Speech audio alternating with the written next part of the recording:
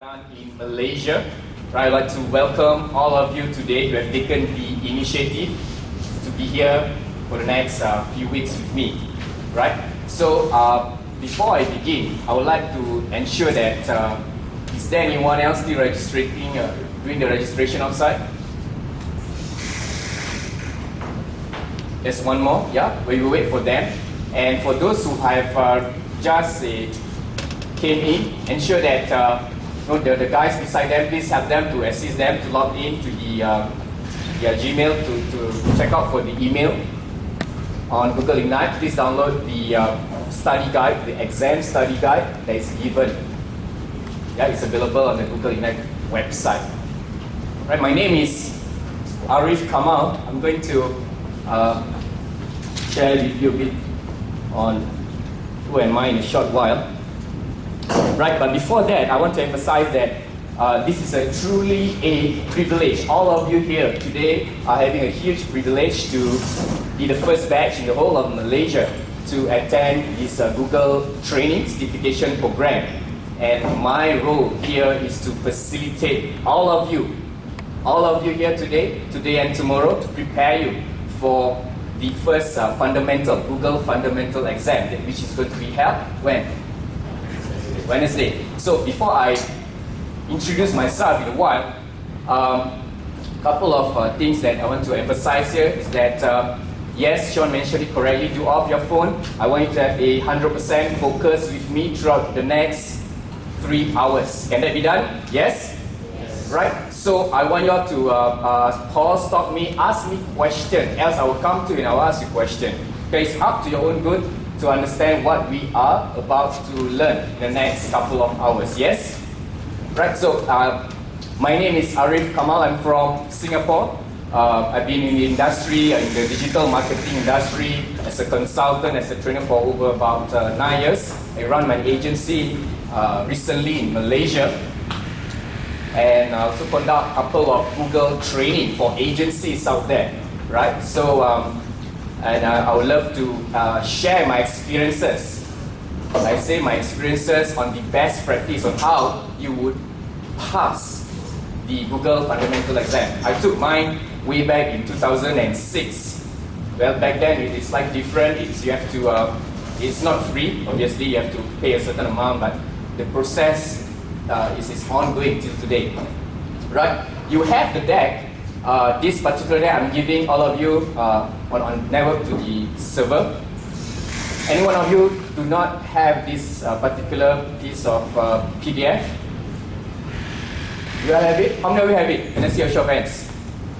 All have it? Yes, so over the next few hours, please refer to the PDF attached and the study guide, so as we are going to use this closely.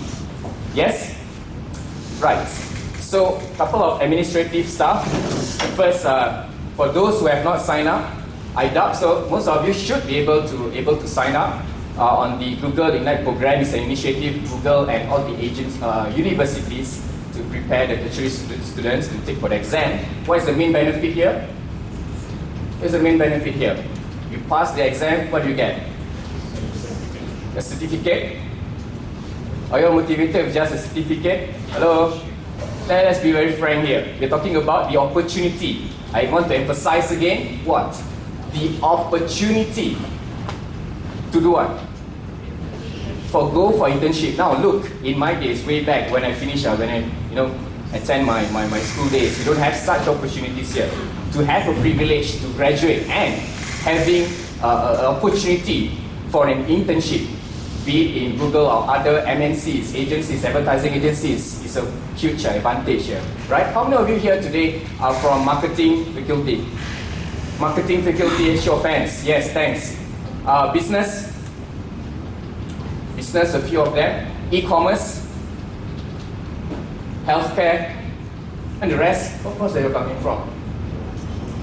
Are you going to the right course? And entrepreneurship courses, right? Excellent, right? So make sure you sign up and select the school that you represent. In this case, is UTAR. It's my first time coming here, and I would love to know more about the school, right? So just I've mentioned, today is the fundamentals. You'll see me again tomorrow, followed by the week after that.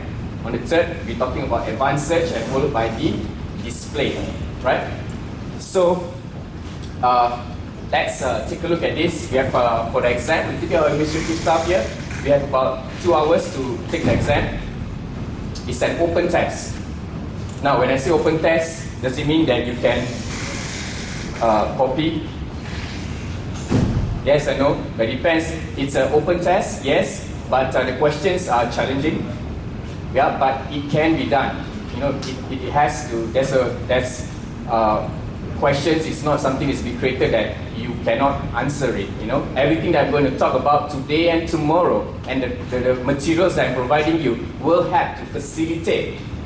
Yeah, to emphasize, facilitate to help you to pass the fundamental exam.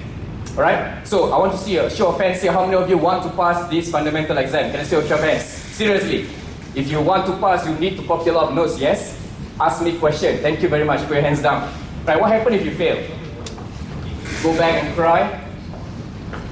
Now you can take it back again after 7 days. But even though if you fail, for those who fail, let me share with you this. It's not the end of the world. Take it. After 7 days, take it. If you need to reach out to me, through over the emails that I link in and stuff like that to ask some questions, feel free to do so. Yes? Hello? It's also serious. Number one, I'm not a lecturer, I'm not a teacher. I'm here to facilitate. I'm here to help you pass the exam here, right? Exam study guides. There's a link on your PDF. If you were to click, you will go to the page that you will see the whole fundamentals, the search advertising, as well as the display exam study guides. It's extremely useful for you to take good note of this particular page here. Now, most of you, 99%, in fact, all of you should be able to download the fundamental PDF decks, yes? Right, so I'm going to walk through what we're going to cover for today. So when I'm starting to explain the concept, the methodologies, the approach, the scenarios, I will really love that all of you, eyes on me. Yeah, eyes on me. Don't serve other sides, because there's a lot of important points that is not being written on the notes, but will come up from my experiences, which I'm going about to share with you. So we're going to talk about what is AdWords, the benefits of AdWords, and the different forms of the format of the advertising on Google. Alright, followed by I'm going to talk on the ad rank, what is ad rank, and the quality score in Google AdWords. Followed by starting your first campaign. Right? So up to this point, only then you start to create your own account. Yeah, and until then, all of you, I hope that you are with me. Copy down, scribble notes as much as you can, and even calls me and ask me questions. There's no such thing as a stupid question. All questions valid, as is the most important for you to understand here. Yeah? Account structure, and we talk about how, do advertisers work. What is the kind of bidding strategies we are talking about in the AdWords platform. Followed by day 2, which is tomorrow, we're going to talk about the ads, Google Display Network tools, and how you optimize the campaign. Right? Obviously with keywords match types here. Right? So there's a lot of stuff that I'm going to cover for the next 3 hours, and tomorrow another 3 hours. So are you all ready to start? Ready to have some fun? Yes? Right, excellent. So what is AdWords? Now, back in the days, how advertisers work in traditional advertising. Advertisers will look for customers. They will put up advertisement adverts on the billboards, magazine, yes, newspapers. This has been ongoing for many years. Yep, until in the early 2000, there's a shift. Yeah, there's a shift in the way advertising work, the way marketers work. Yeah, to suit in the new behavior of consumer, the new psychology of reaching the right audience, customer. So, difference in AdWords is that today, when you advertise on Google, using Google AdWords platform, the customers are looking for you. You are going to advertise for those people who are searching for a particular product and services. Now, some of the things that I want to emphasize here, might come up from the exam. So this is a typical question they will keep asking. Why people advertise on Google? Why? Because, we are advertising our product and services for potential customers that are looking for your product and services. For example, if I wanted to buy flowers, right? I wanted to buy flowers for my wife, for example. I will just go to Google and type buy flowers online, yes? Yep, so advertisers, those advertisers out there, businesses out there who are selling flowers, who have the capacity to ship the flowers over to my wife's place to make her a surprise, stuff like that, would want to reach out to people like me, yes? So in AdWords, when we are advertising for consumer, for customers, we are advertising to people who are ready with the intention of purchasing. Yeah? And I believe all of you here today is not the first time looking at a search engine. Right? This is not the first time. How many search engines are there in the world? Is Google the first search engine? No. There's many search engines way back in Alta Vista days, Yahoo, true?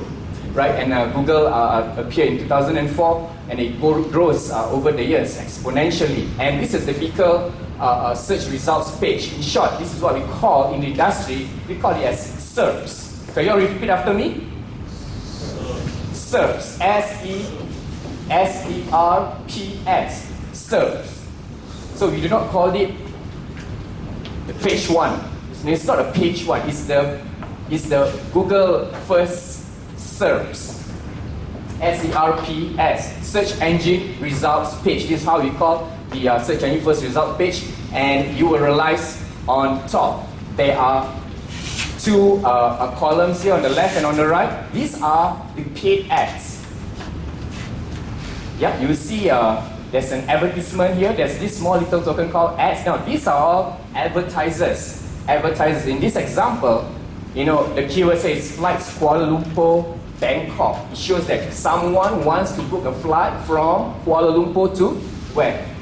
Bangkok. And these are what you see in front of all the advertisers that are advertising for the potential customers here. And take note here, below here, is this advertisement? Is this ads? Yes or no? It's no. It's this. What is this called?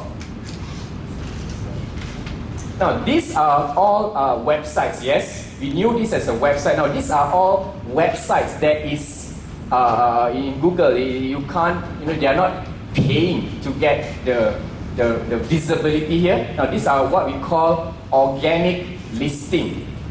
Organic listing or natural listing. So organically, Google will sort out web pages that appears to be most relevant for the search term flight Kuala Lumpur, Bangkok, and there's a procedure. And the technical term that we describe is called search engine optimization, SEO in short. Are you following me so far? So what we are concerned today is about the advertising platform that is available in Google, yeah, which Google call it as Google Adwords, right? Are you following me up to this point? Yes. So what is this results called? Organic listing. If you have to shout, just feel free, right?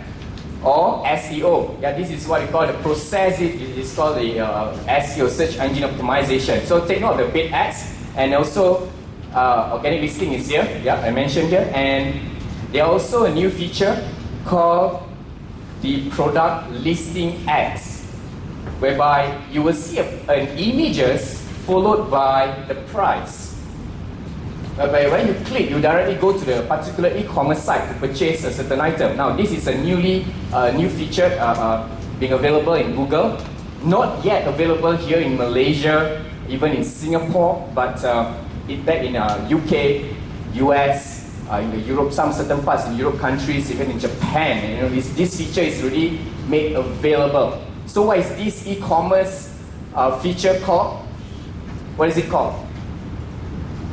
The answer is in front. It's not difficult. These are very straightforward. It's called what? Product listing ads. Right? So we have the paid ads, And they have another one, they call it product listing ads. So are you clear with me on this? Different types of things that happens on the search results page. Right, and on top of the typical search results page, using Adwords, when advertisers advertise using Adwords, they're also able to reach out to other forms of mediums such as the Google search partner sites, things like Google products, Google Maps. Have you used Google Maps? Yeah. There are Gmail. How many of you use Gmail? Whereas Gmail also have a advertisement. So to reach out to audience using Gmail and stuff, this is all part of, Gmail is part of the Google search, I would say Google Partners Network, or search network. So there are partners network, and there also the display network called as GDN, Google Display Network. Things like YouTube, right? YouTube, who owns YouTube? Who owns YouTube? Anyone? Can I make a wild guess? YouTube belongs to who? Belongs to me? No, it belongs to Google, right? Google owns YouTube. They acquired it a couple of years back. So today there are image image ads on YouTube. There are also video ads on YouTube, yes? And for those who have seen, many times when you go to YouTube to watch a movie, before even you are able to watch a movie, you have to watch a 5-second video, 10 seconds, or you can choose to skip, yes? Now those are ads. It's not been there by default. Someone has placed it there. And all of you here today are going to learn how to do it in the next couple of hours, yes? Hello? Yes. Right, so we have the Google Search Network, the Google Partner Site, and the Display Network, on top of the normal typical SERPs here. So there are many other web pages that I want to emphasize. Also, there are sometimes independent websites who have advertisement, placement, I would say placement, advertisement for that they will be affiliated with Google. You can also advertise on those sites as well. Now, why would any advertisers choose to advertise with Google AdWords? Anyone want to make a wild guess?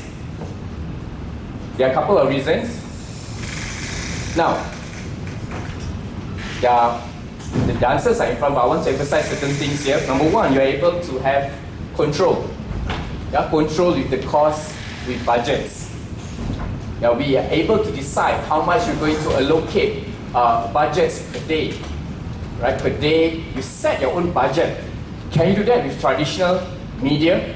For example, in those who are taking marketing courses, how much does it cost to advertise on print ads, on newspapers? How much does that cost? 1,000? So cheap? Sure? 1,000? It's what, 7-9 grand, yes? Hello? 7,000, 9,000 for a quarter page ads and stuff like that. So you are not able to control how much you want to spend with a particular medium. But here in AdWords, you're able to control how much you want to spend per day, per month, per week. You can control the budget here. So if you think you have enough leads and stuff, you can even stop the whole campaign. Now you can decide where your ads appear with targeting features built in on AdWords. When I say decide in terms of targeting, you can look into targeting what types of media, the devices here, from desktop, laptop to mobile, smartphones and tablets, and you can choose to target in terms of which country, which geographical places that you want to target. You can be having a business in Malaysia, but you just want to choose to show your ads in someone in perhaps in Thailand or in Singapore to show certain products that you might have a certain branches outside of Malaysia. So you can decide where you want to show your ads to. You can control and decide where you want to do that. Yep. Now you can look into the edit into find the right words words that users are finding your particular product and services, you are going to show your ads to them. You can even look into how you're going to craft the kind of ad copy that you're going to show to them. So there are various things that you are able to control here. Now, point number 4, measure. You are able to measure the return on investment, the success of your campaign through the tools in Google Analytics and the conversion tracking available in Google Adwords. Right? Now, this is a very important part in terms of measuring success here, as typical as compared to in traditional media. If let's say I put a billboard here on the highway, are you able to tell me how many eyeballs look at the billboards? Are you able to track in the first place? Yes or no? You can't, yeah? But in AdWords, you are able to, in a way, capture the data in terms of how many times your ad is being shown. I want to emphasize again the word here, how many times your ad is being shown to people who are searching for a particular product and services. Now this is being called as impressions. So you are able to track from the impressions, how many, which is also known as how many times your ad is being shown, and to how many people actually click on to those ads and where do they go? Do they convert? Do they go to your web pages or they choose not to skip? Do they convert? And all this part you can measure at the same time. And you're able to manage multiple campaigns, multiple accounts as well, just using Google AdWords. That's the very reason why Google business have grown tremendously huge over the years. Yeah, because of all these different powerful control and things that advertisers are able to do today. Yes? Any questions up to this point? Any questions? Right, we move in. Comes to the managing campaigns, AdWords also offer tools to easily manage and monitor those accounts. Number 1, for those of you who eventually going to become a marketing professional out there, going to run multiple campaigns for clients. You know, Google AdWords is giving you a tool, we call it MCC, Multiple AdWords Account. Or we call it MCC, it's called My Client Center. You wrote somewhere there about MCC, My Client Center. It's a tool in Google AdWords that allows advertisers to manage multiple accounts, control, budgeting, and all the other good stuff. We're going to touch on MCC in a short while, but the other thing is also one of the ways for you to manage your campaign is Google having the a software called AdWords Editor, whereby you are able to edit, update, or modify your campaigns, or the advertisement messages and stuff offline. So let's say you're taking a flight and you are having a 2 hours, 3 hours flight. While waiting on the flight, you are able to edit certain things on your AdWords platform, and you have to synchronize it back once you have you're connected to the internet here. Right, so there are tools that is available that you're able to manage your campaign here. But first of all, before we even talk about what AdWords tools is all about, the dashboards, we're going to dive that shortly on that. I want you to take a look at this piece of chart in front here. And for any marketing objective, we start with what is the outcome they want to achieve. Yes? Yes or yes? Yeah, so without any objective, all these powerful, great features would be meaningless. So, depending on certain objectives, some of you might want to look into creating a branding campaign. You might want to do some digital branding campaign online, and this is where we're going to use a certain parts, certain features in Google AdWords, which while I'm going to explain here. Now, when you look at the sales funnel here, for search advertising, we are looking at focusing on getting the end goal, which is the sales. Yes? Let's say, for example, just now referring back to the scenario which I tells you, if someone were to search buy flower online, what is his intention? To buy flower? Yes. Which funnel? Is he going from the awareness, consideration, or sales? It's very clear. So the intention of the consumer, if they were to search for buy flowers online, the intention is they want to purchase a flower. So this is where search advertising It's very, very powerful. They are targeting users or potential customers who are at a sales funnel. Whereas when someone or when some advertisers would like to do a branding exercise, engagement, they want to create they just create a new products and want to launch to the market, to a particular country outside Malaysia or inside Malaysia, and want to create that branding. It's not so much about people purchasing it, but they want to get people to know their brand. This is where display advertising comes very powerful. We're going to touch about display advertising the week after next. Yes? So there's the advertising model in Google, typically catered to various part of the sales funnel here. Anyone have any questions on this part? Yes. This is just after they have the awareness, they start to consider before they purchase. They will consider, they will start to compare, right? So they start to compare different brands, even same product, they start to compare and find the best deal. Yes? So take note of where search advertising comes handy and where display fits into the sales funnel here. Now, focuses on the right metrics and goals. Now, if your goal is to increase traffic to your website, right? Your goal. Let's say you are having a project where you want to drive traffic to get more people visit your website. Then in Google Adwords, your main KPI here, key performance indicator, is to look out for the number of clicks. Clicks is people who saw your ads and start to engage you. They start to click onto those ads, yes? After they click to those ads, where do they go? Where do they go? They go to your web page, yes? So you are attracting traffic. So if that's your goal, so you do take note certain KPIs, which clicks is one of the key factors. And CTR, what is CTR? You might want to scribble it down. It's called click-through rate. It's a very popular question that in exams, Google Fundamental Exam, they always ask this question. What is a CTR, click-through rate? Now, click-through rate is a number of clicks, it's a percentage number of clicks divided by number of impression. Yeah, number of clicks divided by number of impression. What is impression?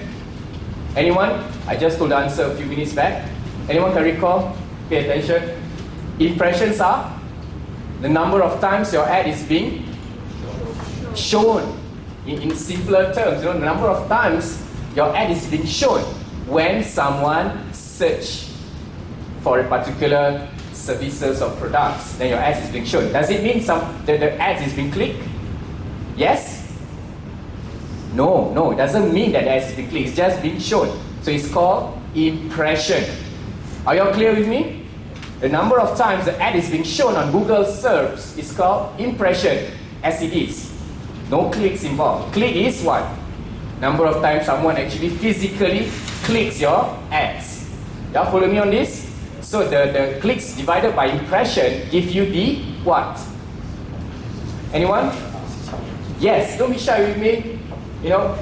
Be confident. Clicks divided by impression is called CTR. And the account element to focus on in your Google AdWords will be your keywords. What kind of keywords that you are putting in onto the Google platform to target your audience, and obviously the search term that is being recalled as well. And if your goal is to drive sales or drive ROI, meaning to say you are getting traffic coming to your web pages, now you want them to convert. Convert into what?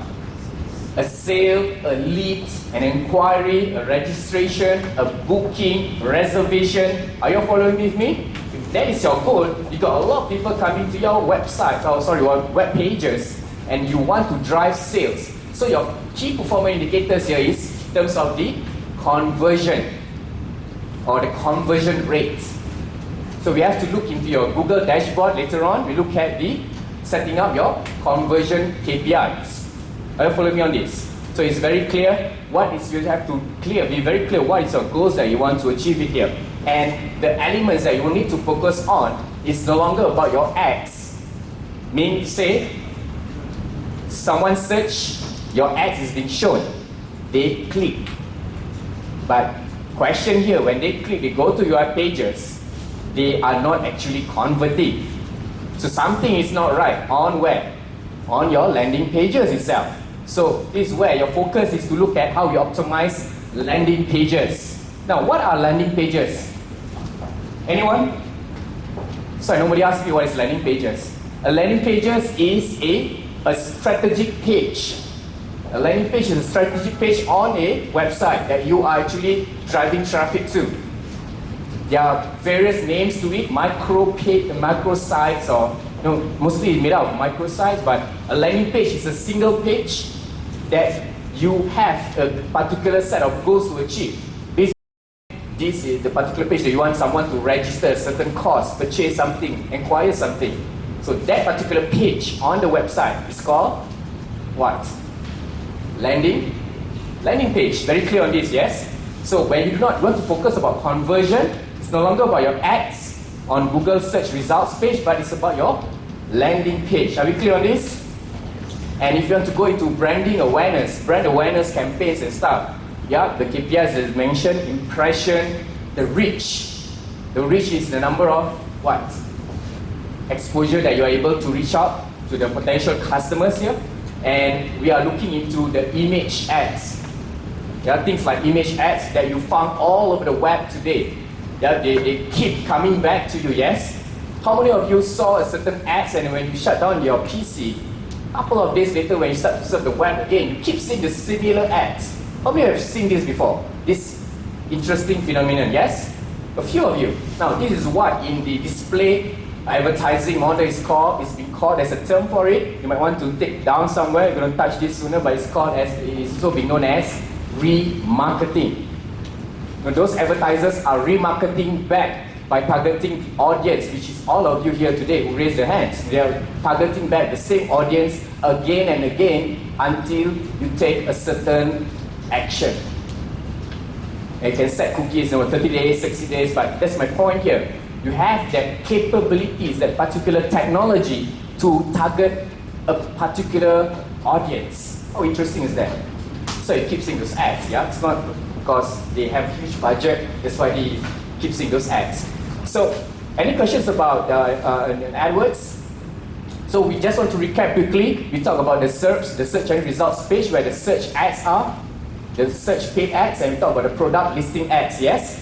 And we go into the Google Search Network, which is partners of Google, pages that is partners with Google, like Gmail, Google Maps, so on and so forth. The whole list, you can find it on your exam study guide. Yep. And the third one is the Google what? In short, it's called GDN. What's the long term for it? Google Display Network. Yeah? Google, write it down. Google Display Network, in short, it's called GDN. Yeah, those have one paper, just one paper, you're in deep trouble. Definitely they got a lot, you need more papers than just one. Yeah? Right, let's jump into the Google Ads format. The type of format you're able to use to leverage upon when you start any advertising campaigns here. Now, we'd like to facilitate this process here where your ads can appear. I mentioned to you, this is what we call the SERPs. Yeah, and you saw certain ads over here on the left and on the right. Yeah, and you saw these particular ads. They have extensions. What do I mean by extension? If you look closer, you will see these blue color links. You saw that on your notes. You should saw that. You should be able to see that as well, right? Now those blue color links, y'all can see this? Yes, these are called site links. Somewhere there. Site links. SITELINKS. Site links. Now these are shortcuts. Shortcuts to the inner pages of your websites. So Google is rewarding advertisers, yeah, which perform well on the advertising platform with site links. Now in your Google AdWords platform, later I'm going to show it to you, we can actually create site links, site links where you want to bring your customers other than your landing pages. And these are example ads without site links. It's purely a plain, you have this blue color and green color and a few black color words over here, yes? So there are a few variations here that I want you to observe. You have ads with extension and without extension. There's a difference here. This is one of the things where your ads can be appearing. Second is the product listing ads. This is an example over here. I tap on the search term night shoes on sale.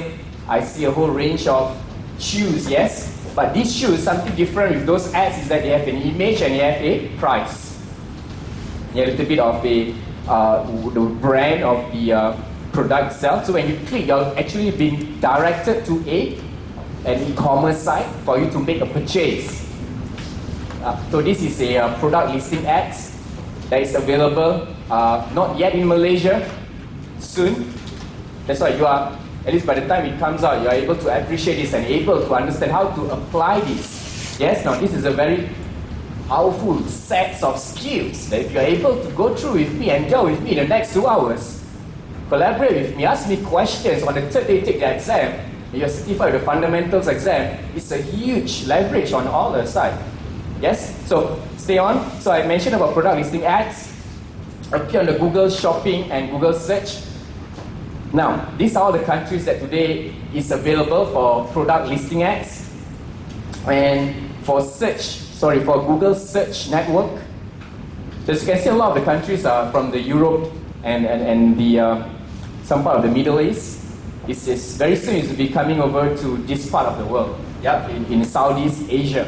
Correct? So at least you know when time comes when you start to search, you can see all these different image ads. It's called product listing ads here. And it's extremely powerful to target, to showcase e-commerce products here. Yeah. Now, for display ad format, look in front there on the slide. We have a few formats that is available on Google, namely the text ads. Yeah. What is text ads? It says it is text only. Image ads, rich media ads, video ads. So I'll show some example. This is an example of a placement targeting, contextual placement targeting is part of the Google display network advertising format, whereby on the website you saw these text ads that available. When you click, it's being directed to the particular pages, and you have image image ads. Even this is rich media ads. Rich media ads are ads that in a way interact, engage with the customers, that when you click the ads, you can grow big, huge, or you can open up to a video for you to watch, so on and so forth. So there are technologies today that are able to develop those kind of rich media ads. Have you seen this kind of ads before? It's common, yes, but you may not realize the term for it. So rich media ads is available when you are running display advertising. Yep, some of the formats there. And obviously video ads that you saw, the pre-roll skippables. For those videos that you can choose to wait 5 seconds, or you can skip. You can skip after 5 seconds, correct? Now those kind of videos ads are called what? Pre-roll skippables. I want to scribble it somewhere there. Pre-roll skippables. Yep, and there's a few more. These are display ads. When someone watch a video and comes out here on certain sites and even on smartphones. So we are looking at available platforms that you can advertise within Google Display Network, leveraging rich media, text, video, and the traditional image ads as well. Right, so it's a huge network on display platform. I'm going to walk with you at a later date. So, are you ready? Now, I believe this, since all of you are going to take the exam soon, right? So today, I believe after you go back, are you going to read up the study guides? Yes? Yes? So serious? You will read up the study guide. So I'm preparing some exam questions here that I want you all to work with me on this, right? So these are not the actual exam questions. These are sample exam questions, typical questions that you will see in the Google Google fundamental exams. So I put it up here to speed up your learning process. So most of the time you have to read carefully, because it can get tricky after some time. Yeah? So the potential customers, the question goes like this: a potential customer asks you that we already have good rank in organic listing, right, in SEO. why we should go for AdWords and get listed in both. What would you tell this customer? Answers, please. When you approach them, you tell them, let me put your website on the Google search results page. But the customer comes back to you and says, look, I'm ranked organically. You know, the natural listings. Why should I advertise? So what do you tell the customers? Any answers? How many of you say A? Hands up. I mean, that's about it. You guys will be raising up a lot of times today. A. How many of you say B? C, D, K. Yes. You know, these are some of the answers. I mean, typical question. If you are listed in both, you generate more what? Traffic. So this is some of the questions that you're about to see. Now, what are the main benefits of using AdWords? So take a look at the questions here. What are the benefits of using AdWords? Relevance, ROI, reach, or all of these? How many of you say A? Hands up. B. Yeah, this might be the actual question on Wednesday. You're going to answer. And it's not rocket science. Ladies and gentlemen, let me tell you this. So what is the answer? D? Yes. Right, do take note, sometimes in AdWords you may have more than one correct answer. Don't be afraid, you have to be confident. The key idea here is you must be confident of what you're answering here. Right, so which of these are not part of Google Search Network? Not part of Google Search Network.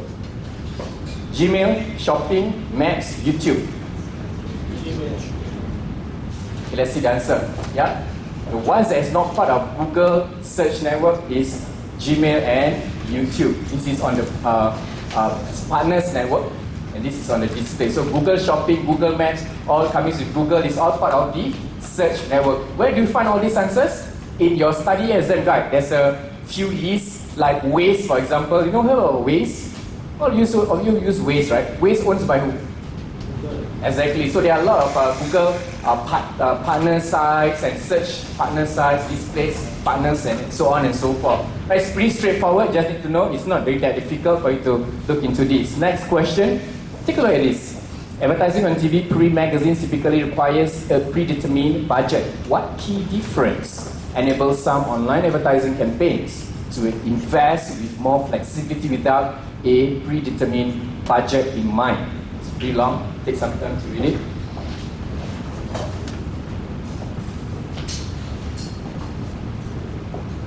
How many of you guessed this A? Online campaigns generate clicks whereas other channels generate exposure. Or how many of you think it's B? Online campaigns are highly measurable and can often automate a positive ROI. It can be strategic to capture all traffic without a predetermined budget as long as a positive return on investment is being achieved. So as answer going to be like? So familiarize yourself, this is just a comparison of testing between the traditional media and the online media. Now you might have questions such as this. What do you understand the word reach in context of Google AdWords? Reach, just now I mentioned about reach, right? Talk about reach in Google AdWords, what does it mean? Contextually here, what does it mean? Ads can appear on Google display. AdWords advertisers are able to reach the right audience who are actively searching for what an advertiser is offering. Or you can reach broad range of customers by adding more and more words. Location targeting. What do you mean by reach? You want to reach out to more potential customers. Any guess?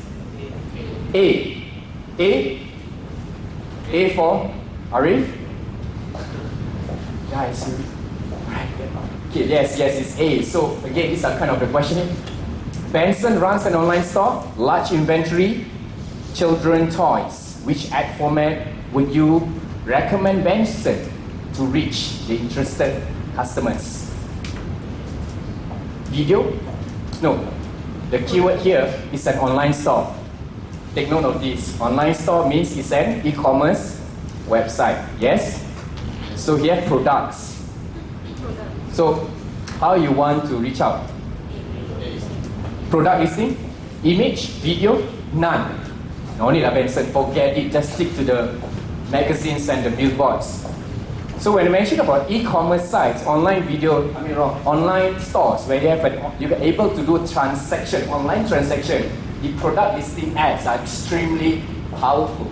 Because why? You can put an image of the toys, the picture of the children's toys, as well as the price. Yes? And someone clicks, they search for Ultraman collectibles. And you saw that product listing ads comes out with the price. Do you guys play Ultraman? Are we at the same level of toys? Because I used to play Ultraman. Where you are from? Ultraman, yeah? Ultraman era? It's a classic, right? Ultraman, there's about 13 of them, right? The king and the wife, the kids and all that. You should go and check Google and that. Right, so product listing is extremely useful. Any questions about the first part of this? So far so good? Right, let's go into the more serious stuff. So I've covered a little bit on the introduction here. It requires reading on your site. And I'm going to go into how actually today we know that advertisers are going online to advertise using Google Adwords. How then Google determine things that happen on the search and results page. Like how Google Adwords work here. Now this is a typical picture of the Google results page. Left hand side, these are the top positions and the side rail. Every time when someone start to search, go to Google, be it over the desktop, laptop or smartphone or tablet, every single time when someone search, they put a words to search something on the Google engine, there's something happen behind that. What is it called? The answers is in front there. I'm teaching you to appreciate the concept rather than me telling you the answers every time. When that happened, there's an auction that took place. Every single time we search, an auction comes in. And these auctions will determine where the ads, the advertisers' ads will be ranked on. Which are over there on the top position of the side rail here. So advertisers will bid on keyword to win position on Google. Are you following me with this? So let's say I'm back to the story, buy flowers online. I want to get my company, my website up here, number 1, number 2 or number 3. I will bid for the word what? Buy flower online. Are you clear with me? So I'll bid for that word for buy flower online. So there's an auction here. Google will decide who will get that particular position based on a couple of things, which is called ad rank. Yeah, ad rank is being designed, it's an algorithm is being designed to determine where the ads will be ranked. And this variable is made up of combination of the bid and the quality. So ad rank, let me ask you this question again. Ad rank, what is ad rank? Ad rank is a formula to determine where a particular ad appear on the Google results search pages. And it's made up of 2 components. What are those 2 things? What are those 2 things? Just chart it out. What? Bid and quality. Quality, right? So I'm going to touch on that. So let me guide you through. If someone search for any keyword, Google will do a calculation, computations of who will get the best ad rank. So the best position is on the top corner here, number 1, number 2, number 3, 4, 5, 6, 7, 8, and there's 9, 10, 11, 12, which is on the page, what? Page 2, page 3, which most of the people would not even bother to click, yes? So every second when you saw an ads, there are competition going around. The best is being the top 3, right? So, and this is where we need to understand this called the ad position. On your Google dashboard, Google AdWords platform, you are able to see your ad position. It will come in terms like ad position 1.1, 1.2, 1.3. So they have this labeling. Later on I will show it to you. But if you have an ad position of 16, it means you are on page 2. Right? So there's a variables in terms of where your ads is being positioned here. Now, so how do I appear on the top spot? So advertisers with the highest ad rank will be rewarded with the top ad position. I mentioned that, yes? Highest ad rank, they will rewarded the best position. So if this is an auction, don't I just bid the highest? Yes or no? So let's say I want to get my website, rank number 1, 2 or 3 for the search term buy flowers online. I say Google buy flowers online, I'm going to put 10 ringgit. Then Johnny, right? John, seriously, Johnny, men's and writing. Johnny, right? So let's say Johnny will bid 20 ringgit because he also sell flowers, he also wants to get that position. So how do you actually determine, how Google actually determine? Do you think that whoever pays the most will get the best position? No?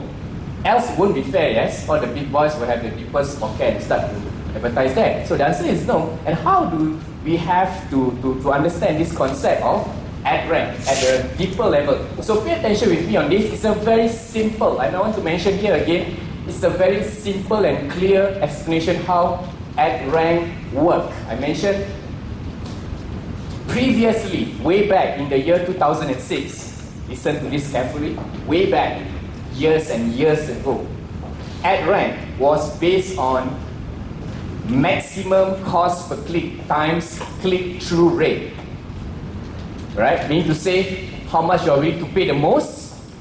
Cost per click means maximum advertising dollars that you will want to spend for a particular keyword. Like Johnny wants to pay 20 ringgit, I want to pay 10 ringgit. So Google decide, okay, both of them want to pay. One is 20 ringgit, one is 10 ringgit, fair enough. But then they will multiply by the clicks over impression, CTR. Then they will determine where the ad rank is. This was an ancient formula here. Then we move on to a new formula called ad rank, where equals to maximum cost per click times quality score.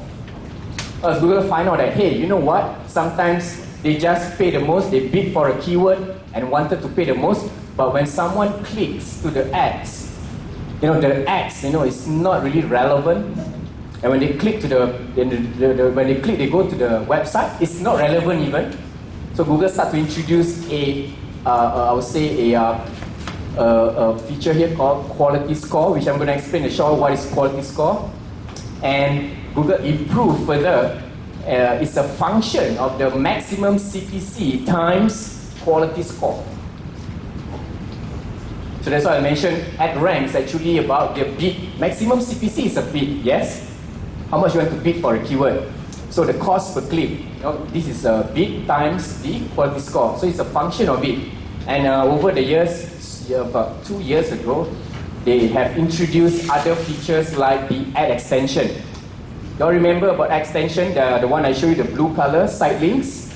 Now those site link is one of a feature in the ad extension.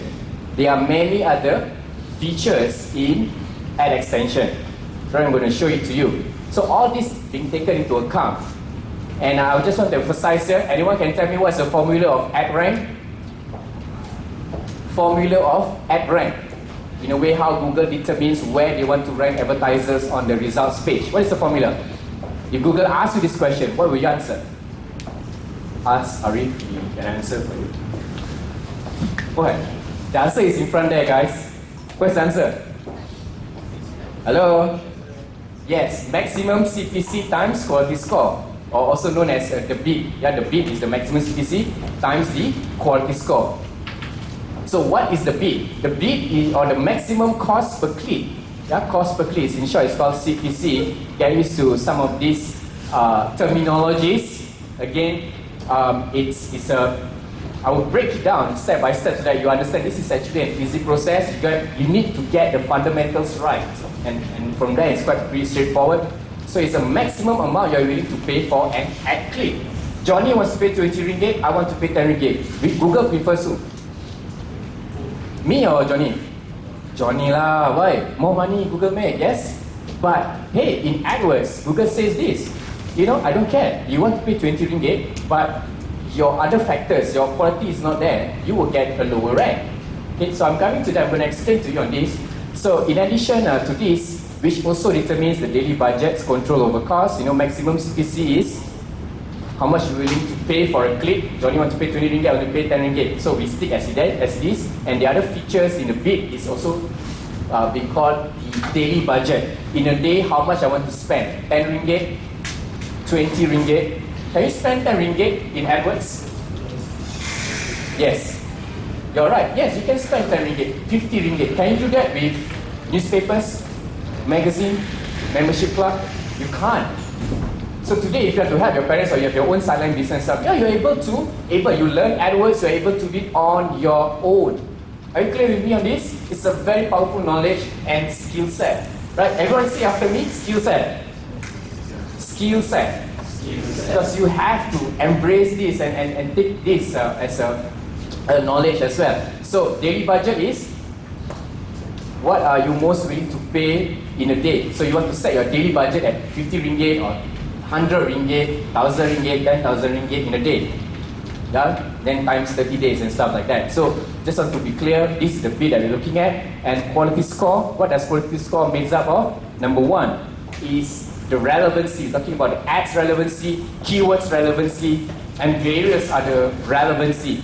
How relevant are your keyword to your ad copy, your advertisement messages, the ones that you saw on the search results? How relevant are those? If you are talking about bidding for the word buy flowers online and your ads talking about you are offering a free flower, is it relevant?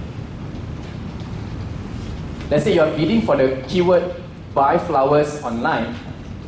And whoever search for buy flowers online, you want to show your ads. But the way you write your ad copy on Google search results page, the ad copy shows as we are giving away free flowers. So is it really relevant? Not really relevant. You are not actually engaging people who want to buy. You are giving like a charity kind of thing. So your relevancy will be affected indirectly. When that is being affected, your quality score will be affected. Okay, I'm going to walk through with you on this. And there are other points that you want to take note, things that made up the quality score. The second is the click-through rate. Yeah, click-through rate is part of the quality score, followed by the landing page experience. Right? Anyone can answer me what is the CTR? Yeah, so what is the formula? How does we derive CTR? Clicks divided by impression. Like to emphasize again, clicks divided by impression. You can't get it wrong. Meaning, if you have if I say to you, you have say, Jiangjin, your CTR is 2%. What does it mean? What does it mean? It means 100 impression, you got 2 clicks. So 100 people search, your ad is being shown 100 times, only 2 people click on it. So when you take 2 divided by 100 times 100, you get 2%. It's very clear on this, yes? So that's the importance of CTR. So let's say your CTR is actually 0.5. That's really scary here. Because it shows that if you have lower and lower CTR, what does it show? You have so many impressions, your ads keep showing, but actually it's not that relevant. People don't click on your ads. You're wasting time and space on the Google prime assets here. Right? So you have to be relevant. The best, obviously, you got 100% CTR, which in practical world doesn't happen here. Yeah? So these are all the features that made up the quality score. Landing page, what does it mean landing page experience? Anyone can share? When I bid for the word buy flowers online, my ads talk about looking for flowers, question mark, something like that. So this guy is actually selling flowers. And then when I click, I go to the landing page. And that landing page, what is the landing page again? It's a it's a single page that is part of the website, yes? But it serves a particular objective, right? And that page, that landing page, talks about the kind of options you have in order for you to purchase a flower. So it's relevant from landing page to the ad to the keywords that you are bidding are all relevant. So when that happens, you have a good quality score. When you have a good quality score times your maximum CPC, how much you're willing to pay for a keyword, when you have that, you have a good ad rank. Yep, and there, one more point here, quality score. In your Google AdWords dashboard, you will able to see quality score. It's actually a value allocated for each keyword. You can be found it on the keyword level. I see that again, quality score, you can find it on the keyword level, right? And a score between 1 to 10, 1 is being poor, 10 is being the best, the excellent quality. Right, so just want to emphasize here, what is the quality score? Rating measurement that Google gives you between 1 to 10, and it's being determined by these following areas mentioned: CTR, and it drags the sum CTR across the keywords here. Relevance from keyword to ad to landing page is extremely important to ensure the relevancy. Landing page. Now, things about landing page you want to take note here is on the particular page. It has to be relevant, yes, we talk about that. It has to be original. If you copy some other content, place it there, Google will be able to find out, yes? And they know that this content are not original, they will penalize the landing page. Yeah, it has to be transparent and you have to be navigable, meaning to say, it's very clear. If you want them to navigate, to contact you or fill out a form, it's very clear the way you want to process it, which in a way, in today's context, a lot of advertisers today still, majority of them still have the issues of not having a catering their landing pages for the mobile users. A lot of their web pages, when you look into the smartphone, it's really, you have to pinch in and out so your experience are not positive. It will affect your landing page experience. Now Google don't like that kind of I would say structure. It's better that you create your web pages for mobile consumers. Yeah, be it using responsive design or dedicated URLs for mobile users, that would be ideal. But bear in mind, you have to do landing pages for, if you want to go into mobile advertising using Google Search Network, you need to have a mobile optimized, at least a very minimum mobile optimized website. Are we clear on this? Right, so let's work into some math, and these maths are not really difficult. There's a way that I want to walk through with you on this. Take a look at this. How does this work in practice? The formula of ad rank. What is the formula of ad rank? Hello? Yes, maximum CPC times quality score. Drill that in your mind, because this is what you will pay. If you look at your notes, you will realize that this is what you're going to pay at the end of the day. And this concern dollars and cents. So take note of this scenario. John, Dave, and Alex. Let's take a look. John and Dave, he's willing to pay $1 each for a keyword, for example, buy flowers online. And Alex is willing to pay $2.35, just like me and Johnny. Yes? Yes? Right, so and then take a look at here. John, he has a quality score of 8. Dave has a quality score of 10. Alex is 3. Now, the formula of ad rank is as it is, what is being shown here. You take 8 times $1, you get 8, yes? Yes, 8 times 1 is 8. It's not that difficult, right? So I say, it's very straightforward. Don't be, just follow through the fundamentals here. 8 times 1 is 8. Dave will have a ad rank of 10 and followed by Alex, which has an ad rank of 7. And who has the highest ad rank? Yeah, Dave has the highest ad rank. Yep. So Alex will be rewarded on 3rd place on the Google search engine results page, followed by John and Dave. Are we following on this? So if you look at the results, right, number 1, number 2, and number 3, how these ads get sorted out, how they got ranked is due to this particular set of formula in between the Google algorithm, the Google AdWords algorithm. They will have this computation happening. Yeah? And when ad rank took place? When someone every time someone search for a particular keyword, and an auction will took place, and ad rank will be applied to all the advertisers. Yes, are we clear on this? Yeah. So point I want you to take note on this point is that the importance of you understand that every time when someone search, an auction is happening, and this auction is, behind the auction is actually a formula called the ad rank. right? And how much you're going to pay? If, let's say, for example, I'm bidding $5, would I pay $5? Now, assuming there is a tool in Google, yeah, that actually tells the advertisers, hey, Ariff, you know what? For the search term buy flowers online, there is a minimum cost per click or minimum CPC, which is about $2, for example. So, but even if I were to bid that word for $2, would I still pay $2 when someone actually clicks? Yes or no? The answer is, well, I'm going to walk through with you. The answer is definitely is no. Even Google recommends that a keyword is costing $2. In reality, you're not going to pay $2. You're going to pay, how much you're going to pay? That's where you're going to walk through about the actual cost per click you're going to pay. And there's a formula here that I want to take note of. The actual cost per click, which is how much you eventually have to pay, will be predetermined by two things. Number one, the ad rank of the next competitor divided by your quality score plus 0.01 cents.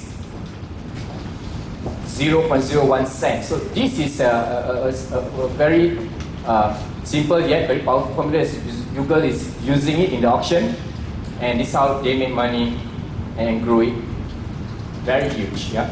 So an example, if I'm bidding $5, would I pay $5? Back to the example previously, all of you have seen, Dave got the highest ad rank, yes, of 10. So Dave ad rank is 10, John is 8, Alex is 7. I hope remember this example that I showed previously? Yes? Now, the maximum CPC is fixed, quality score is fixed. Now, the actual CPC is predetermined by this.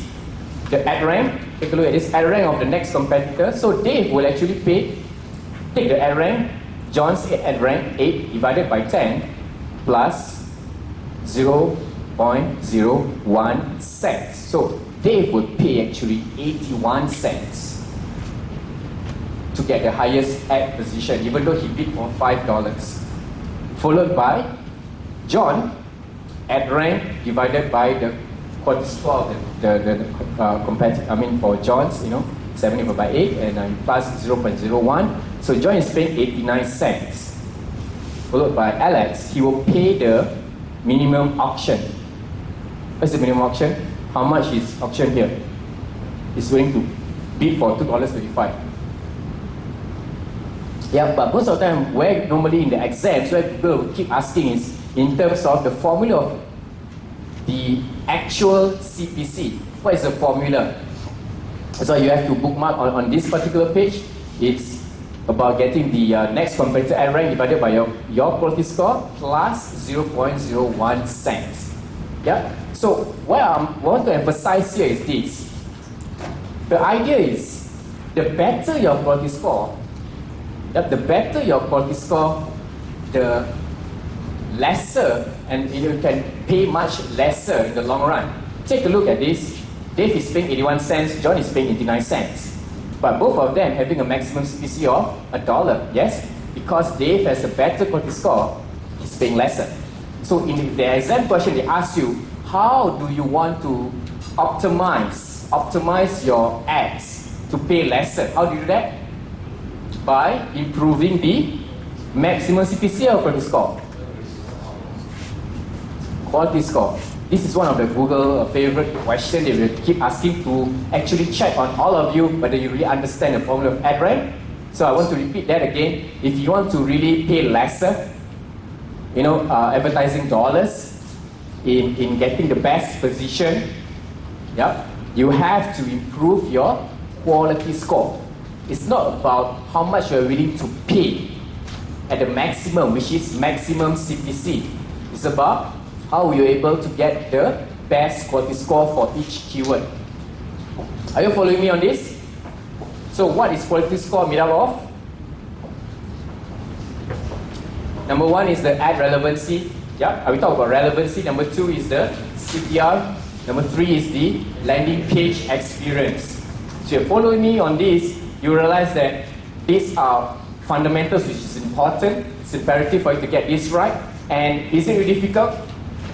It's not difficult about you paying attention with me and interacting with me and to get this right, because at the later stages, everything will start to kick up.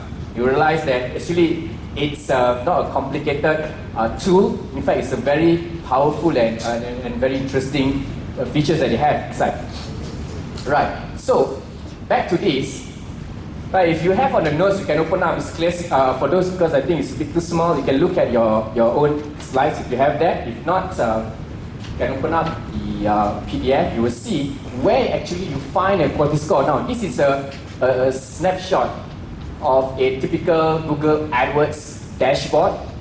Right, if you look in front here, right, you can find quality score. Take note of this. If Google asks in this exam question, where do you find quality score on your AdWords dashboard? The answer is, you have to navigate through the keywords portion. Find it under keywords. Bro, you look at the campaign. Under the campaign, you look at the keywords, and you will find the quality score listed on the right hand side. And this quality score will be on the keyword level. Yeah, quality score will be available, can be found the keyword level. I will explain to you how the account structure works later on, but do bear with me. There are things like keyword level, ad group level, campaign level, account level, which in a very short while all of you here will get accustomed to. Yeah, so at this point of time, if I were to ask you, where do you find quality score? Which level? Which level? Yeah, you answer. Keyword. Be confident with that, right? Keyword level. So, if it happens in your dashboard, you cannot find the quality score column, you have to navigate to this thing called the columns, under columns. Yeah, just like that, columns, you click, you have some drop down here, and you go to the modify columns. When you click modify columns, you will have a couple of metrics available. Now this is where it gets a little bit, a lot of you will get lost if I were to show this straight away, all of you will get lost, yes? That's how I want to follow in terms of getting the momentum, the concept here. Selling a matrix, take a look at here, under attributes, you will find quality score. Okay, now I've already added, if else, you just click the word added. And when you click added under the attributes, it will automatically create a new column, show on the keyword level dashboard for quality score. Are you clear with me? So there are some things that is not available straight away on the report, on the dashboard. You have to activate it. Right? So it's not rocket science, it's quite straightforward. It's just knowing where to click, yes? And one of the another tips I want to share with all of you here today, I believe on your learning center you have this the so-called the Adwords Help Center. Yes? Help Center, you have all these videos and all the notes, right? Now, there are very, very powerful videos that I will want you to watch it. Yeah? Now, I mentioned previously about ad position. Where do you find the ad position? Again, it's at the campaign level. Yeah, ad position will be shown here. Yeah, 1.1, this is the kind of way how ad position is being rewarded and it's being labeled. Some by one decimal figure here. Right, so take note, this is quite straightforward. Average ad position is pretty straightforward. And sometimes for this people get confused. They can't see those are numbers. They will get panicked and don't know where to look at it. So I'll skip this scenario here. I'll come back there. But I want to emphasize on certain things here. Advertisers all compete for position every time a search occurs, correct? Yes? Advertisers will compete for a position on the search results page every time a search occurs, yes? So take note of that. There's an option that comes in, and ad rank formula will kick in to determine, and the formula of ad rank is the function, or you can, in general, you take a look, is the quality score times the maximum CPC. And maximum CPC is not necessarily what you pay for a click. The higher your quality score, the more you pay. Is it true? No. Right? The higher your quality score, the less you pay. So you have a quality score of 1 out of 10, good luck. You'll be penalized by Google in Adwords. You know, they have this thing term called it Google slap. Google slap. Literally S-L-A-P, slap. They will slap you. So meaning if you want to still stay at that position, pay more. So let's say, back to the Johnny's case, 20 ringgit. He got Google slap. You'll pay maybe perhaps 35 ringgit for that same keyword. Whereby I still pay from 10 I drop to 8 ringgit. So from a business standpoint, this is about profit and loss as well. And in terms of we want to look into how do we pay lesser as our, I would say, account gets better over the months when running AdWords. So take note, the higher quality score, the less you pay. And use relevant ad extension to win the auction. This one, all of you were able to look at it, feel it when it comes into the account setup, and you actually look what is available in the ad extension. So take note on the last point here, the notes here, to improve your ad position, you can increase your bid. Yep, to get your higher ad position, let's say your quality score is poor, but you still want to rank high. How you do that? Increase your bid, pay more. That is one way, but is it the best way? Is this the best way? No, it's not the best way. The best way is actually focus on improving the what? The quality score, which is the components of this quality score. You know, the ad relevancy, the keyword relevancy, the CTR, the what I call landing page experience. All this will contribute back to the quality score here. Right? Any question? Right. With that, I will want to just focus on a couple of questions here. Do look in front here. Some questions that I want to take note. Number one, your clients wants to increase the number of people visiting his website. When analyzing the data for search campaign, which metrics do you most want to improve? Answers?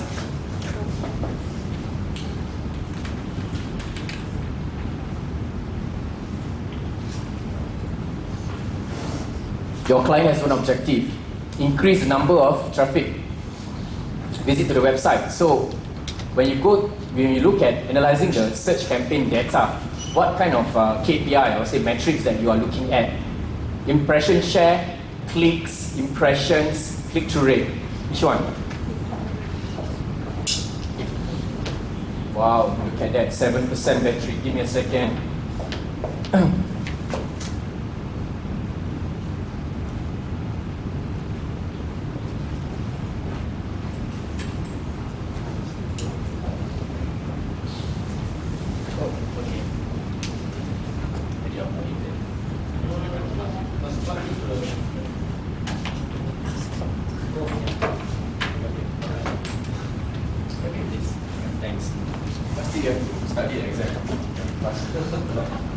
Right, and answers?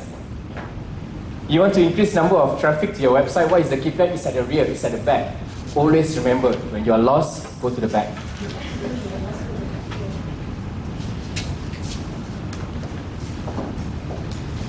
You want to get more traffic to a particular website, so you want to ensure that people are clicking onto your ads. When that action took place, you will see an increase of CTR, click-through rate. And by definition, click-through rate means what?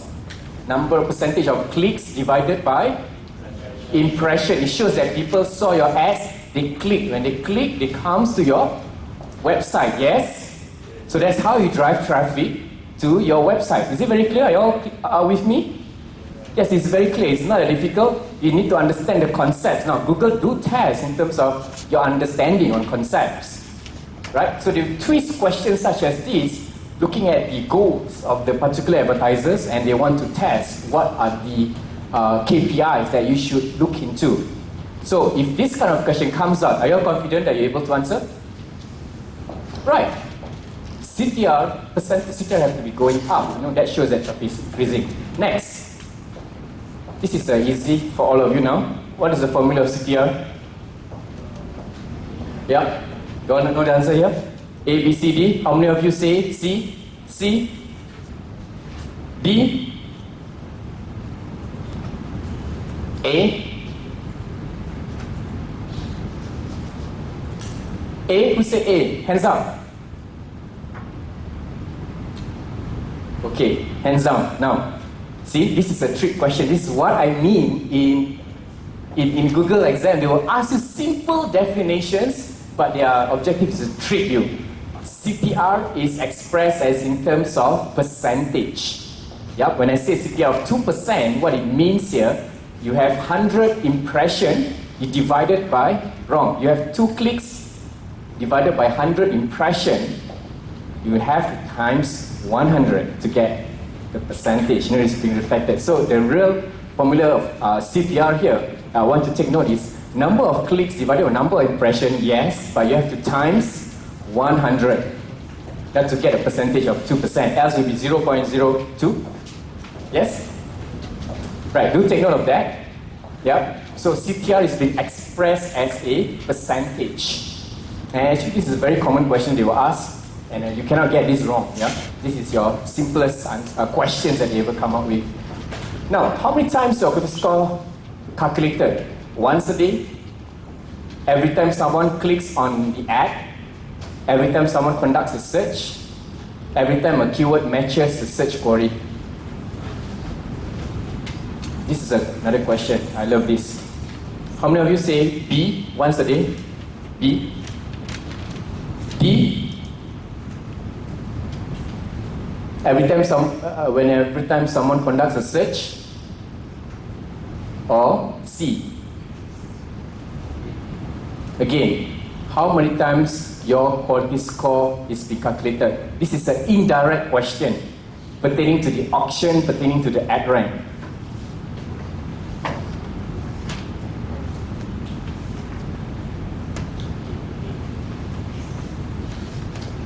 Alright, be confident. See the answer here? Yes? So every time someone conducts a search where your ad is eligible to appear, an auction took place, yes? And when that happens, ad rank will have to, ad rank is a formula that actually calculates how the auction process actually works, and definitely is going to affect the quality score of each keyword that a person is particularly searching for, and it will affect those advertisers as well. So remember this, every time someone conducts a search, quality score is being calculated. You can win higher ad position in the auctions with a lower cost per click by increasing maximum CPC, using flexible bid strategy, creating more ad groups, creating relevant keywords ads, and ad extension. Which one? How many of you say C? Create more ad groups, just group of keywords and put more and more words. In that way, hopefully that you are getting lower CPC. See, this is a question that tests your fundamentals on the formula of the ad rank as well, right? You can get lower cost per click, lower CPC when your quality score is getting better, yes? For your quality score to be better, the only options I see here is that you have to have relevant keywords, ads, and using ad extension. The rest, the other 3, if you look back at the basic concept, fundamental, it doesn't make sense. Paying more does not mean you definitely not going to get low CPC. Maximum, these flexible bid strategies, I have not covered this, and this is about strategies on how you want to bid keywords, which may or may not actually influence lower CPC, right? And the best option is actually D. Right, so any questions so far with me? Are you following me throughout the whole thing? Yeah? So, before I go into the account structure, because this is this is where you're going to start your campaign and stuff like that. What have we covered for the past 1.5 hours? We talk about the fundamentals of Adwords, where we talk about a lot of the abbreviations, the jargons like CPC, maximum CPC, average CPC, impression, CTR, like the formulas behind it, auction, quality score. So all these are terminologies that I'm sure that all of you is the first time you're listening to it, but again, like I've mentioned again, Google would like to test for the fundamental exam. They will test on the definition, the concepts, to make sure that you actually understand what actually it means, not merely about cut and paste kind of thing. So be clear on such questions. Is those questions helpful? Yeah, in terms of what you would like to expect, yeah? Yes? Okay, good. So let's take a short 5-10 minutes break, shall we? On one condition, the time now is 18:27, right? By 18:40, can we be seated inside? Are you all synchronized timing with me? Yeah, so 10 minutes time we come back here and I want to start with the account structure. Right, let's take a 10 minutes break. Thank you. Hello everyone, welcome back. Freshen up. All of you back here, look left and right. Your buddies just now sitting beside you, are they there or are they missing? So have you all learned anything for the past 2.5 hours? Yes? Yes or no?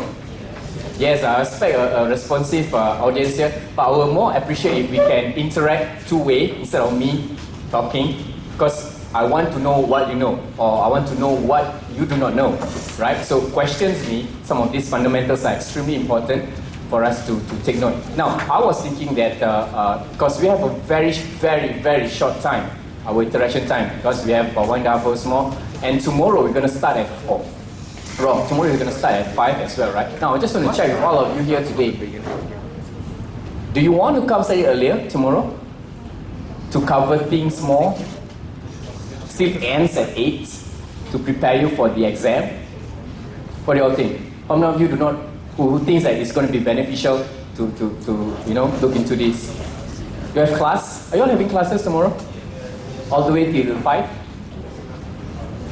4 to 6. Can skip class? Sometimes some of you skip for the wrong reason. Dating lah, watch movie lah, But think again, just give a food of thought. Else, I still stick to 5 p.m. to 8 p.m. Alright, so just want to emphasize here again, here is the objective of today is to let you understand how Google AdWords actually works, how the dashboard looks, and how to set it up, and pass the Google certification program. Now, let me ask you a question here. How many of you want to work with Google? I mean, if you have a career with Google, it will be excellent. Hands up. Hands up. Yeah, I can give you a tip. So those not interested, fine. They are voted for world best employer for some reason, yes? So number one, you need to what? Pass at least the Google certification exam, qualify for the internships and expose yourself, network with the people who are in the industry, like for example, myself and my other colleagues as well. Number two, beef up your LinkedIn profile. You have LinkedIn profile, even as students, please take note of that. Other than wasting time on Facebook, it's not that I'm not a strong advocate of Facebook, but I prefer face-to-face.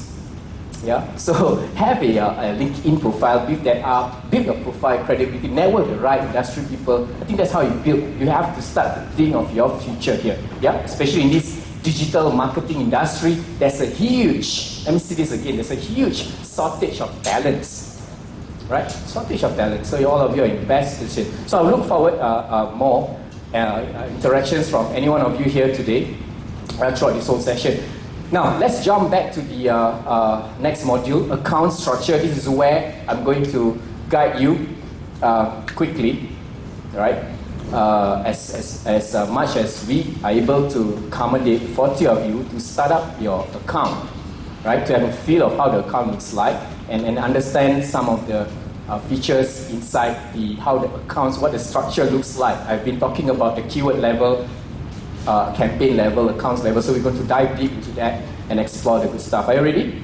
So bear with me, eyes on me, look at me, because the details are in front here. The rest can stay for a while. Yep. I'll give you an example with Alex. He has a store selling music equipments and other related music accessories and stuff, right? He has this particular store. So he wants to market his business. Well, he spends some money on the traditional media, namely like referring from people, selling his friends. He also put up on networking sites or even some small advertising on music magazines. But however, he wants to look into how he would able to leverage upon Google AdWords to reach the potential customers that is available in Malaysia and Singapore. So this is his two target country. He has a shop somewhere in KL, for example. So he has a website up. This is his landing pages. Alex Music Exporium. This is an example of a landing pages serving one objective. He got so many type of brands and instruments, accessories, and seasonal sales. So this is an example of a scenario for Alex. Are you following me with this? Right, good. So Alex understands that he wants to run on AdWords. If you want to run big for every single keyword, yeah.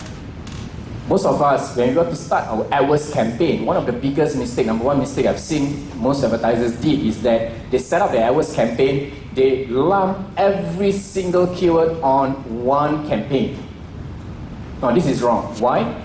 We spend hours talking about relevancy, quality score, how this helps you to pay lesser, yes? So if you are lumping every single keyword pointing to the same, say, landing page, the relevancy will be not so relevant. It will be affect the relevancy and the experience of users. So it's one key thing that Alex understands, and he also think of multiple ways he wants to categorize, his business. He has different brands of music accessories. He wants to look at the audience, his male, female audience, and even location. I mentioned that Alex wanted to target where? Two countries. Which country he wants to target? Singapore and Malaysia. Now, do take note, sometimes in the Google exam classification, fundamental test, they do ask question in a scenario context. They will give you a context such as like this, for example, and they will ask you some of the main approach, what Alex should take. So bear this in mind. Google loves scenario cases because they feel that this is very more industry relevant as well. Yeah. So he knows that he wants to, I would say, categorize his business based on brands, location, gender. We have all this map out, and this is how Alex, he organized his business to run AdWords. First of all, he wants to organize it by grouping by the different instrument type. So you have electric guitars and keyboards and percussions and so on and so forth. And he also wants to look into the different brands, the different accessories, and the different offers. So with that in mind, he will map out first what he wants to offer to his potential customers, music lovers, students, professional musicians, so on and so forth. Because all of them have a different way of finding information, different I would say buying cycle as well, different type of words they will search online, yes? So you have to think of that, and obviously Alex's objective, business objective or marketing objective here is to drive traffic to his landing page, as I've shown earlier here. So taking into organizing your accounts correctly on AdWords is that you might want to look into, they're taking one example here, just by instrument, electric guitars, for example. Even electric guitars will have a different type of styles, price, sizes, yes? So this actually gives us a clue how we want to structure our AdWords campaign, our AdWords, I would say, account, right? Our campaigns, how you want to structure it. We want to structure it in such a way that we have a specific, I'll say that again, specific ad group or ads talking about electric guitars, models. So you're putting it up by model. So you want to group it in that manner rather than you lump every single product that you have into one campaign as it is, right? So planning of a campaign is an art. You have to get your hands dirty and start planning, but you need to understand at a higher level in terms of the methodology, how we start grouping different categories in the AdWords structure. So this is how the AdWords account hierarchy looks like. It started with an account. You can create an account. Each company can create one account. Google might ask that question, how many accounts you can create? 10, 20 for one company. Now you only have one account, you can create that. Similarly, you can create an account by using your own email. It can be a Gmail, or it can also be your corporate email. Either way, it's fine. You have to link it into AdWords, and there you go. You're up and running. You set up an account. That's how simple to set up an account is all about, right? So I will firstly later on when you go and start up our own account, all of you should be familiar. It's not really that hard. And each account will have campaigns. Now these campaigns are what Google trying to, you are actually grouping it up, categorizing it in each account in terms of the what is available here in terms of different countries. Let's say Singapore, targeting the Singapore audience, you put it in one campaign. Malaysia consumers, you are allocating it in another campaign. Why? You might, want to segregate different budget allocation for different regions. For example, that's number one. Number two, perhaps you might want to look into what kind of a target, I would say, network that you want to look into, be it display or search. So you want to categorize all these different features by different, separate with a different campaign, rather than you put everything in one single campaign and you can't even measure at a later date. It's going to give you a hard time to look into this. And each campaign, you can have ad groups. Now these are groups of a certain, I would say, products or services that are highly relevant, correlates with each other. You want to group it, and then later on you're going to create, you're putting in words to bid, and you're going to create an ad copy. Those ads that you saw on Google search results page, all those are not automatic, you have to write it manually. So in order to make it highly relevant and super targeted here, one of the best practices is to understand how we create ad groups. It's an art. Now you can have, if you look at the study guides, they can have quite a lot of campaigns that you can create. I think, can someone check out in the Google exam study guide, how many? 10,000, 20,000 campaigns that you can actually create. All of you have not been reading this structure yet, but how many? What's the answer? How many campaigns can you create in an account, a single account? This is a very basic entry-level question that I think all of you should maybe perhaps take a look. Or you can Control F and search for campaigns and see what number of how many campaigns you can create. 10,000. Is it 10,000? 20,000?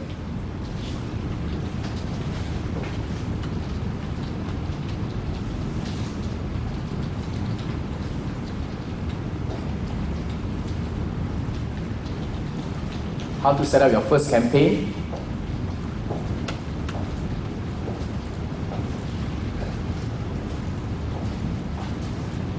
So that's the one, right? How many? Scroll down. Okay, let me give you the answer. It's 10,000 campaign. There's a lot of campaign that can create. Eyes on me now. So do read up on that. So as you can see, I make sure you go through here so you know what's the content like in the study guide. So you explain whatever I've been showing you in front here. And you can create there's 20,000 ad groups. Check the latest update by Google, how many ad groups it allows you to put in. You can create keywords and ads at the same time. Now, bear this in mind, this is a very important point that I want to take note. In the account level, right? In the account level, you are able to manage few things. And these are the things that is being listed in front of you. User access. Who are able to access the account itself. You or your clients, how you give permission. This is where you can set up permission based. Let's say, for example, Jiabin, you create an account and you want me to review your account. You can actually grant me a permission access, and you can restrict me from changing certain parts in your AdWords as well. So you can grant permissions for certain users as well. So this is where you are able to do it. Not to give the whole Gmail or email account and let them log in manually like that. No, you can use it, manage it from user access. And you can set up notification. This is where you want to get alerts from time to time.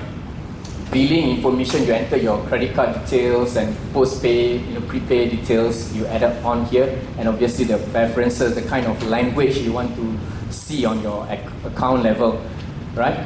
Now, that's an account level. Follow up that is the campaign level. Campaign level is where you look at the daily budget. What is daily budget? how much you are setting that you want to spend maximum in a day, yes?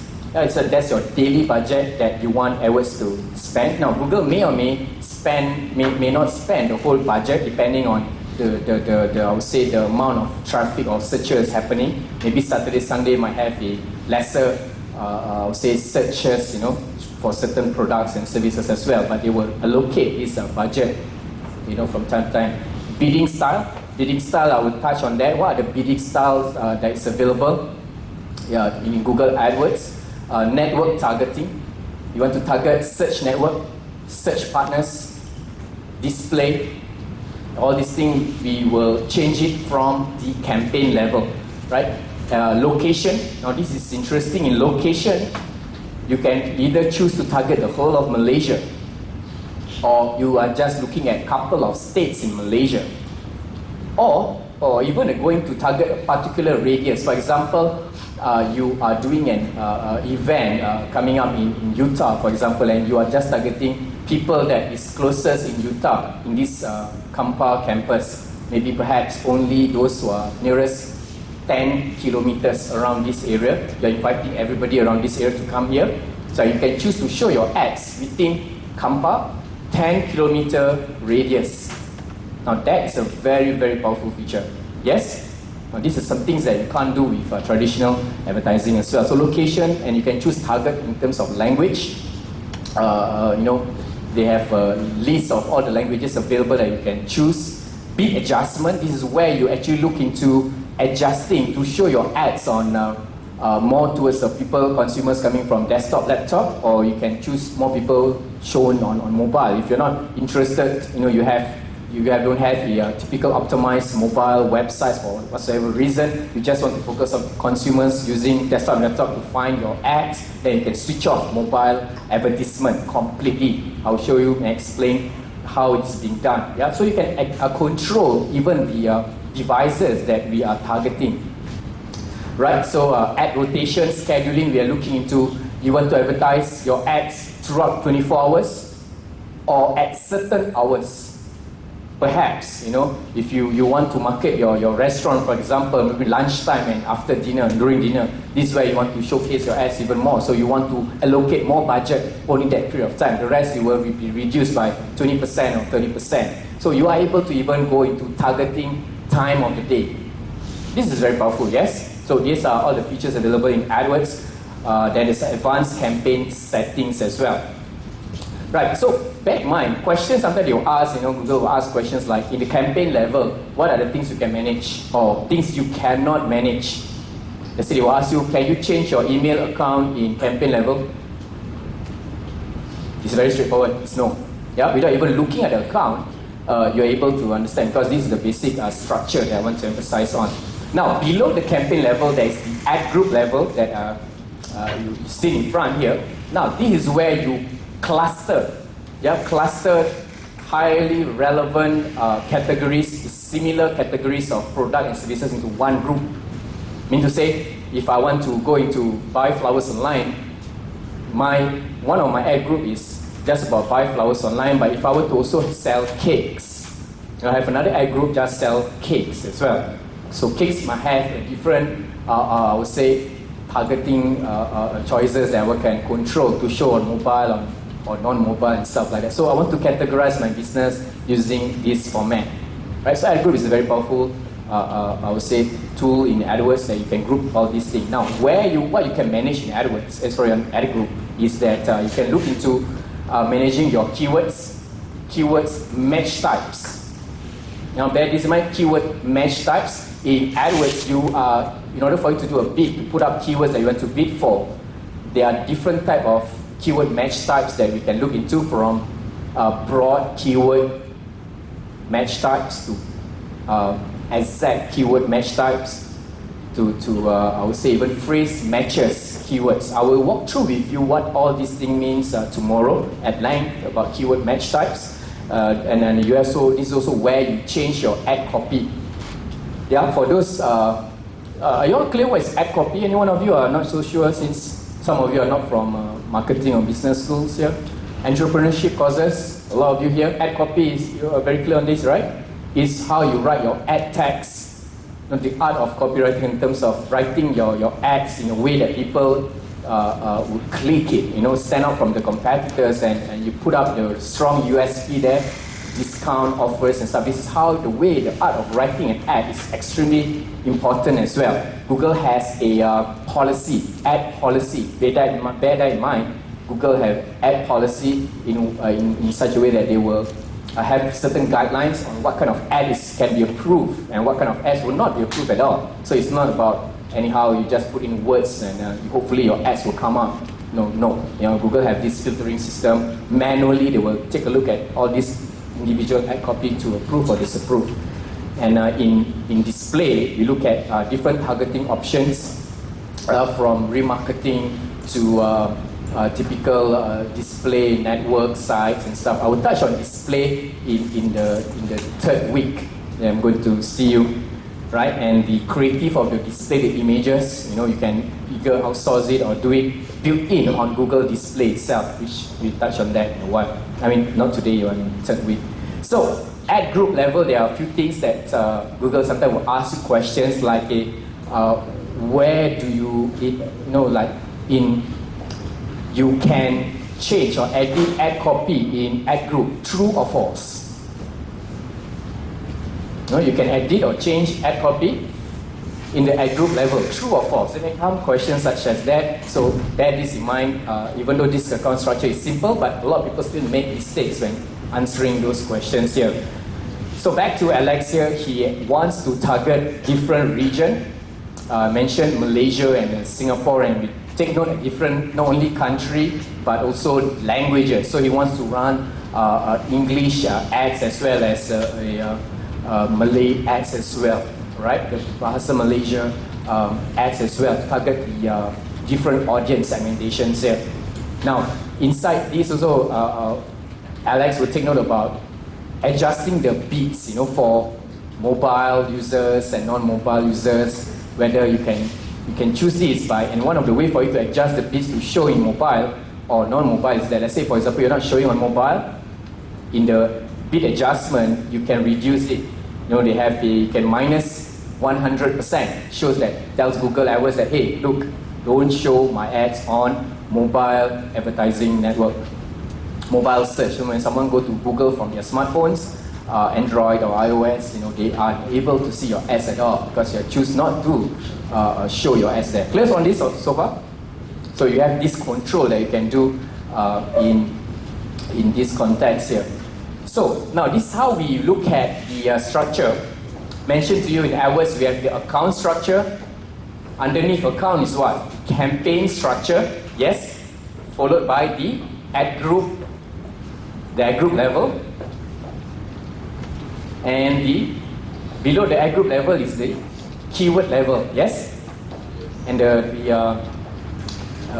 ad group level, below it is the keyword level. Now, this is how Alex would ideally wants to organize his campaign. He's going to organize his campaign based on his business objective. For Malaysia English user, he will go to target mobile desktop, and you look at the time of the day. So this is one campaign. Second campaign, he will create Malaysia, the whole of Malaysia, but different language. Yeah, in different language, and also utilizing the whole devices, from mobile and desktop, laptop as well. Now, however, in Singapore, he might want to look into catering to the majority of the languages that's being used there, and perhaps in Singapore he might not want to choose to advertise in mobile. For example, Alex has special coupons that he wants to push out for people who order some of these accessories mobile, using mobile coupons that he wants to create, but he do not have that capabilities or support in Singapore, for example. So he would choose not to reduce it. And as I mentioned, if you want to switch off mobile advertising, you can go to the bid adjustment in the campaign setting to adjust the bid to minus 100. Or if you want to emphasize it, plus 100 or plus 300, those things. Yeah, so I want to introduce to you that there are best practices, ways to organize your campaign. So you can organize your campaign based on different country, product type, or network type. Are you clear on me on this? Right? Nothing fancy here, so I want to showcase here in practical example here for Alex. He has thousands of instruments, brands, offers and accessories, and he structured this is his account, he structured his campaign in such a way that his campaign here, guitars and brass instruments, but he's targeting all these features in Malaysia, English language, be adjusted to improve desktop and mobile placement. This is one. But inside each campaign, he creates different ad groups: guitar for electric, acoustic guitars, lap steel guitars. As for brass instrument, he will create trumpets and the rest. You can see it in front here. Yeah. So do remember that targeting occurs at a campaign level. Targeting occurs at a campaign level where you want to show your ads for things like geographic, language, device, or even location-specific bid management. Don't put a mark here on this particular slide because I have seen a lot of times Google do ask a lot of fundamental questions pertaining to targeting options. Simplest being, where does the targeting occurs? At which level? Ad group level, account level, or campaign level? So don't take this in point. At the campaign level is where you actually adjust your targeting options. Right? Who you want to show your ads to and so on and so forth. Any questions on this in terms of options in campaign and ad groups? Now similarly, if we have doing other kind of product line, like in this case, clothes. Now do bear in mind, clothes, apparels and all this is a huge market, yes? And you can even categorize a campaign just on men's clothing or women's clothing. And even in men's clothing, in the ad group level, you can put different types of men's clothing, from blazers to shirts to pants and so on and so forth. Right? This is how you organize in the account. You don't lump every single clothing, men's, women's, all lump it up in one campaign. That is a it's a no-go. You're going to, the whole thing will look very untidy and it's not going to be targeted here. Right? So try to build campaigns and ad groups that are specific as possible. You break it up into different categories here. Now, this is pretty straightforward, but in reality, when advertisers, I've seen them run campaigns, a lot of them still make mistakes. They have a challenge at creating even at the campaign level and the ad group level. They have that challenge, even though today all of you say, hey, it's pretty straightforward. You categorize it, yes, but again, in practical sense, sometimes we look into the current, how the advertisers work, the way they craft the ad groups, it's still too broad, it's not tight, right? Even blazers, I can group blazers by different brand names. Are you following me on this? So I will segment blazers into different brands as well. So my ad copy just talk about a specific brand, that's all. Pointing to a specific page, landing page on my website for that blazers brand, that brand that explain what particular blazers they're talking about here. So you need some practice on terms of how you create categorizing ad groups level, and all these things is being done even before you start your first campaign. Right, let me show you an example.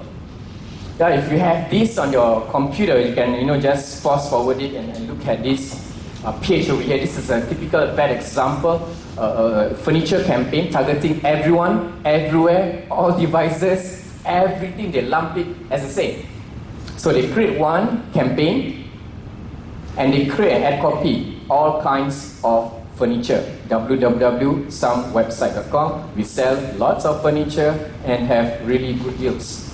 And you put all the keywords inside this ad group. So again, this is not the way you do AdWords. When I first started AdWords in 2005, I made this mistake. Why I paused it? Because it cost me a lot of money to learn. Because there's no course that teach us on AdWords back then. You have to self-study it and talk to people here. And it costs a lot of, I would say, our tuition fees, learning how we crafted, different ad groups. Yeah. So, a good example here, you label your campaign here. In this instance, you look at the kind of language here, and even if you sell couches of love seats, you're going to break it separate ad groups into these are the only keywords that you have to put in: ladder, love seats, ladder, love seat, love seat, love seat. So you look at singular, plural, and make it as close as possible. Why? Because the objective is you want to create an ad copy that talks about ladder, love seats. When someone search for ladder, love seats on Google, an ad comes up, and the ad shows ladder, love seats. See how relevant it is? Now this is where I want you to get the grips, the main point of crafting a good AdWords account here. And when someone goes into your ad group on leather cultures here, same thing, these are the only keywords that you put in to advertise, to bid for, and the ad copy that you're going to create for this set of keywords pretty much are very, very tightly relevant here, using the same keyword, leather cultures. This is how you craft ad groups that is relevant to the ad copy and the keyword, right? So as you can see, that's why Google allows you to create 10,000, 20,000 ad groups. Why? Because they are encouraging advertisers to make it as relevant as possible. All this have to be, I would say, make known too. Right, so let's take note. I'm going to get all of you to set up your accounts here. Yeah, you have to set up an account by today at least. Now, I'm going to walk through with you and how you're about to do it. Bear in mind, when you use Google account to log in, you have two choices to pick up, and this you will not be able to change it permanently. You'll be there, fixed. And the two things are time zone and currency. You pick the time zone or a different currency. If you set it in USD, too bad. Whatever accounts you're spending, your at maximum CPC or actual CPC from today onwards, if you start to run advertisement, will be charged in USD. Do you want that? No, yes? So make sure when you set up your own campaign, choose your right time. What is the Singapore, Malaysia, KL, GMT plus 8, GMT plus 8. At this point, you all should know what's your, I would say, time zone, GMT plus 8. And your currency, I mean, you should be using Malaysian ringgit as well. Now, questions might come out, things like, what are the two things that cannot be changed in the account level? So at least if they have the answers, time zone and currency, I mean, this is where you will pay close attention to. And for billing, there are three types of billing that you can set up: prepay, postpay, or for bigger agencies or agencies, best practice, they will use the credit term, the bank account to process all the payment here. Now, one of the things I observe, a question that Google always asks in the fundamental exams is this: grant access to other users. How do you allow access for other users? Do you give them, your client, the whole Gmail to access, or you create a specific Gmail or say email for them to access that account? So these are the things you want to take note of. All right. So we will go and create this in a short while. But before that, I want to touch on this is the account level in the Google accounts. Account, notification, preferences, and the API center. Now, I want you to take note, this is one of the favorite questions you ask sometimes. What are the things that can be changed in the account level? Cannot be changed, I'll be sure. If you what are the two things that cannot be changed? Currency and time zone. But there are things that you can change, and the things that you can change at the account level is actually the display language and the number format. This is where you know it's being inside the dashboard where you're able to see in short the language and the number preferences. These are things that you are able to actually change and edit it from time to time. Yeah. So and the other thing is the notification settings. I mentioned about notification settings, and these are things where you enable or disable some of the newsletters. And these are the things that you might want to take note of in these areas as well, right? So let's go to your current computers. Now, follow my instructions, else everything will get haywire, and I cannot be going to every table to have to facilitate to set up just an account, right? Now, bear in mind, first, all of you have Gmail? Good. Second, open a new tab and type in Google AdWords. Now, let me get someone here to come in front here and set up live so that everyone can see as well. Who wants to volunteer? Who wants to volunteer? I cannot volunteer myself, I already have an account. Who wants? Come in front here. None of you? Seriously? Anyone? Who wants to set up your account live? Come, sit in front here. I want you to log into a new tab, open a new Google, and as I will direct all of you to execute this account, you will do it live using your own Gmail. Yeah, but before you have to log out, don't use my Gmail. Alright, so look in front of the screen.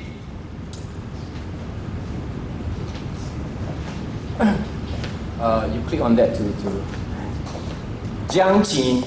Am I pronouncing it correctly? You can call me JJ. JJ. Joe Jumbo. Right, it's the cartoon last time I watched. Alright, JJ will help all of us here to facilitate how we create the account. So follow closely, step by step. First, open a new tab, and if you are logged in, it's best that if you want to synchronize everyone, okay, please log in first in the Google account. Yeah, how to log in? It's very simple. Just enter your existing Gmail and your password, and you will get logged in.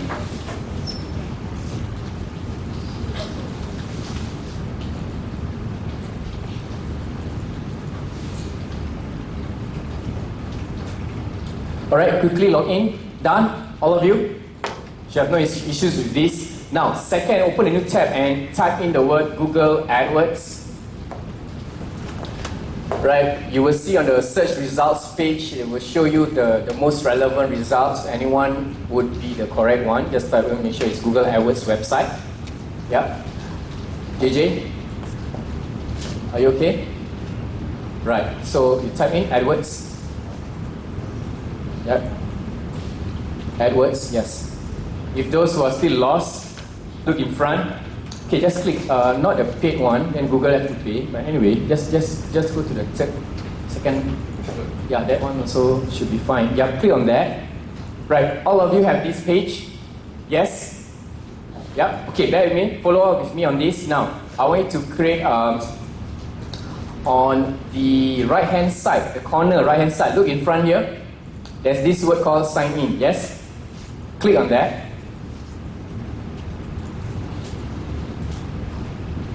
Okay, enter your password again.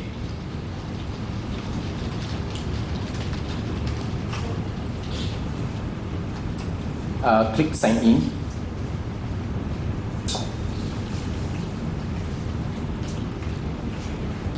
Yes. That's it. Okay. So I hope all of you should be able to follow and would not have any issues at this point of time yet. If you have, you're in deep trouble. You've got to talk to me after this. Yeah. Right. Now move forward. All of you should be able to see this particular welcome page by Google. Yes. Are you all on the same page?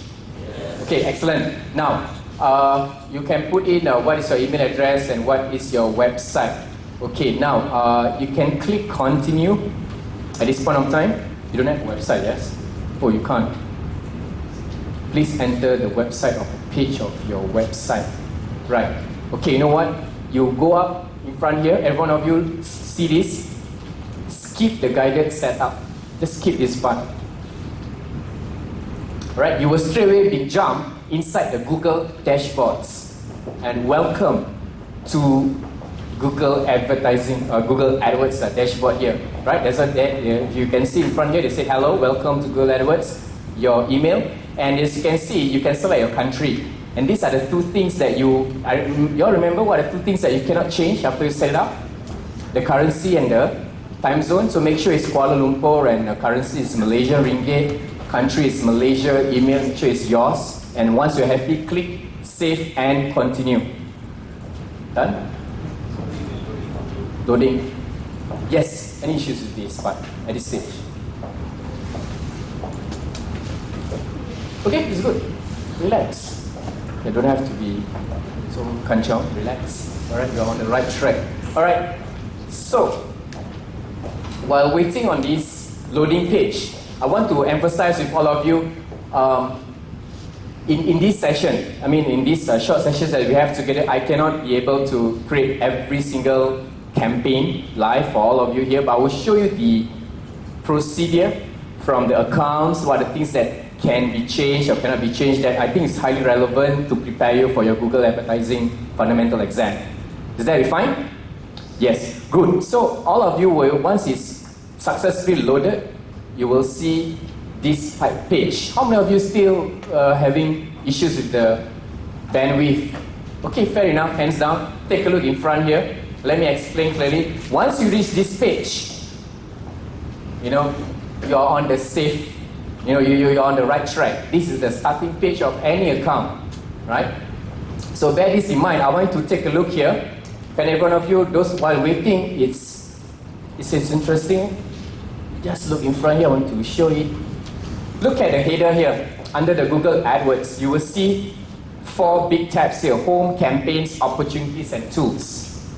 Right? This is the fundamental aspects in Google Advertising. You need to know what's available in the Home tab, Campaigns, Opportunities, and the tools available in Adwords. So we're going to talk about these few features at length in the next few minutes. Yeah. Now create your first campaign. You choose your budget, writing your ads, put in keywords, enter your billing. It's pretty straightforward, yes? The last part, I mean, all of you able to do all these things with my help, but the last part, the billing, you might not be entering, correct? So again, what I want to facilitate here is to show you how in the campaign level you can get it run. Still loading, hands up. Wow, that's really very long. Okay, never mind. Then just look in front here. JJ, click on to this button over here, create your first campaign. Just click, don't worry, it will not explode. I mean, that's my laptop somehow. Right, I want to guide you through here. This is what you were able to see. Now, eyes on the board, yeah? For the rest, there's nothing for you to see, right? It's just keeping loading there. Now, take note here, you select a campaign setting and create an ad group. Now, refresh in your memory. We talked about the first level is to have an account, yes? All of you have an account. You have started the account, link your account to Google Adwords. Congratulations, pass. Second part, create your first campaign, correct? To create your first campaign, we talk at length in a way of showing all those graphs in terms of looking at the different targeting options that is available, correct? In terms of the geographic location, language, devices, network. Are you following me? Now, this is where you start to look at labeling your campaign name and the type. And the most common thing you will see here, standard and all features. Now, take note, when you start an AdWords campaign, you take note of a couple of new settings here. Always choose all features.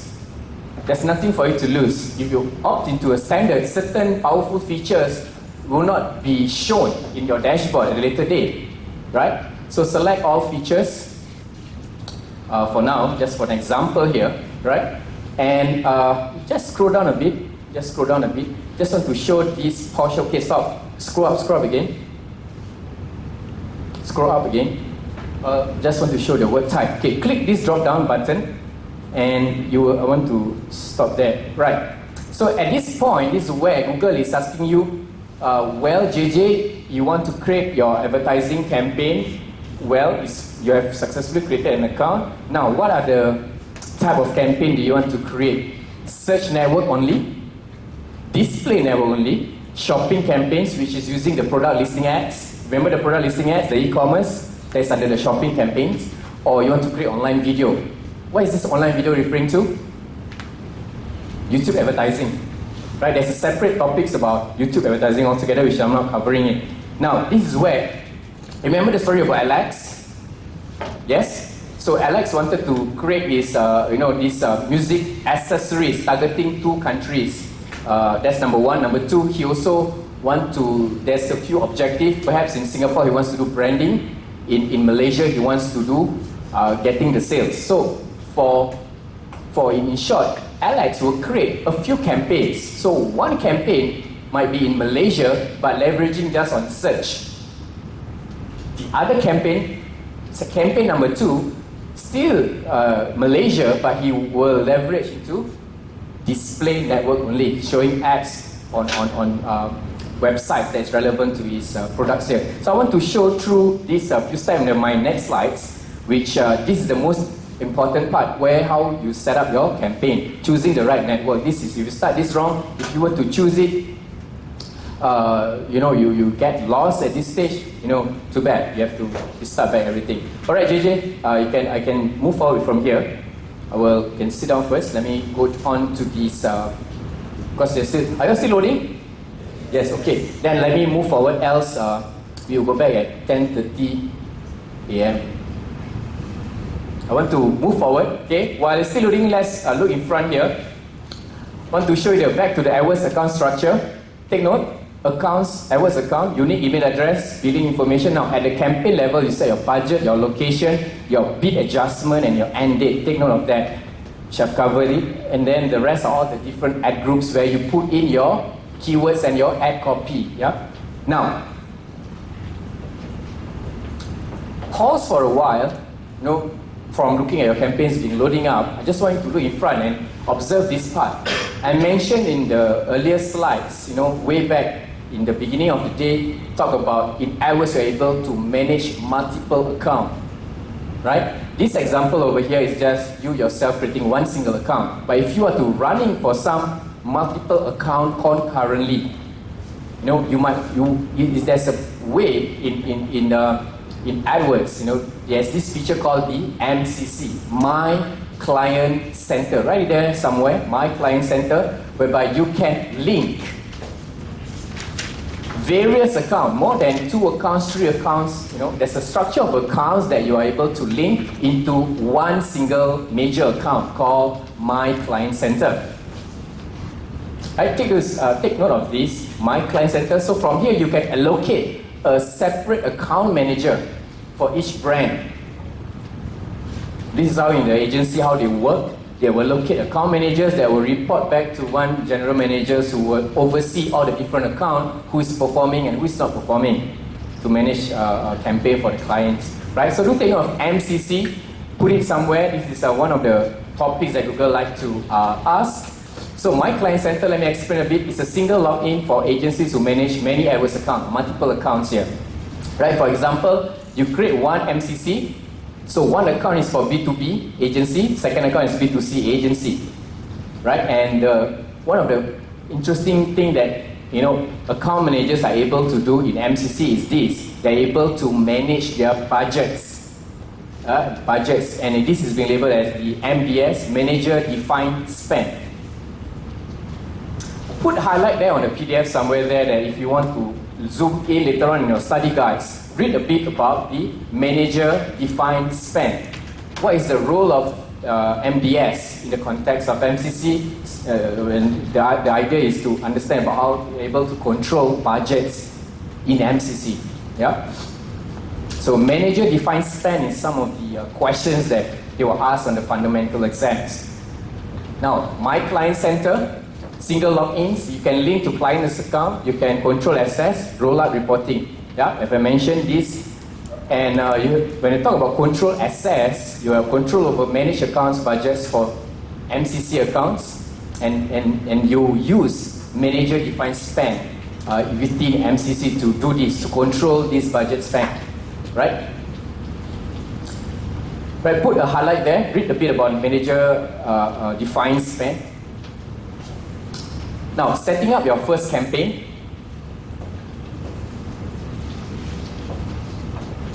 Yep. First campaign when you want to set it up. Okay, let me walk through this tag over here. You've seen this, select a campaign. This is slightly different from what you saw. If you have an existing account, you have some other campaign, and to create a new campaign, you'll see this red button, just click. There's a drop down. You have that same feature, search, display, shopping, online video, correct? And there's also this search network display select. These are still just recently being implemented, whereby Google is giving you choice to run a target in search network, Google Search Network, as well as targeting website using the display select. Would we, as advertisers, as a best practice, do we want to choose this option, to choose both search and display? It's again being a bit subjective. By best practice, I would love to separate my campaigns, search being search, display being display. I'm not going to put it up across. However, that being said, if you want the best reach, the best opportunity, and least amount of time to manage it, you want to show your whole advertising messages, you can look into selecting best network with display select. So this is most best opportunity to reach the most customer, which recently Google has implemented it in this dashboard, whereby you can use some advanced bid strategies like the enhanced CPC. Now this is something, a new word I know that I'm going to touch on what is enhanced CPC in a short while. Right? So you can use enhanced CPC to allocate budgets within your display and within your search network as well. But bear in mind, there are options to choose what kind of network you want to advertise using Google Adwords. So what key takeaway from here is that by best practice, you always separate different network from one another by creating a different separate campaigns altogether. Are you following me so far? Right, so just now JJ just showed you a glimpse of the account setup, just selecting the network, but in reality there's a whole long process for you to select by choosing the network, devices, location, bidding, budget, default bid, and there's this ad extension below. The list goes on. Not to worry, I'm going to guide you step by step on this. Is that okay? Are you all still loading? Yes. Alright, still loading. Thank you very much. I shall proceed on. Just to in front here, this is my backup. In case of cases like this happens, internet slowdown, then at least I can show you what you were able to see. Now, bear with me, pay attention with me on this part, campaign setup here. First of all, you have to label your campaign. You can choose ways how you want to label it by using search. If it's display, put display DISP. This is just an example how you label the name of the campaign, the languages, the country followed by the languages, and the devices. For example here, what kind of devices you are targeting. If you're targeting all, okay, you at least indicate that this is applicable for the different various campaigns here. And you can also select the kind of network. And different networks, they have all these different features. By mine, I always choose all features so that I'm able to see all the updated features that in Google Adwords is able to really maximize or leverage all those certain unique features. So not to worry, for search and network, it's best practice to choose all features, all options made available. Search network as well, you can choose all features here. Now, under search network, you look in front here, there's mobile apps installed. This is apps that encourage people to download your particular apps you can even target iOS or Android devices and stuff, or you can go into dynamic search ads. I will cover dynamic search ads in our advanced search for the advanced search exam, which is next week. Yeah. And display network, there are other types of options available. You can go into remarketing, engagement, mobile app install, and apps in mobile apps. Again, these are things in display advertising that I would need to explain on our advanced display certification program next 2 weeks. Right, once you set up the whole campaign name and the setting, or if you have an existing setting, you can actually upload the whole setting that you have saved previously. So this saves a lot of time, and this is very important why I encourage you to label your campaigns correctly in terms of the network type, country, languages, so that if you need to load certain settings from various campaigns, you are able to do so.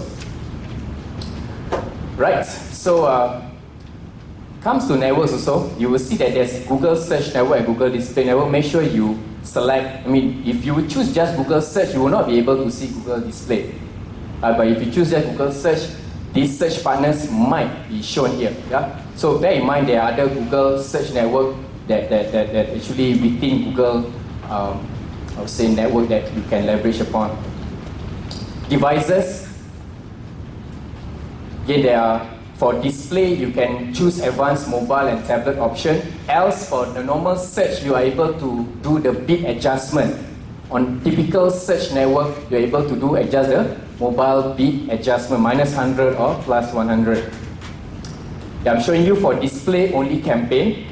Yeah, you can go into selecting operating system, device model, even to the carriers and the Wi-Fi, Maxis, DG, and typically Maxis, DG, and I've seen what was the other one? Maxis, DG, and one more? Cellcom. Yeah, U Mobile. Yeah. So these are the major players. So is this very powerful? When you want to run advertisement, you can even go into different segmentations such as this. Yeah. This is why AdWords is so, I would say, effective when it comes to explicit, targeting different audiences to reach that outcome that we want, be it from branding or getting traffic to your website, right? So is AdWords platform interesting? Yeah, of course there are a few things that you have to read about and when to click, what to choose, but at the end of the day, once you have set up your first 3 accounts, you get familiarized with yourself, all the different tools or options available, correct?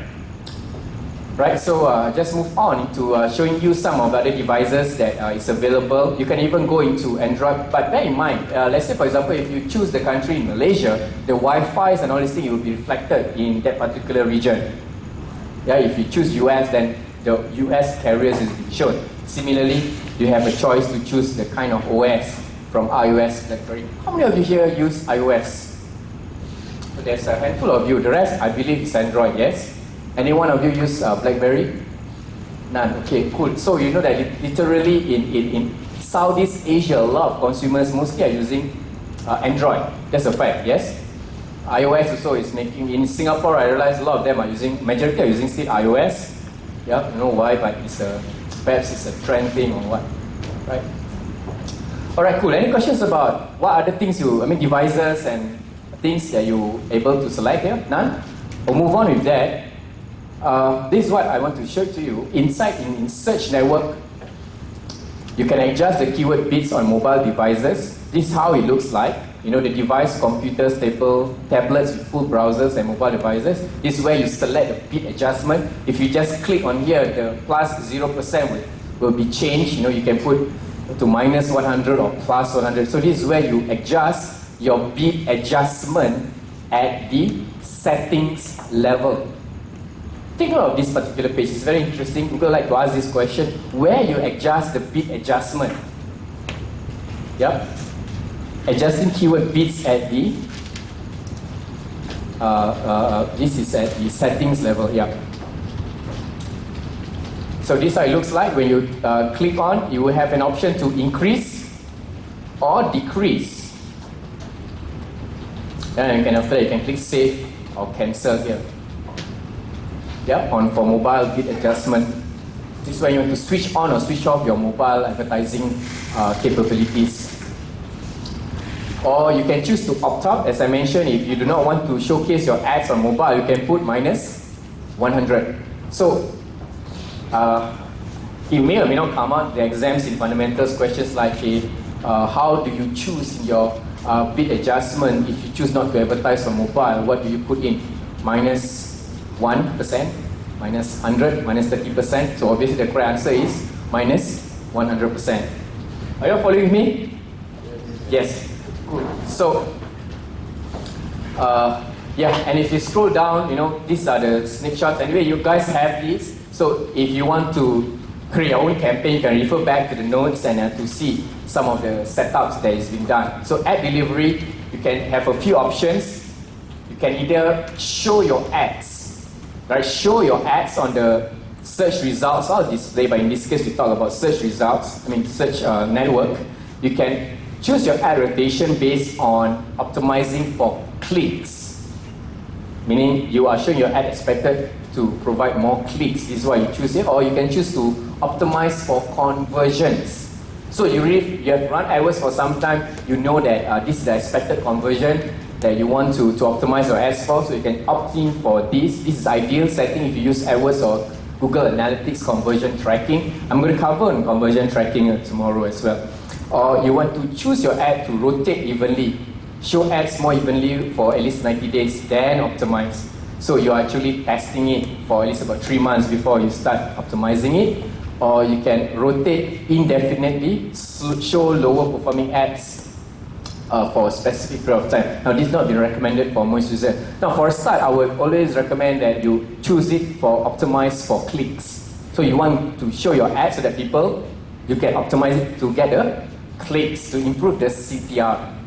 CTR improves, quality score improves. Quality score improves, ad rank improves, yes? But at the same time, if quality score improve as well, you can actually adjust the cost per click, the average cost per click. You can pay much lesser over time. So these are some of the certain fundamentals that quickly is, you can read on your own here. Just want to touch on the daily budget. What is daily budget? The amount on average you like to spend every day. And there's no, is there a cap for daily budget? I think there's practically the lowest ever I see people set up daily budget is at $10 a day. Anything low doesn't make any sense because if a click costs $1, it's like doesn't make sense at the end of the day. You want to do a proper advertisement. I mean, people you can't even advertise for $10 a day elsewhere except for Adwords.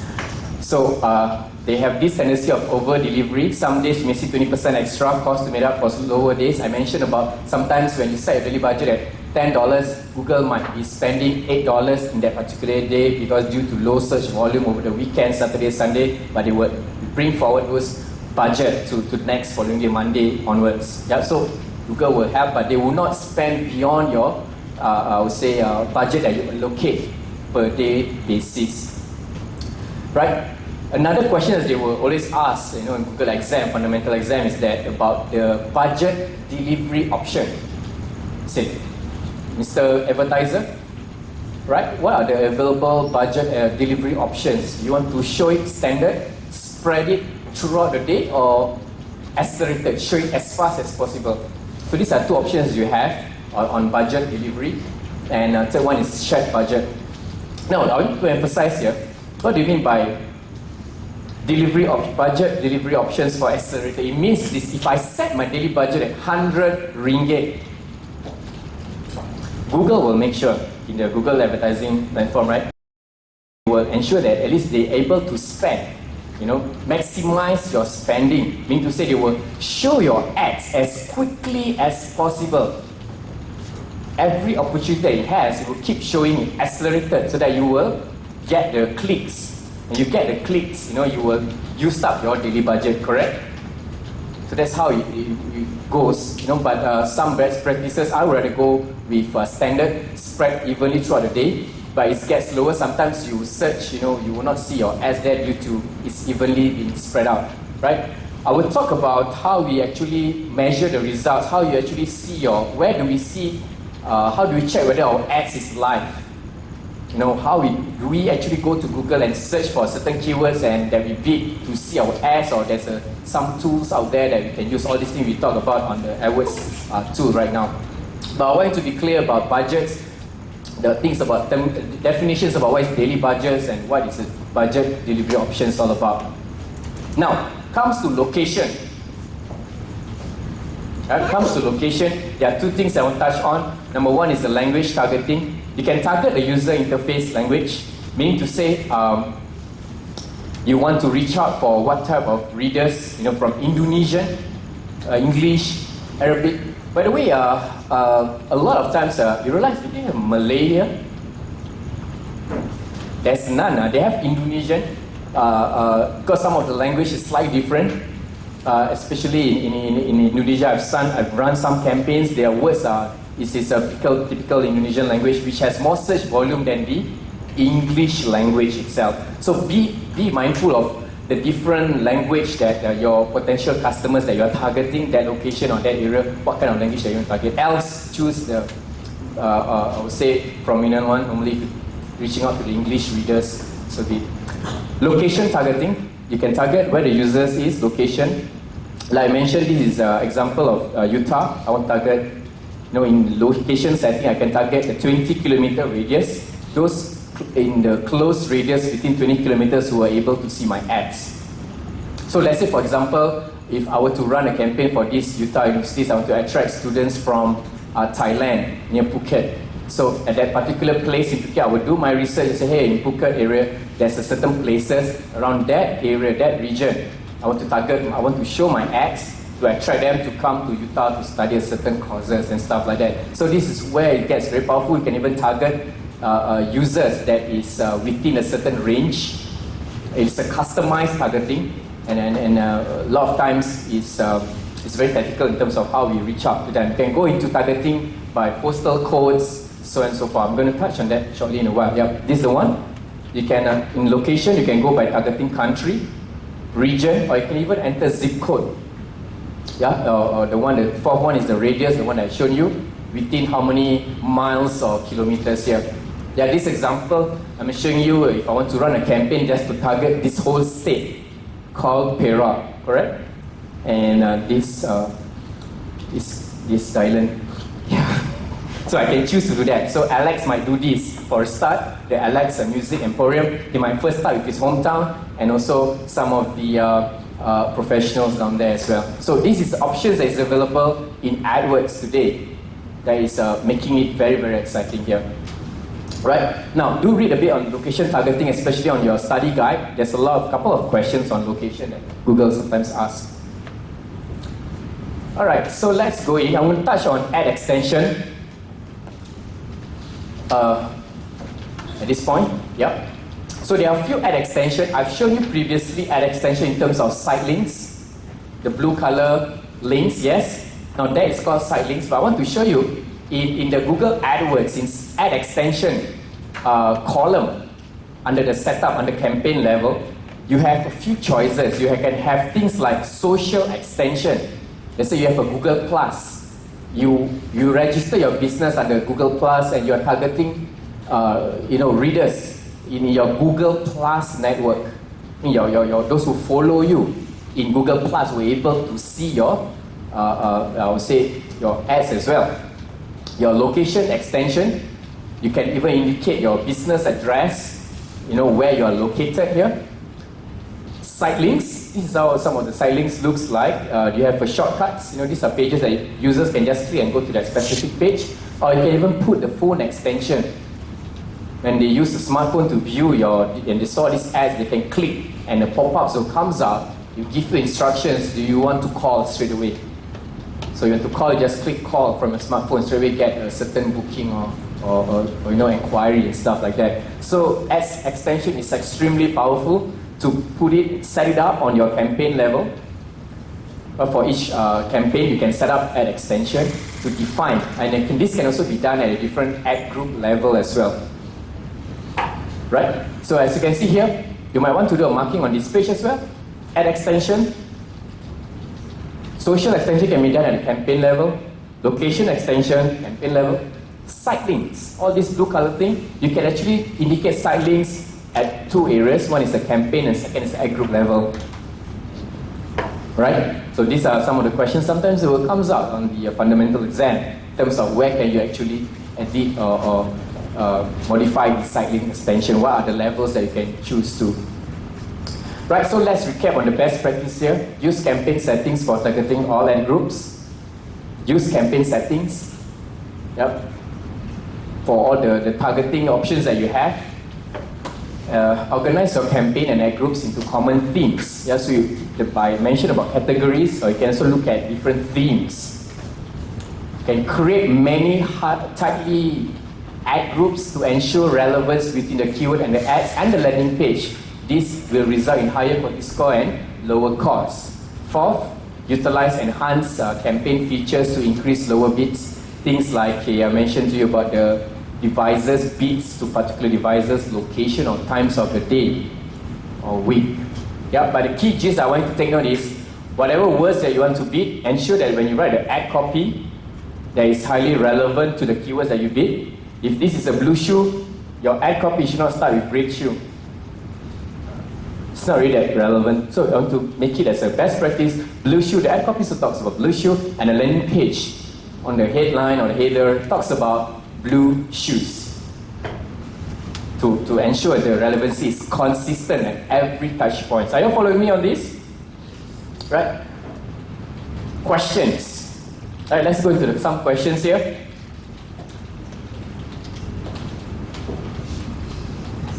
I never saw that, right? Okay. Which of these changes can be done at account level? Oh, you're not fair. This is an example, that I've talked about this on my decks. I've talked about there's two things you cannot change in account level. What are those two things? currency and time zone. But there are things that you can change in account level, and those are the language and number preferences. Yeah. Time zone, no. Budget, no. Site exclusions, no. Alright, take a look at this. Tom wants to promote his icon repair company emergency service by reaching people right when they are searching for help. He wants the best opportunity to reach the most customers.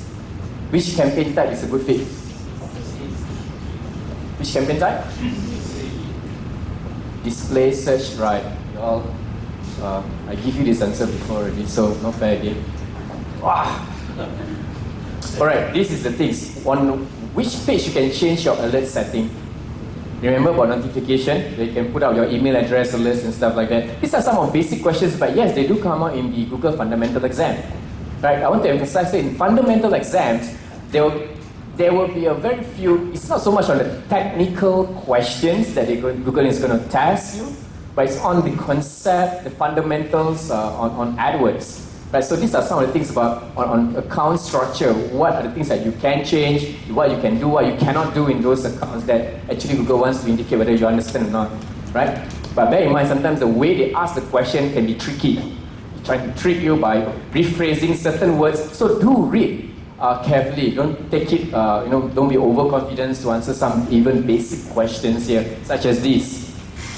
If you do not know alert settings, you might think, hey, maybe it's account preferences or billings, right? If you give up, you just choose option D. Right, never mind. Some of you really have serious sense of humor. Let's move on to this one. While running your ads on search network, what are the important parts of an ad group? Accounts, campaign, ad group. On the ad group level, what are those important parts? How many of you choose C,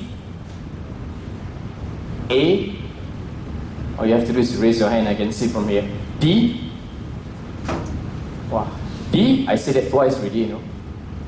Okay, I think you all have high chance of passing already. Right, so text, yes, you can put your text ads, the ad copy, you can put in keywords, and each ad group also you can put in the bid, the default bid. Yeah, as indicated there. Right? So, next question. I think this one has quite plentiful questions here.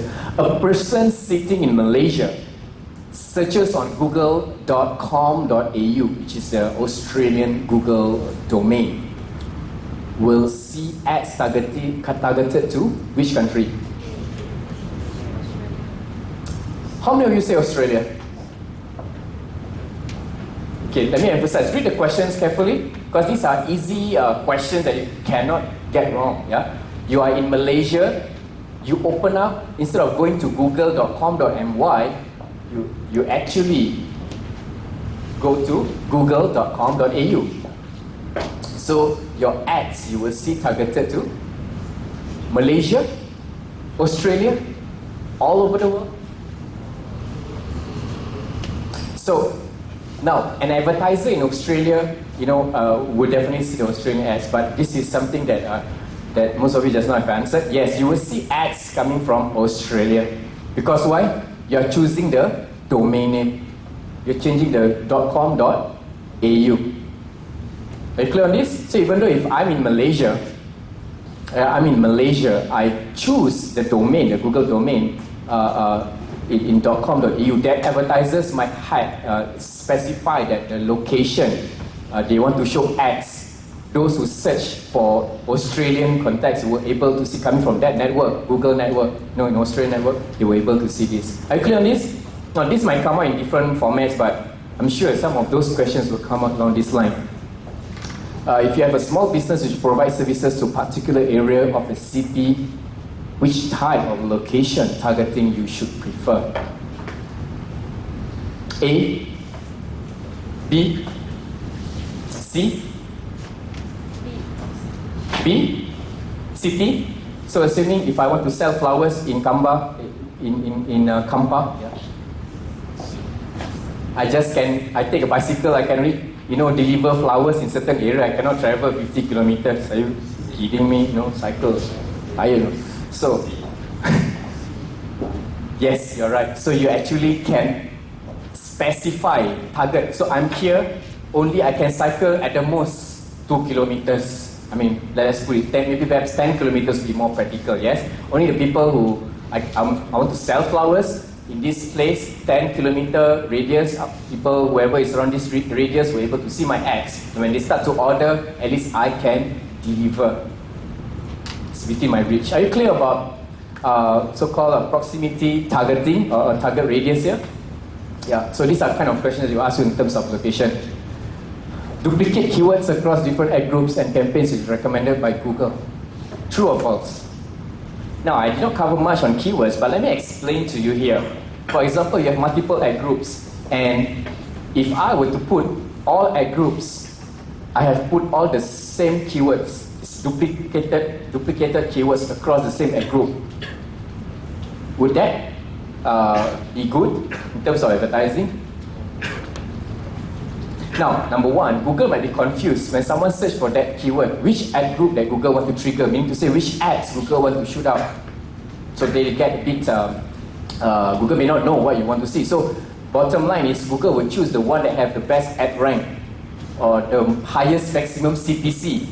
Then they will show up those particular ads. It may not be relevant, yeah? So you're right, this is not recommended. So every ad group, when you arrange by categories or arrange by theme, use that, I would say, specific keywords and do not duplicate it across the similar ad groups, right? Why is it important when a client manager is setting up an AdWords account for you to ensure that an account should be created using your own sign-in email details? Is the answer here? AdWords account question is quite popular as well, you ask. You're right, so you have to ensure full access and control over the AdWords account, yeah? How many locations you can target in a campaign? 100, 1,000. Just now I showed you that Alex targeted Singapore and Malaysia, yeah? But can Alex target more in terms of countries or states that he wants to show his ads to? Yes or no? You have to make sense here. So yes, any number of locations by making combination of countries, territories. I've selected both Singapore and Malaysia here. Ad group should be organized based on, well, this is a giveaway, I answered this before. How you organize ad groups? By what? By daily budget, product type, common theme. Now, when you have this kind of question, relax, take a deep breath, because you know what, this might be a trick question. Oh, I put that, can have more than one answer. So what is the answer? B and C, daily budget. Seriously? Take note, when I talk about ad groups, all along I mentioned ad groups dealing with different categories, common theme, or the type, or the brands and stuff like that. Do I mention anything about budgets? No, budgets I would want to allocate tactically. Certain, I would say, ad groups or certain keywords will cost more than the rest, and so their daily budget might be different. I can manage that, yeah, at the campaign level, at the ad group level. So take note of these kind of questions here. Next question: I have garment shop and I promote it in my city as well as some parts nearby. Then, what type of location targeting I should use?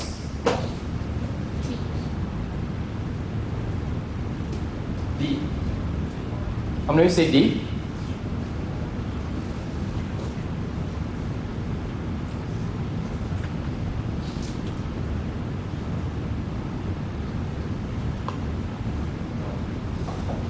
This is the same question about my flower story again.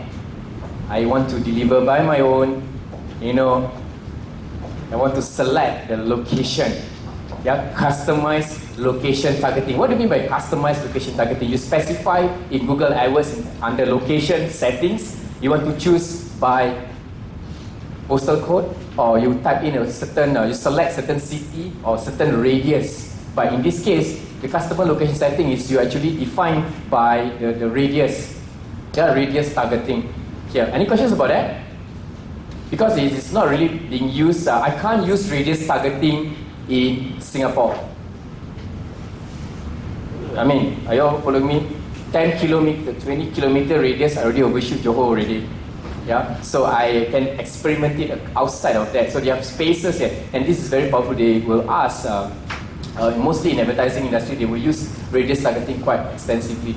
And I take out this customized location targeting here. How are +1 calculated for your ad and Google Plus page?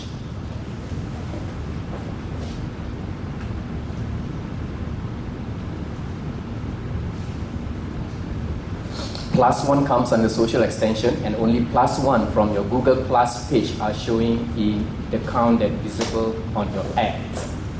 A, B, C. Okay, let's put it this way. D is out, right? How many of you think it's C? How +1 is calculated for your ads and Google Plus page? I understand Google Plus is not really being used, but it's one of the ad extension that is available under social extension. +1 comes under social extension. The difference is this: from the first one, on your ads applies to your Google Plus page as well as +1s from your Google Plus page and also apply to your Adwords ads. So that's, you have to read this. You know, ideally is mentioned about these 1+1s under social extension, and only those from your Google Plus pages only.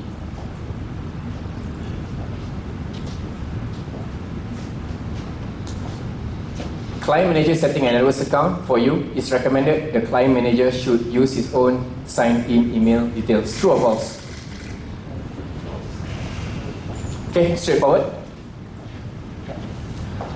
What all you can set at account level?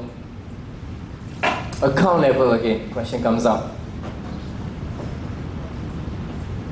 Password? Yes. Login email, account level. Keyword, billing. So you all pretty confident with this, yes? Shit. Can you all close your eyes? What happens if a client manager move all his managed accounts to MDS? So meaning this guy, this manager moving into the MDS, what will happen? A, B, C, so I've shown you the answer. Will be billed for these accounts via manager order level monthly invoice. So the keyword here is manager order level. So you consolidated under one account. This is a question typically being asked on MCC, My Client Center. There are a few questions that Google will ask on My Client Center. Okay, I have this problem with my clicker here. What are the benefits of manager defined spend? I mentioned this, right? Control over managed accounts. You can't do permission, you can't do payment flexibility or automatic bidding adjustment, but this is something that you can do in the MDS, which is controlling the budget here. Alright, so I will move on to bidding strategies tomorrow. And most of the time the question will come from those pages as well. Right, so do read that one on that side. Yeah. Now, obviously, I'm not going to read everything what's inside the study guides. I would like to engage all of you. Now, as you can see in this study guide, let me ask you a question. Let's recap a couple of things that we have done yesterday. Anyone can give me an answer. What is Google AdWords? Anyone? What is Google AdWords? Hello? It's a performance marketing advertising platform that is being created by Google to help advertisers to manage their advertising campaign more effectively. So Google has an advertising platform called Google AdWords, and this is something that you should be very clear. Who is not clear on this part? Raise up your hand. This is the time for you to raise up. Are you all clear on this? Right, now, so I'm the advertisers, I want to run my ads. I put my ads on the search engines. Okay, let's say I put my ads on Google. When someone search, they are telling Google their issues, their problems, some things that they want to find a solution. In this instance, I come back to the same example. I type the word on the search box, buy flower online. The ads is being shown. Yes? Yes? So, that ads has been shown. What is it called? What is it called? The ads that is being shown on the Google search engine results page. What is it called? Don't be shy. Sorry? Paid ads, yes, paid ads. So the number of times those ads is being shown, what is it called? The number of times, let's say I told all my friends, my classmates, 100 of them, everybody typed buy flowers online. And there are more and more ads being shown on the search engine results page. So what is it called? Yes. What is the answer? You say tell them. I told this many times. You tell them what's the answer. Impression. Impressions. Are you clear on this one? Hello? Are you recalling? So impressions is being defined as the number of times the ad is being shown. No other answers. If they ask what is impression, number of times the ad is being shown, that's it. There's no wrong way to interpret that. Now, when the ad is being shown, meaning when there's an impression, do the advertisers have to pay? Do the advertisers have to pay to Google? Yes or no? Okay, how many of you think it's a yes? Hands up. So you have to pay Google. Okay, how many of you say no? Right, let me make this more clear. Yeah? Someone search for a particular product and services, they type the word buy flowers online, an ad is being shown. Right? So there's one impression. So my question is, do the advertisers who run that, who bid for that keyword, buy flowers online, does he or she have to pay to Google because of one impression? The answer is no. In Adwords, you only pay, meaning the advertisers who run advertisement on Adwords will only be charged or be paid, you have to pay when someone clicked the what? The ads. Are we clear on this? So the advertisers will only have to pay when someone click the ads. So let's say the average CPC, cost per click, for the word buy flowers online is RM1.20, right? So when someone clicks on that ad, the advertisers have to pay to Google, perhaps 120, perhaps much lower, right? Because we talked about ad rank yesterday. So are we clear on this? So you only pay when someone clicks, someone engage your ads, meaning they see it relevant, they click. Now, if as an advertiser, if I have a lot of impression, is it a good impact on my business or my AdWords, or it's not a good sign? If I have a high impression, low clicks,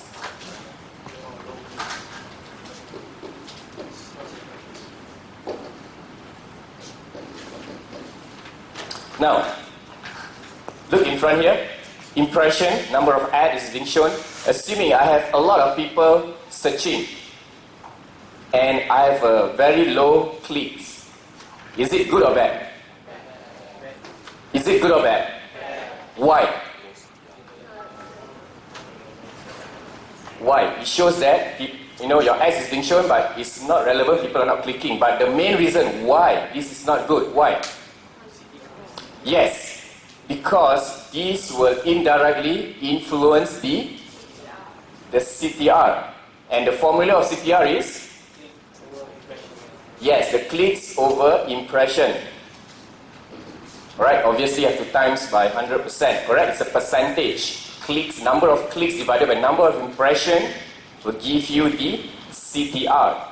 So when this happens, when you have a lot of impression, you have very few clicks. Yes, number one, you are paying lesser, yes? Definitely you are paying lesser, but overall, your CTR is very poor. When this happens, what does the overall impact you're going to get. When your CTR is low, what's going to happen next? What's going to happen next? What happens to your quality? Quality score will be very low. Now, we talked yesterday about the ad rank. What's the formula of ad rank?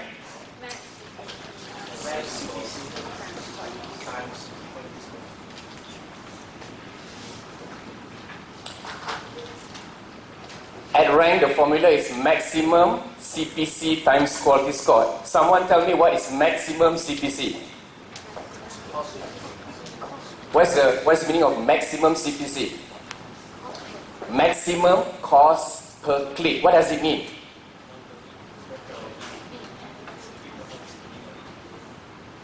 Okay, someone answer the number of money, dollars that you are spending on the keyword. Not correct. Let me clarify this again. The maximum CPC is the maximum amount that you are willing to pay or to bid for a particular keyword. Alright, so I want to pay this is the price. You know, Google is suggesting $1.20. I'm going to pay $5 for this keyword. So this is the maximum CPC that I'm willing to pay. Willing is the keyword here. Right? So that is maximum CPC times the quality score. Come on, tell me, what is quality score? What makes up quality score? Relevancy. When we talk about relevancy, we also talk about the ad relevancy, the keyword relevancy, right? And second is what? CTR. Third is the landing page experience. Yeah, you might want to put a note there, and also inclusive of ad extension. The ad extensions. So it's also part of quality score. That's why people who run AdWords, and if they do not have a good quality score, their CTR is poor, they will not be rewarded with extension, and their ads is the ads is without extension. Remember yesterday I showed you two types of ads that comes out shown in the search results page. One with extension, the other one without extension. Right? So the better performing ads will be rewarded by extension. So are you all very clear on this? This is the concept, the methodology, about all the basic definitions here. Ad rank, maximum CPC times quality score. Now, what is an auction? Does auction happens on Google? Yes or no? Yes. So if questions something like that comes out, it's testing your understanding on the fundamentals. When would auction happen? When? When anyone at any time enter a keyword on the search box. Every time a search query happens, there will be an auction behind it. Are we clear on this? Yeah, so the and quality score will be calculated as well. Yeah, when every time someone search for a search query. So I hope you have just scribbled down these few basic points. The rest of the things you can still refer onto your study guide.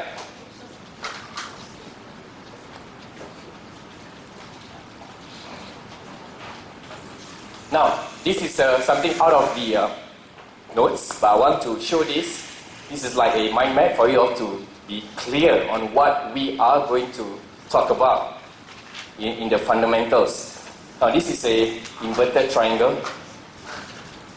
Okay, I'm not going to teach maths here, but I just want to put up here. First,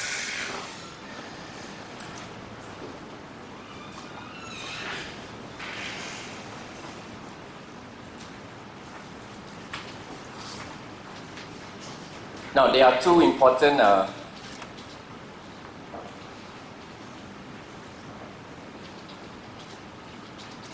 factors that you need to know. Number one is pertaining to the CTR. Yes, CTR affects quality score and will affect your overall cost per click, which is the average CPC. Now, let me draw a picture here to help you all understand. Assuming this is Google. Now, the left and right, this is the advertising space. This is how you want to look at Google to understand what's happening here. Now, these are, I would say, if you want to start troubleshooting your AdWords. First point, if your CTR is low. Yeah, your CTR is very low. Meaning, you have a lot of impressions. Alright, you have a lot of impressions and nobody clicks. Okay, listen to this scenario. You have a lot of people search for your product and services. Your ad is being shown, meaning you are bidding for those words, for those keywords, but not much people click. Hence, your CTR is low, yes? So when this happens, how do we troubleshoot? How do we rectify this issue? Any guess?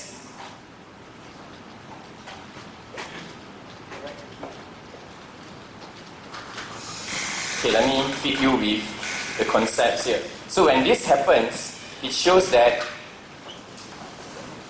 there's a particular keyword that is being typed,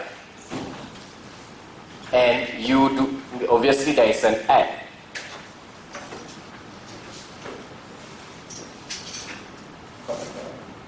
Okay, there is an ad here.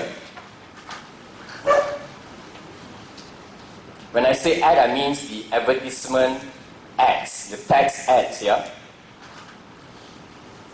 So one of the ways for us to troubleshoot low CTR is to improve the ad text or the ad copy. Meaning you have to tweak the way you write, the copywriting of the ad text itself. So if you're talking about buy flowers online and the word buy flowers online is not on your text, your ad text, you should change it. You know, looking to buy flowers online, question mark, then you start to write down all the main USP, pricing and all that stuff. We're going to talk about ad copy today, later on after 5. Yeah? So this is just telling you the whole scenario. Yeah, to improve the CTR, we have to improve our ad copy. So when we improve our ad copy, it's relevant to the keywords that you want to bid. Obviously, you have people clicking on it. Yes? Yes or no? Yes, quite straightforward. So people click. And when people click, they come to where? They go to where? Go to where? Yes, they go to your landing page. Right? Landing page. And when they go to your landing page,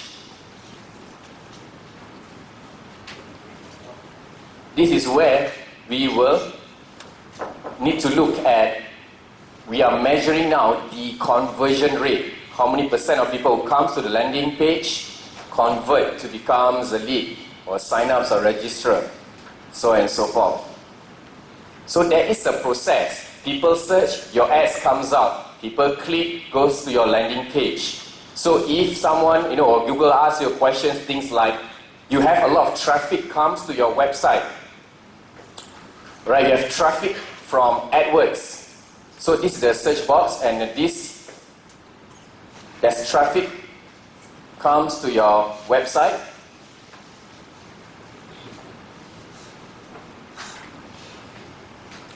And you have issues with conversion rate. People are not converting on your websites. Then it's time for you to troubleshoot. Where? Not the ad copy, but the landing page itself. Improving the copywriting or improving images, have a clear call to action, so on and so forth. Are we clear on this? Do you see the whole process here? Come on, raise up your hand. If you are clear, can you raise up your hand, or you want to ask any questions? So this is the movement of the traffic coming to web pages and things that actually influence your return on investment at the end of the day. Right? At this point of time, I would want for you all to stop here and ask me in terms of things that you are not clear about. Landing page. What is landing page? It's a part of a website. Yeah, and this particular site or this particular page serve a purpose and objective. Yeah, that's where you are driving traffic to. That's why you're using AdWords, right? So next, I want to ask this question: what's the difference between AdWords as compared to other forms of media, namely all the other conventional, traditional media? Yes, you have one. You have more control. Control of what? You can control. You can't control your audience, definitely. No, you can choose. You know, your budget. You can define you tell Google how much you want to spend. You control the budget. You control about the amount, the bid price, how much you want to pay for a search term, the keyword itself, you know. And you can decide what targeting options you want to select, demographics or geography, yeah. And you can look into the managing of those accounts. You can manage multiple accounts, so on and so forth. While we clear that one, you can refer on the first initial 2-3 pages of the deck, correct? So Google definitely will ask you the benefits of AdWords, yeah? So, with that, let me just go through the rest of the other study guide. So you see number 1, advertising and online, benefits of online advertising, covered that. Let me just go through here, target your ads, keywords, ad location, language, days, time, frequency. Can Google AdWords target times? Different time of the day and different languages, yes or no? Yes, so refer to the notes and read on that. You can control your cost. How about measure? Can Google AdWords measure performance? Using what tool? Using what tool? It's Google Analytics. Come, take a look at this. Go and bookmark this. It's about time. This is a tool. No, wrong. Google Analytics. This is a tool that Google acquired many years ago. It's called Google Analytics. It's a software that enables the tool can capture data that coming from all over the web. You can capture data digitally. Primarily, it's been used to measure the impact of websites, where the traffic comes from, what words they use, and all these things, all this data is being captured. You can even measure traffic coming from your devices like mobile, where they come from. So this is an analytics tool owned by Google, and this analytics tool is being linked to Google AdWords for the purpose of measuring what? Performance. Yeah, write down somewhere there. Right. Manage of campaigns. Okay, any question on this page? Benefits of online advertising. Let's go to the next Google Advertising Network. So as you can see, there is a search networks. What are search networks? The answer is in front. Search network includes Google Search, Google sites like Maps, Shopping, and hundreds of non-Google partner sites like what? Like AOL and stuff. Search network help advertisers on all that. Second is this also includes the Gmail and all that. Display network is a network of websites that helps, that supports Google AdWords advertising platform, whereby advertisers will display their text or images on a range of websites. It's no longer pertaining to the search network, but it's putting up placements. There are placements on their website. So to learn about search network, you have to click here and start reading on that one. Any question about display or search network? Are you clear on this? It's quite introductory, yes? Where your ads can appear, cover that. There's a few formats like text ad with extension, display ad format. I showed yesterday about the rich media, video ads. Can Google AdWords show ads on mobile? Yes or no? Yes. Show ads to specific audience. See, down here I just want to select.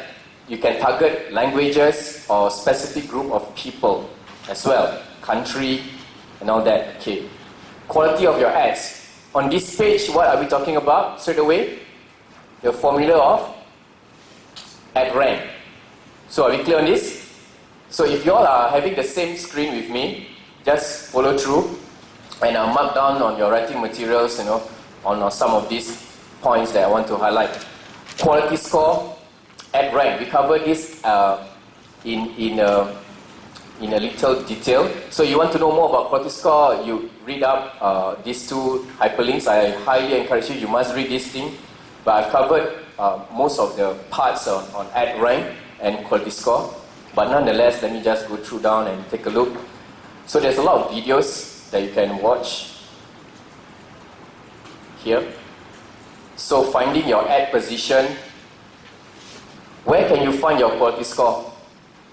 At which level? Campaign level, account level, ad group level, or keyword level? Keyword level. Yeah, keyword level. Remember that, write it somewhere, keyword level.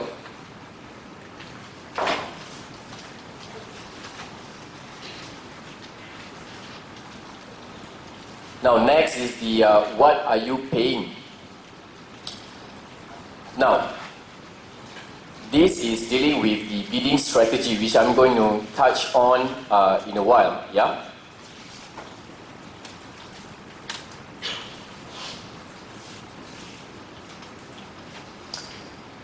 Right. Let me just keep this bidding strategy as I'm going to touch it later on. Then we talk about the account structure.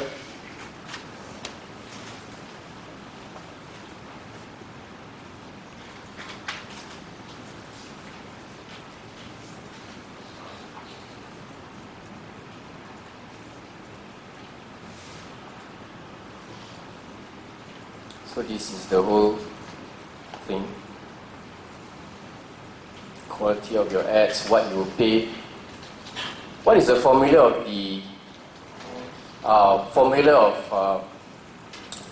the actual CPC? If someone bids $5, is he going to pay the exact amount? Yes or no? No, you know that, right? So the way Google charges advertisers is what? The actual CPC is, there's a calculation to that. Since it's not going to be $5, what is the calculation to calculate the cost there? Anyone? It's in the notes. Take a look at the notes.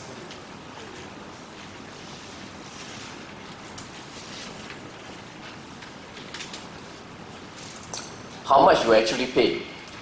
Everyone have this, right? So the actual CPC is you are taking the ad rank of the next competitor. Can you find out the ad rank of the next competitor? Yes or no? Yes or no? How to find out the ad rank of the next competitor? Now let me go to Google Malaysia right now and I type hotels near Perak. Alright? There's a typo here, hotels in Perak. Now, do you saw there's some advertisers here? So we have booking.com, agoda.com, Trivago. They are the three big boys, yes? Now, can booking.com knows Agoda's ad rank? Can Agoda knows Trivago ad rank? No, you can't. You cannot know the competitor's ad rank. This is proprietary. Google will know what is the ad rank of the competitor. Your job is not to find out what is the ad rank of the next competitor. Your job is to focus on your own what? Quality score. You improve your quality score, you will pay lesser. Right? We talk about that in this example. We all have this. You see how John having a better ad rank? Wrong. Dave have the highest ad rank. He's rewarded first position. Right? Dave has the highest ad rank because of his quality score, having 10 out of 10. Hence, Google put him on first position. So in this example, Booking.com has a better ad rank for what word? For what keyword? Hotels near Perak. So if I'm a consumer, let's say I'm from KL, I want to come here to Kampar to book a hotel. I can even go specific, certain cities. Perak is, see, all these guys over here. See all these advertisers? So Agoda, having the best ad rank. So Agoda has a position number 1, number 2, number 3, right? This is number 4, number 5, number 6, number 7. Are we clear on this? So how these brands get ranked is due to they have better ad rank, and indirectly what it means is this: their quality score is much better. And you can find out about the word hotels near Kampar, the quality score. You can find it on your Adwords platform itself under the keyword level. Are we clear on this? That's your job, to improve the quality score. Hence, if this is improved, your actual CPC, your bidding, you can get it lower. How do we adjust it lower? How do we adjust it lower? Okay, the only way for us to adjust is maximum CPC. Let's say I would now position number 1. My maximum CPC is $1 and I'm ranked number 1. So what I would do is this: I will go back to Google Adwords platform, okay, on the ad group level. I can reduce my bid from $1 to 80 cents or 75 cents. Now, the moment I reduce my bid, my maximum CPC, and if I were to reduce this bid and I still retain position number 1, it shows that I still within the range of the ad rank requirement. So I can retain my position at number 1 while paying 80 cents, whereby the other guy, ranked number 2, still paying $1. Are we clear on this? So that is for one keyword. What if you have 10,000 keywords? Are you going to do it manually? So this is what we're going to talk about later on, about bid management strategies and how do we actually manage all these bids of keywords, bidding the pricing of those keywords in a large scale. But first of all, are we all clear on what you see in front here?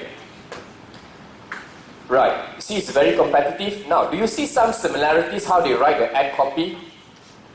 Hotels near Kampar. You saw any similarities here? Anyone? Come on, tell me, all of you are going to run AdWords, you're going to be experts one day. You need to be able to identify. And the answers I've shared many times. Look at the keyword. Someone searched for the word hotel, hotels near Kampar, and look at all these ad tags, ad copy. There's something similar about all these guys, regardless of their whichever brand they represent. Is that on all the title, the blue colored title, this is called the headline. Yeah, it contains what? It contains the actual keyword itself, which is hotels near Kampar, which tells me from my experience, advertisers, I will know that the way they cluster their account is that they have this keyword hotels near Kampar in their ad group.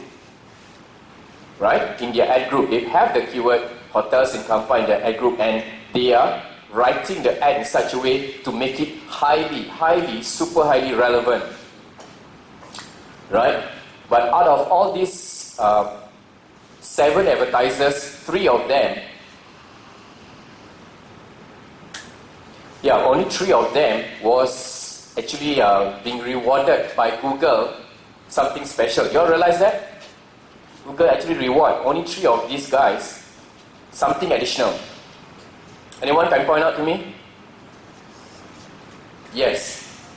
Because of their ad rank, their quality score, they have been performing really well for X amount of months or X amount of time. Google reward them with the ad extension. You see, for Agoda, there is this blue colored links down here. What is it called? What is it called? Yes, it's an extension, but there's a name to that particular extension. What is it? What is the links in blue? Site links. Yeah, site links. How about this guy over here? Also site link, yes? This guy? Okay, that's nothing. So only 2 of them, sorry, not 3, but only 2. 2 of them have site links. So talk about ad extension, we have site links. You also can have what other things? Social extension. You can also have call extension, location extension. Okay, hotels in Kampar. Now, take a look at this. This is when I'm doing a search if I were to be in Malaysia. What if I were to be outside of Malaysia? Let's say I'm in Australia. Let's put UK. Okay, I have a plugin here in my Chrome. It's just an extension whereby it will automatically go to the Google engine google.co.uk, as you can see on top there, yes? So I'm now searching, assuming I'm from UK right now. I want to go to Kampar, and these guys, Agoda and Booking and all these guys, they are still running ads on where? Showing in UK. Even though I'm searching it from Malaysia here.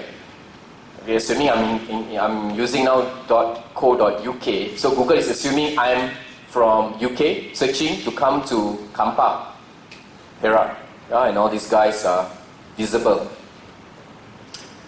Alright, any questions about this? Now let's go quickly on the next one, choosing a campaign type.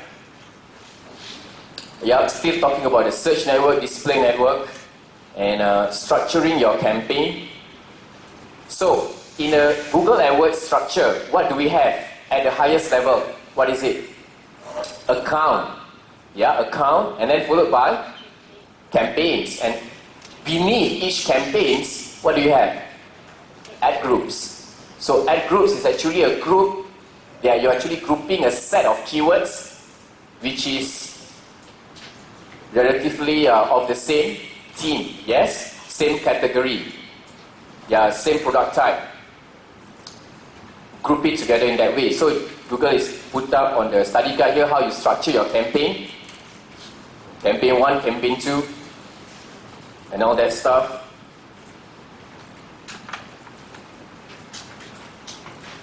Okay, do click on all these additional links, and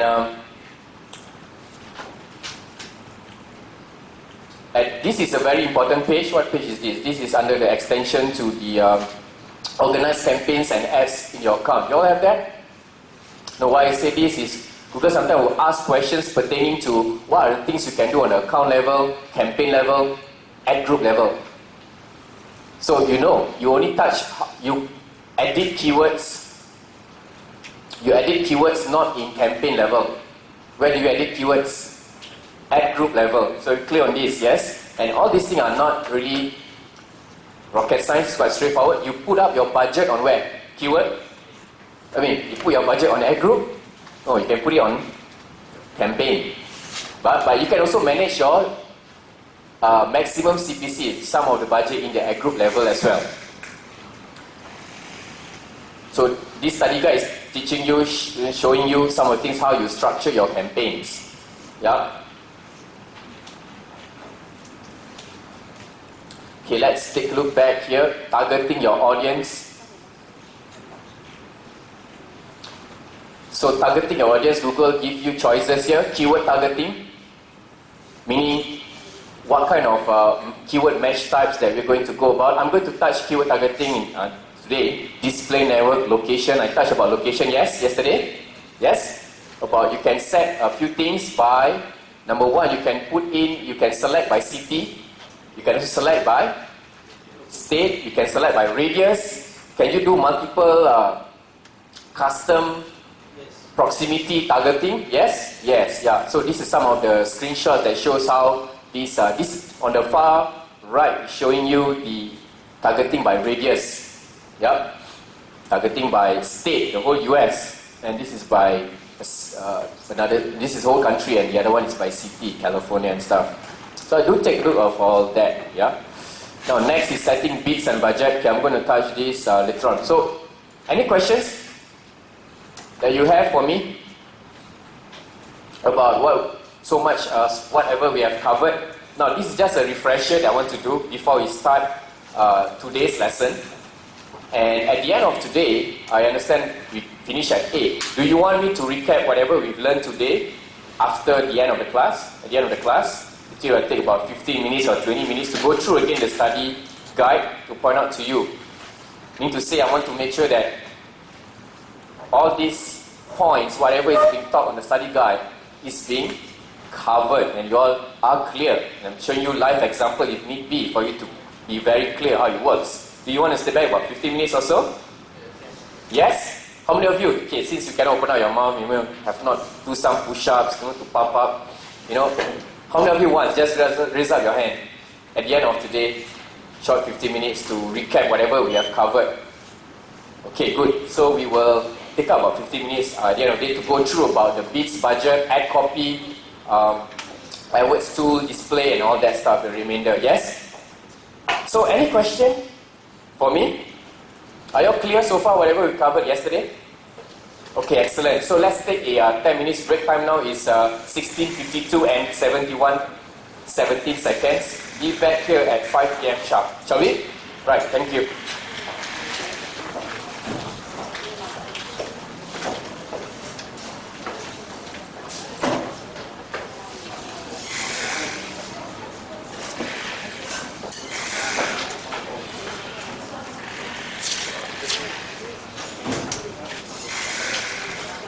Types of bids. Are we bidding for 4 different types of keyword? So that was the question. Well, the answer is yes, we are bidding for the 4 types of keywords. Yes, we are bidding for all 4. So meaning to say in each ad group, assuming every ad group you have 10 keywords. So are we bidding for all of those words? Assuming you have 5 ad groups, how many keywords are you bidding for? 10 times 5, that's 50 words you are actually bidding for. Right? So how do we find what bid to use, and how do we research those keywords I will touch on in the next few minutes. Yes? So for those who want the updated deck, okay, this is a link you might want to copy down, goo.gl/ uppercase V, uppercase K, HK, uppercase M, and lowercase c. See, this is a Google shortener that you can make sure you have that. You have to copy it down.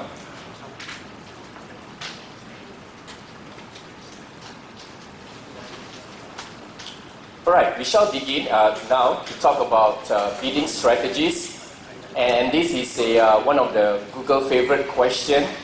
In the fundamental exams, Google will ask a lot of questions pertaining to bidding strategies. How we set our prices for the words that we want to advertise on. Yes? So are you all with me? Once we are done, eyes on me again, because this is crucial for you to take a look how much you are going to pay at the end of the day. Right? So, choosing a bid strategy. Now, we will do this once you have set your daily budget. You have defined your daily budget, assuming you are putting 100 RM a day to spend on AdWords for your own products or services of particular business. So you already know that this is the budget that you are locating. And now, what are the bidding strategy that you're going to set for the various words that you are bidding on? Yeah, in your campaign level, or even in the ad group level. Now, bear that in mind. These bidding strategies, you can be doing it at the campaign level and ad group level. So there are a few ways Google gives you a choice to choose from, and this is pretty much depending on your goals and the primary goals or metrics outcome that you want to achieve at the end of the day. If you are wanting to have more clicks or impressions or conversions, matters a lot in terms of choosing what type of bid strategy that you want to go into. Now, if I have a website, I want to drive more traffic, what is my goal then? Anyone? Clicks? Yes, it's clicks. When someone clicks on my ads, traffic comes to my webpage, yes? To the exact, comes to my landing page. So, depending on your goal. So if you want clicks, then that is your main, you would choose a strategy that fit in, a bidding strategy that fit into that objective. Same goes for impression and conversion. So let me walk through with you the 3 major types. Number 1, there is a cost per click. As part of the main definition, we talked a lot on maximum CPC, average CPC yesterday. So now I'm going to zoom to explain what is cost per click. It's a cost, it's a price for a click, a particular click. How much does it cost? Cost per click. So if you want to focus to drive traffic, you will use a cost per click bidding or CPC bidding. But in short, when I mention CPC bidding, I'm referring to cost per click bidding. And there are two types of CPC bidding. Number one, there is a manual CPC bidding. Number two, there is a automatic CPC bidding. Okay, I'm going to explain that in the next slide. But for now, any questions about CPC bidding? Are you clear on that? So it's a bidding whereby you pay for a click. That's it. Yeah. Next is cost per thousand impression, or in short, it's called CPM. So what is CPM? Hello, I just gave the answer. What is CPM? Cost per 1,000 impression. Now this applies not on search network. This applies on display network. Write it down. This applies CPM bidding strategy or CPM model applies to the display advertising, display network, and you only be charged for per 1,000 impression. Meaning your ads, be it text or images or rich media, if it's shown, it's being shown on the different range of web pages 1,000 times, you will get charged. Cost per 1,000 impression. So can we do CPM on search network? Yes or no? Yes or no?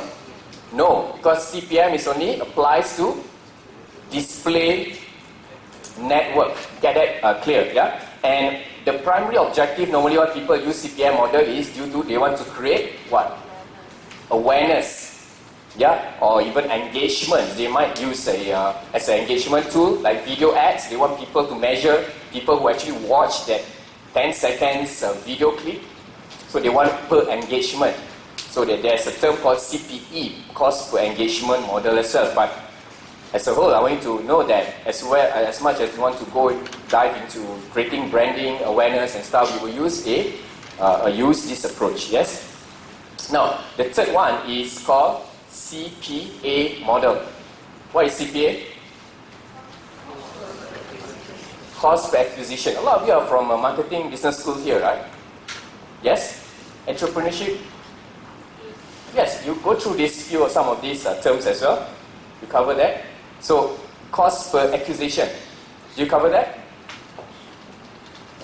No. You don't cover about what is an acquisition? Yes, you calculate cost per lead. Correct? So you are assuming you are allocating $2 a lead. So you are focusing on getting a lead. Yeah, you will use this pricing, I would say this strategy approach. And your focus is on conversions. Now, in CPA bidding, Google have developed a very powerful tool. Later on I'm going to explain. There are two parts to it. Number one is called the enhanced CPC. And number two is the conversion optimizer. Yeah? Enhanced CPC is also called, in short, it's called eCPC. Yeah? So we are measuring in CPA bidding, we are talking about people goes to your landing page, you want them to take a specific action, so you want to measure that, yeah? And you apply the bidding strategy here.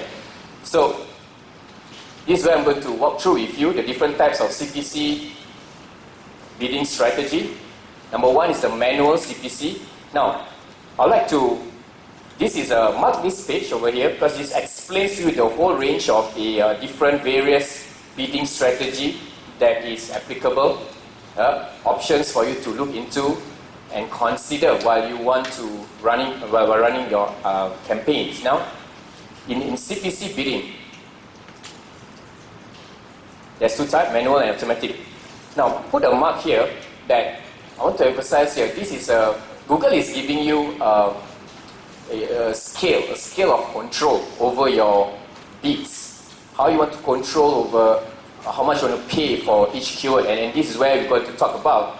There are two things at this point that I want you to take note of. Number one, you can write that down, is control. Number two is efficiency.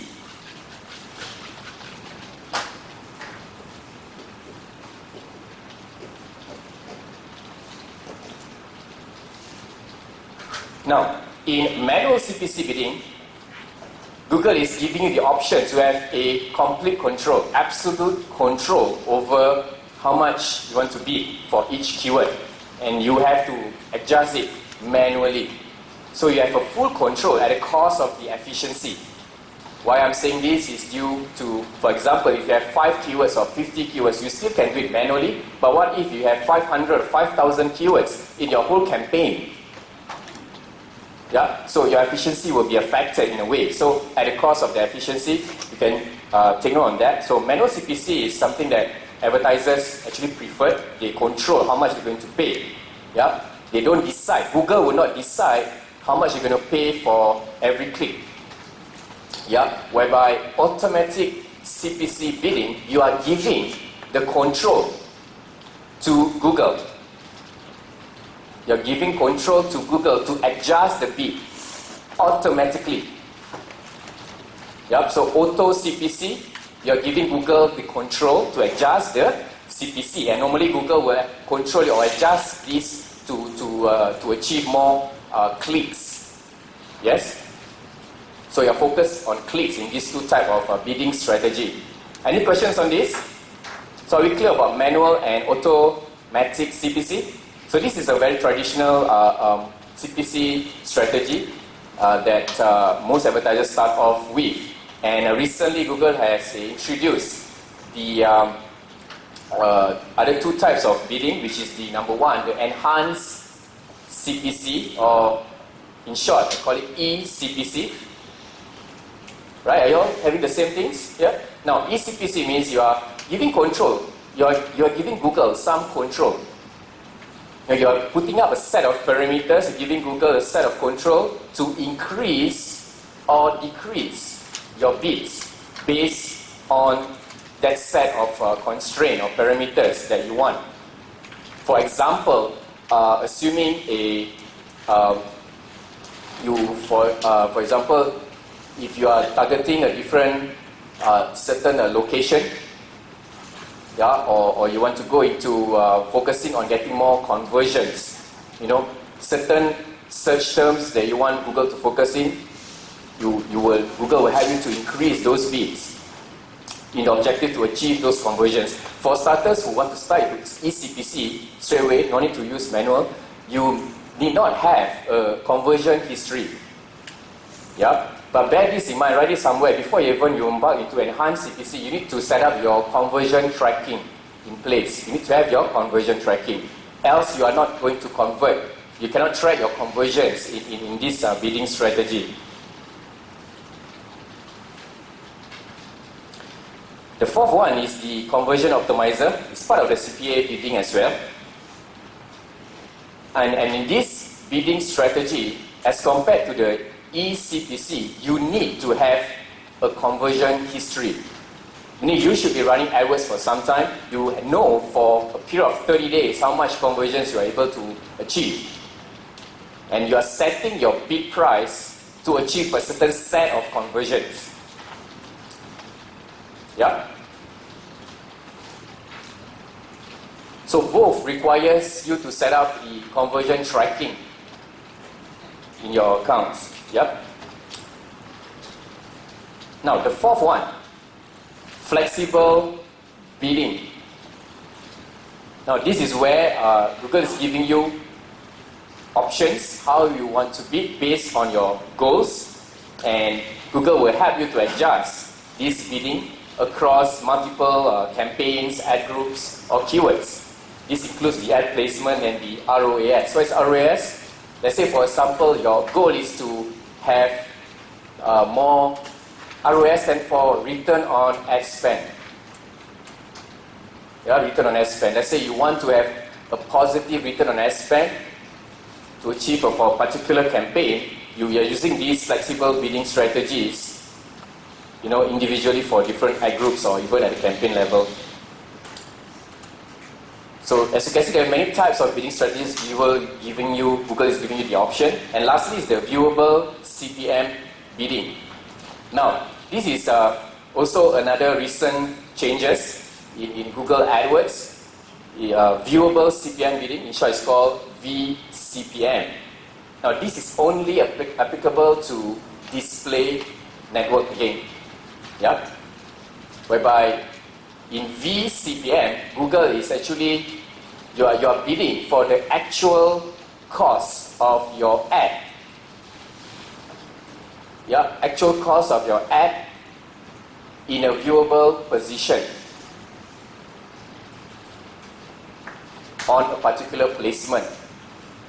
Right, meaning to say, previously what happening was, it was called CPM. This is something for you to understand how this evolution took place. Previously it's called CPM bidding, cost per thousand impression bidding, meaning to say Google will charge your ads, for every 1,000 impression, Google will charge it. But what happens is that some of those ads, is being located on web pages, some of it at the footer, some of it at the header, yes? So some of those advertisers was charged even though the ads is not being seen, number one. Number two, there are also issues regarding with the robots, the bots that actually clicks on to all those ads, and hence, advertisers are not, they want to measure the effectiveness of having this impression here. So Google introduced the VCPM. Yeah? They have this technology called to measure the viewability. They have this technology called the active technology, active site technology. So I want to write it down. This is the term is active site technology. It's a technology that Google used to measure for every ads that appear, for text ads or image ads appear more than 1 second, then they start to charge the advertiser. For video, if the ads shown more than 2 seconds, for video ads more than 2 seconds, then they will charge it, and they consider that as viewable. Right, so bear that in mind. Viewable CPM might be coming out because Google loves to test questions that is of the latest recent things that is being implemented, and there's no more CPM bidding. Today they are going by more performance-based type of CPM bidding. Right, so on your, where do you select what type of bidding strategies on your AdWords? Where?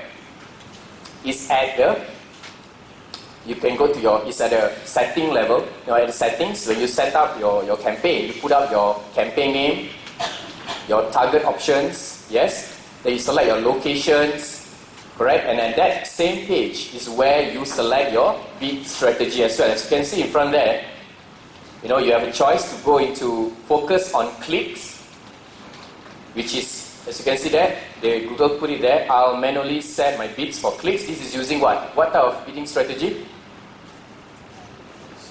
What? Manual CPC. Number two, AdWords will set my bids to maximize clicks with my target budget. What type of model is that? Automatic. So AdWords will, meaning to say Google AdWords will automatically manage your bids. Yeah, meaning it will facilitate, to expedite, to spend your budget as much as possible. Now the third one is enable enhanced CPC. This is where you want to improve the conversions in your campaign by giving Google a limited set of control. And you set those parameters, and when it hits those parameters, Google will increase or decrease that bid. And there's also the conversion optimizer. Now bear in mind, both eCPC and the conversion optimizer, you need to set up your conversion tracking. You need to activate your conversion tracking in order to make this effective. And lastly is the bidding strategy. Right now, bear in mind, I'm not expecting all of you to look into all the different permutations and variables or parameters inside the flexible bidding strategies, so on and so forth, because this is covering just a fundamental exam. You need to know the different types of bidding strategies and what are the, I would say, goals that you can achieve by selecting those bidding types. Yeah. So this page, the next page, I put a summary here. The enhanced CPC. So you have a flexible version to choose from. CPA bidding, flexible version of the conversion optimizer. Same goes for you want to get more clicks. There is also flexible bidding strategies for your automated CPC, search page location, and return on ad spend. Now I want to point out one more point here. on manual CPC bidding. Manual CPC bidding. Take note of manual CPC bidding. Sometimes in manual CPC bidding, you are actually also looking at getting the first page estimates. You're actually, no, if you are not getting, you can, yes, you have control to put how much you want to put for each keyword, but if Google feels that that price point is too low, that Google cannot accept, Google will prompt you on the dashboard that in order for you to reach a certain position on the first page in the Google search, there is a requirement, minimum requirement on how little you should bid on. Yeah, so the first page bid estimate is one of the key things you need to take note of. Make sure that you are bidding within that range, within that first bid estimate range. Yeah. Right. So this is a summary again on the flexible bid strategies. For maximized clicks, the goal is to get more traffic coming to the site, and these are the things that you can control within your account, the campaign level, at the ad group level, at the keyword level. So these are the things that you can set up, those parameters here.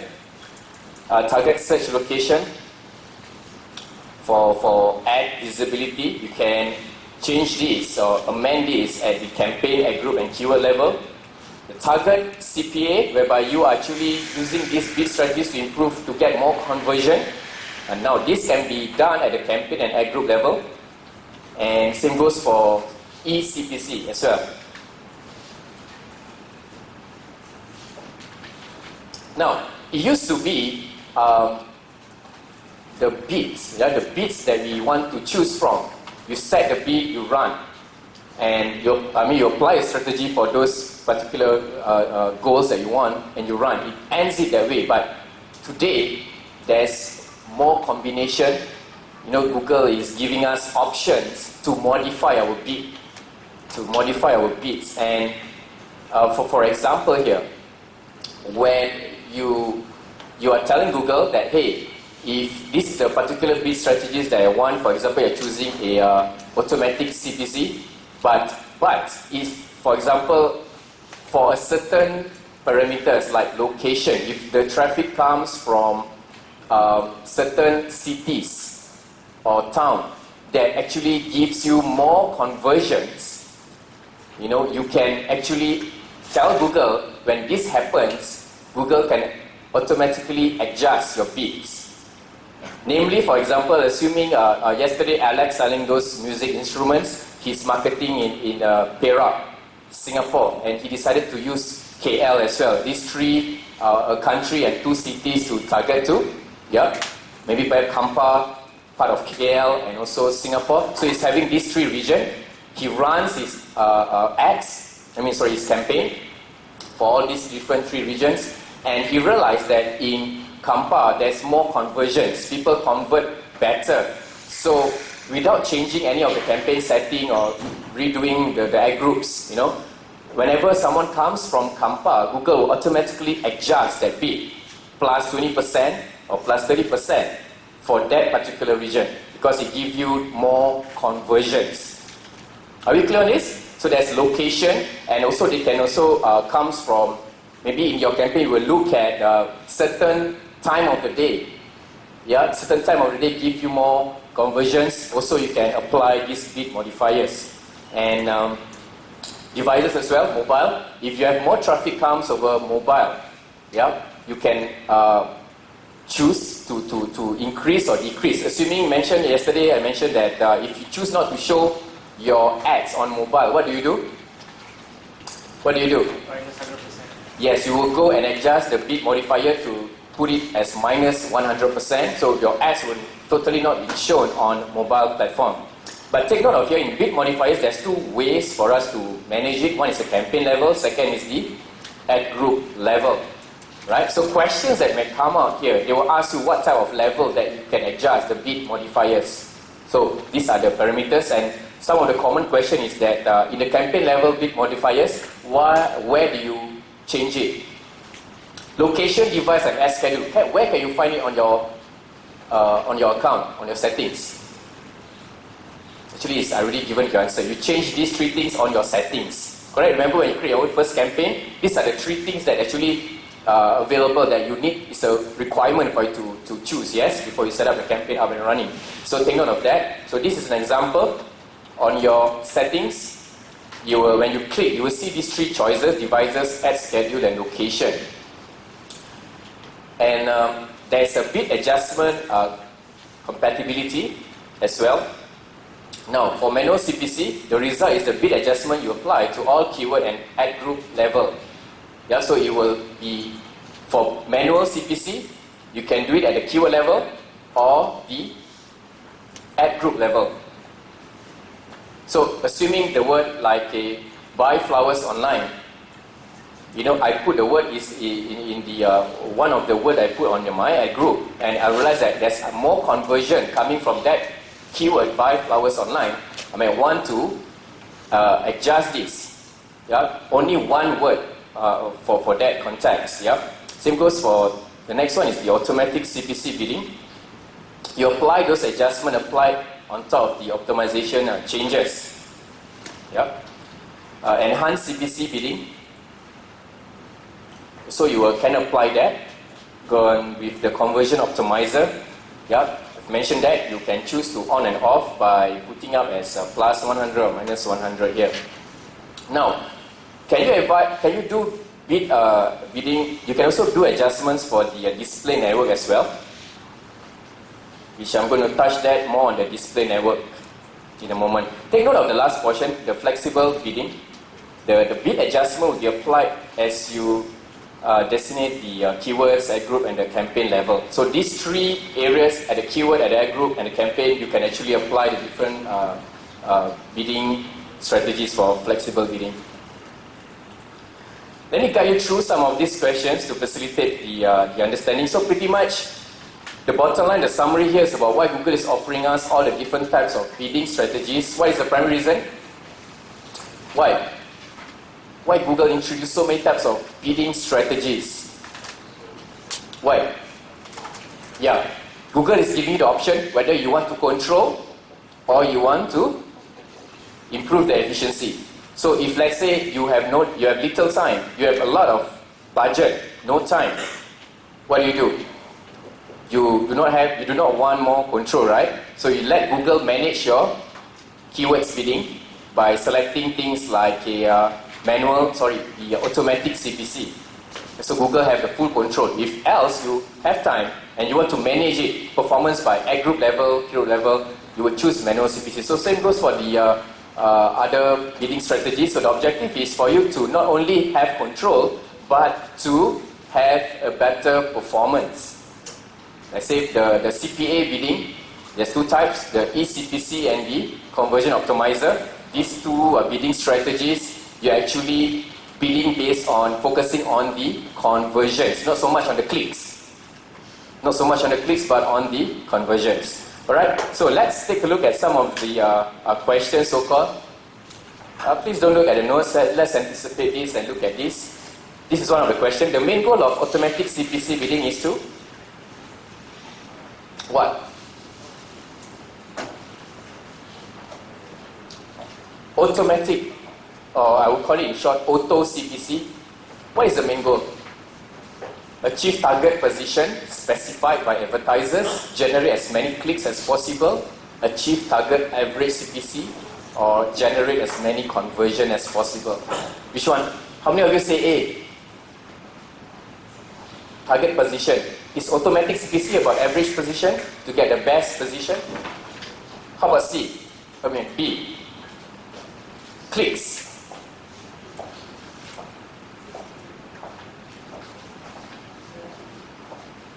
Let me explain on this. Automatic CPC, you are giving Google the control. You have to manage the bids, to improve the efficiency, yes? So, you set your daily budget, Google will decide. Okay, Google will decide, hey, for this keyword, you should bid this price. And that keyword, you got to bid that price. So it can be, so that to improve the conversions and to get as much clicks as possible. Yeah, this is one of the key things that why people use automatic CPC. Now, second, Which factor should be the most important to you while deciding keywords bid in manual CPC when your main aim is to get conversion? This is a good question here. Which factor should be the most important to you while deciding keywords bid in manual CPC when your main aim is to get conversion? What? Traffic estimator. This is a tool in Google Adwords. Profit per paid click. Quality score or first page bid estimate.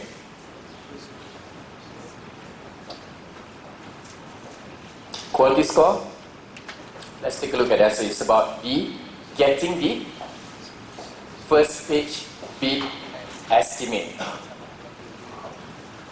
So the idea is when you do manual CPC and your aim is to get conversion, you want your keywords to be shown. If Google says that for you to be page number 1, you have to bid a little bit more, well, you will apply that requirements, adjust it, increase it by another $1 or another 50 cents, you'll apply to that so that you can achieve that visibility on that first page, yes? Next, which is the important factors, based on which important factors is recommended daily budget calculated from the search campaigns in Google? Impression, automatic placement, account, conversion. Which one? Daily budget in a campaign, for a search campaign Google. Impression? What happens if your daily budget, any difference when someone put their daily budget between $10 versus $1,000 a day? Any difference? Yes or no? Okay, let's say you are going head to head with all the big advertisers. Your boss tells you have only 10 ringgit to spend a day. Meaning 30 days, how much? 300? 1 day, $10. Not difficult. 30 days is 300. Okay? Versus someone who have $1,000 a day, he have more daily budget, right, per day. So any difference, yes or no? Yes, there's a difference. So one of the main difference is this. If you have a lesser, I would say, fewer daily budget being set, it will impact the number of times your ads is being shown. Google cannot afford to show you as much, yeah, because they have to limit it. That's based on your set of daily budget. So whenever you run AdWords, for example, let's say you run your AdWords and suddenly when you check on the Google Ad Preview tool, okay, later I'm going to share what is that. When you check on Ad Preview tool to view where your ads actually being shown, is your ad shown for that keyword? And when you check, then you ask yourself, how come my ads is not shown? I bid for this keyword, and now I type the exact keyword, the ads doesn't come out. So one of the key areas that you need to check, maybe check back at your daily budget. Are you getting your daily budget too low? Or what is the recommended daily budget that Google is actually advising you to use, yeah? So take note of that. Next question. Where can you find within the settings on the new enhanced campaign? Where?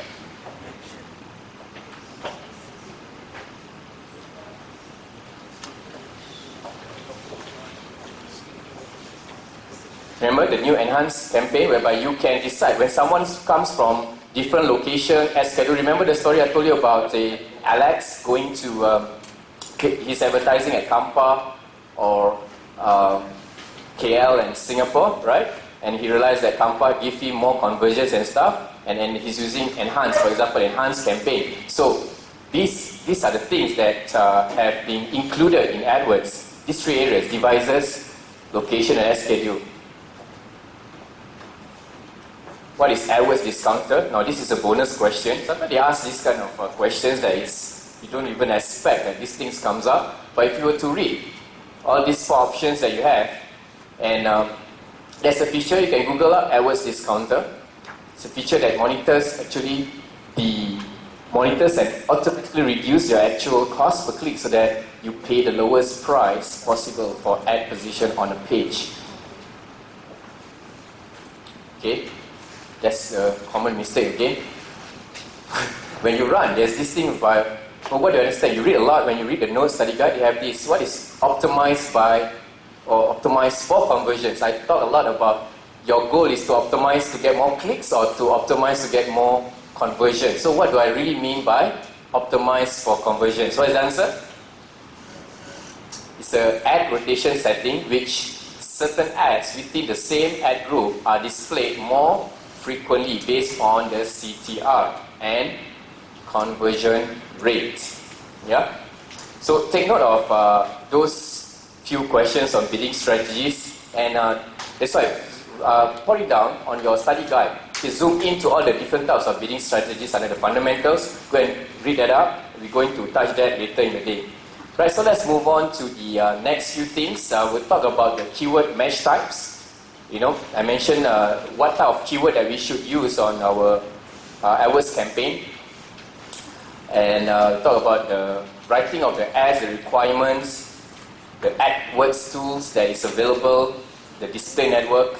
A bit on that I will touch on that's required on your fundamental exam, followed by how do we measure results and optimize the campaign in the long run. Alright, so let's look into keywords. How to pick keywords. What is a keyword in the first place? Now we are actually living in the world of, it's a keyword driven environment, yes? Especially when it comes to online advertising. It's a keyword driven environment. Every time people want to find answers, they will type a word, a keyword, and these words contains meaning. It tells the behavior of the consumer, what they are searching for, yes? Yeah, so from there you can actually find out a lot of ideas, you know, what kind of problems they might have. So when you want to run AdWords, not necessarily, you know, let's say for example, not necessarily if I will have a flower business, I need to bid for the word buy flower. You know, I might want to think about why would someone want to buy a flower? For Valentine's, for maybe anniversaries, yes? You also need flower, yes? So again, all these words, they comes in various keyword cycle. You know, they have comes in different priorities as well. So it is important for us when we run AdWords, when we have our campaign structure up, yeah, we know that what location we want to use, what devices we are targeting, our bid strategy is in place. Next, we are creating our ad group. And our ad group is just a group where we theme all the keywords. Remember I mentioned the word keywords? So we are coming to a point whereby, so what keywords do we choose? If you select keywords that is not relevant, not specific, what will going to happen? It will definitely going to affect your overall CTR because it's not targeted. General keywords goes to low CTR and you get few customers here. And there are few ways for you to choose a good keyword.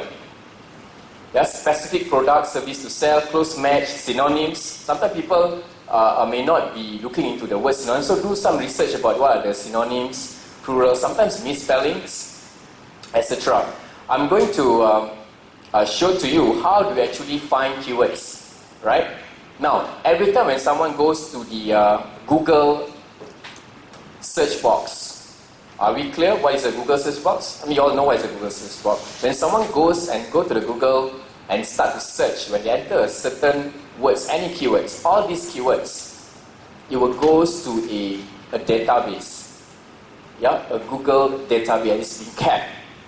Now, if all of you here today, every one of you here today is running you're selling flowers. The question to you is, do you want to know how many Malaysians are buying flowers online? Yes or no? Yes or no?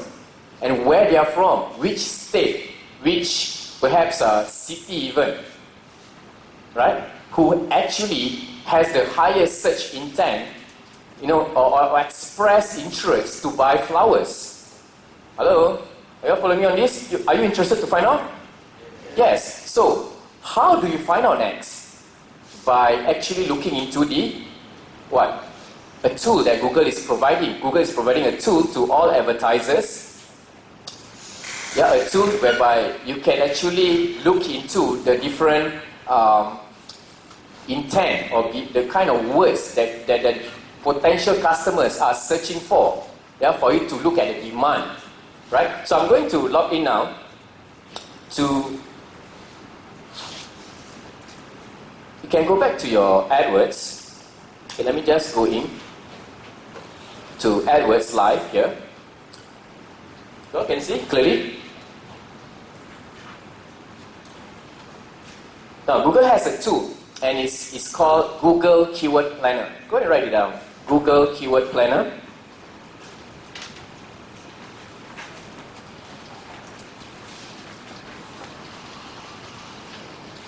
Google Keyword Planner.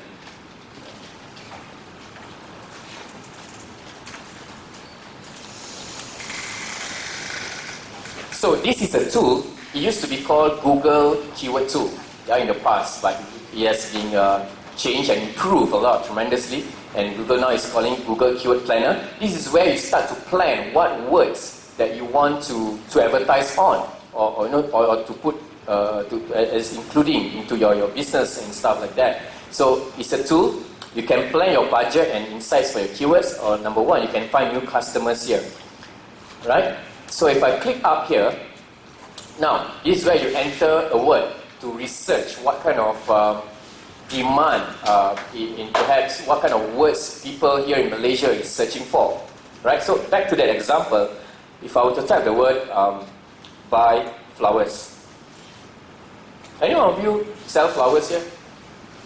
Some of you entrepreneurship courses, right? Anyone sell flowers here?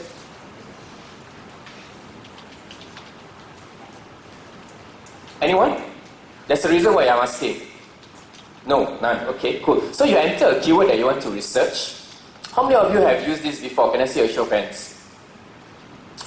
Excellent. Okay, so you enter your words. Let me zoom this up.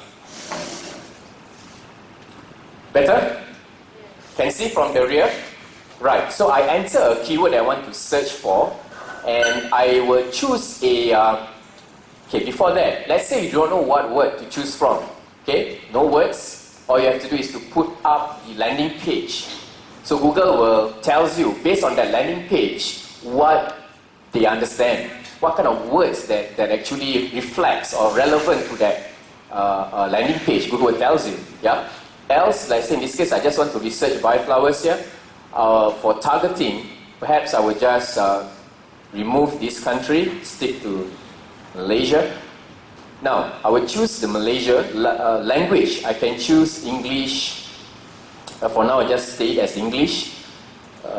Skip this. Now, I will put up the, this is the filters. Let's say you want to only see more than 10,000, assuming you know what's the average demand here. Now, under keyword options, I will select it only for ideas closely related to my search terms. And from there, I will click search. So when I do this, Google is actually showing to me for users, for people in Malaysia. So because I choose targeting is in Malaysia, people in Malaysia using Google, and how many of them are searching words related or similar to the word buy flowers? Are you following me on this? Yes? Alright, good. So I'm scrolling down and you will see two choices. Okay, number one, you will see the trends, July all the way to 2015. Now, Google is taking an average of each month. Yeah, you will reflect here on average how many searches were there in a month, right? So it's an estimate average. So there are two parts to it. Number one is a group ideas. So Google is telling you want to run campaign for buy flowers. You can either group it by these following themes, like flowers online, cheap flowers, or bug flowers. You know, some ideas. It may or may not be congruent with what you want to achieve. Yeah, but this is some ideas. But this is where you go to know the demand of a certain keyword. So I click onto the word keyword ideas. Yep, so the word buy flowers. How many people search a month? So this will give you the idea. Let me sort this up. from highest to lowest. So buy flowers, in this case, average monthly search at the very minimum is 10, and competition reflects here the number of competitors advertising for that keyword. Yeah, it's pretty high, and every bid is in $1.97. Now, do take note that my account I set up in Sing dollar, so you will see all that in SGD. Yeah, because I can't change that anyway, unless I do it from in a single different currency. Now, but Google also giving you by other relevance word like buy flowers online, buy flowers, where to buy flowers in Singapore and stuff. Wow, Malaysian search for flowers in Singapore. So it gives you this whole ideas of keywords, alright, that you can choose from. Best sites to buy flowers and stuff like that. Come, let me give you another example. Anyone? Any volunteer? Any ideas?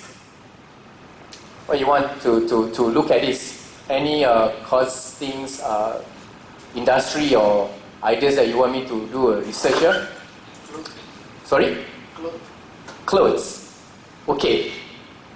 Clothes. Assuming you want to set up a online e-commerce to sell apparels and clothes, and you want to know typically what kind of clothes people in Malaysia is actually searching. And you can see down here, let me scroll all the way up. Now, online shopping clothes, 1,000 people searching. This word, online shopping clothes, this is the average monthly search volume. Baby clothes, maternity clothes, buy clothes online. Now, this gives me an idea of the kind of expected demand here, estimate demand of the interest in a particular region here. In this case, it's Malaysia. So if you combine maternity clothes, baby clothes online, is it quite substantial? Yeah, it's quite a lot, right? In a month. So this is how you will use this tool, Keyword Planner, for you to research what kind of words is relevant here. Now, Korean clothes online, that's also quite handful. How many of you love Korean designs? None? What clothes then you wear? Baby clothes, fashion clothes. Okay, that is number one. Number two, for you to learn on how you research for the trends, yeah, the trends to understand more on the behavior of your consumers. Yeah, this is an example for you how you do a keyword research. You have to start with that. So one of the tools is to use Google Trends. Now I will put in the word baby clothes. Since just now we saw a couple of baby clothes around. Now I just entered the word baby clothes. Now this, what site is this again? What site? Google Trends, yeah? So you will search for, let's say you type in baby clothes, and this is where you will return some result. Let me just refresh this again.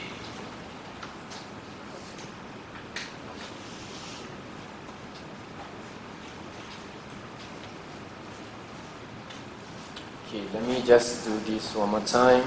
Internet is taking some time here.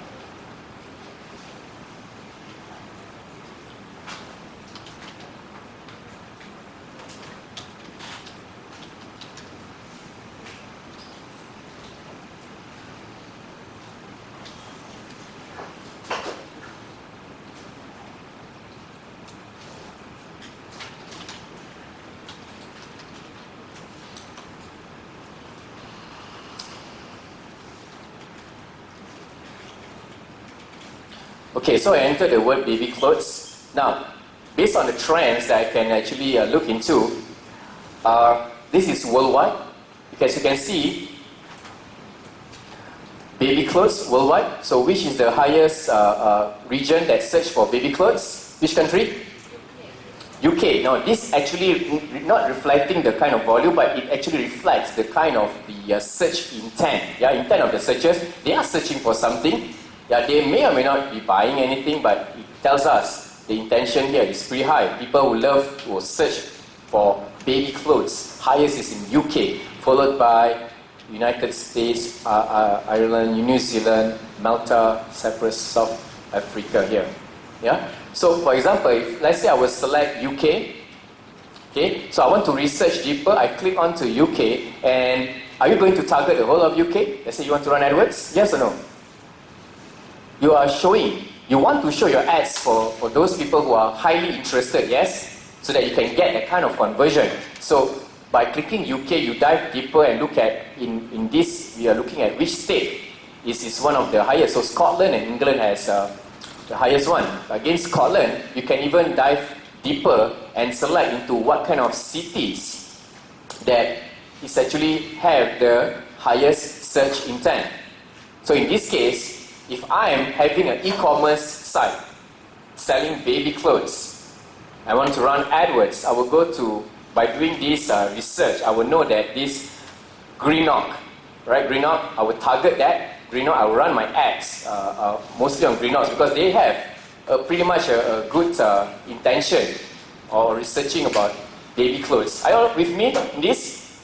Yeah, and you can do this with other various type of industry and business and stuff like that. So with this is where we actually find keyword ideas for us to put up on our ad groups, to group it together. So baby clothes is one, let's say you're running e-commerce, baby clothes is one, maternity clothes is one, baby accessories is one, so you group it into different themes. Right? Are you all following me on this? Yes? Right, now I will move on with the kind of words that we can use, the type of match types, keywords that we can use in Google. Now, in Google AdWords, for every word, Google is giving us an option to choose from. It's known as match type. Match types. Number one, you have a match type known as broad match. Broad match. Now, this is a word or phrases. Whenever someone search for the word baby clothes, let's say you are using a broad match, and the broad match word is baby clothes. So, people who search words like toddler clothes will trigger the ads because it's pretty much quite similar in that context. Right? But in this example, I use the word Langkawi cruise. When someone search for the word cruise in Malaysia, it will trigger the ads because it's pretty broad. Cruise Malaysia deals. It will trigger the ads. So if you use this kind of word in your ad group, it will trigger your ads. Are you following me for broad match? Now, for second one, it's called modified broad match. Now, in this case, ads can be, you are putting the words, in this instance, there's a plus sign. Do take note. Plus sign before the words itself.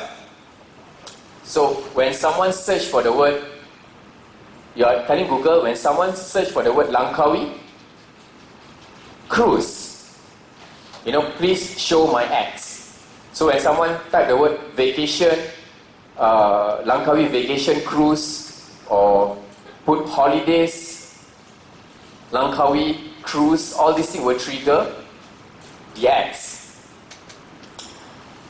But when someone type the word cruise in Malaysia, unlike the broad match, it will not trigger the ads because why? You are putting in the symbol here, plus, you are telling Google that anything to do with the word Langkawi and cruise, please show my ads. Those words, those keywords have to be inside the search query.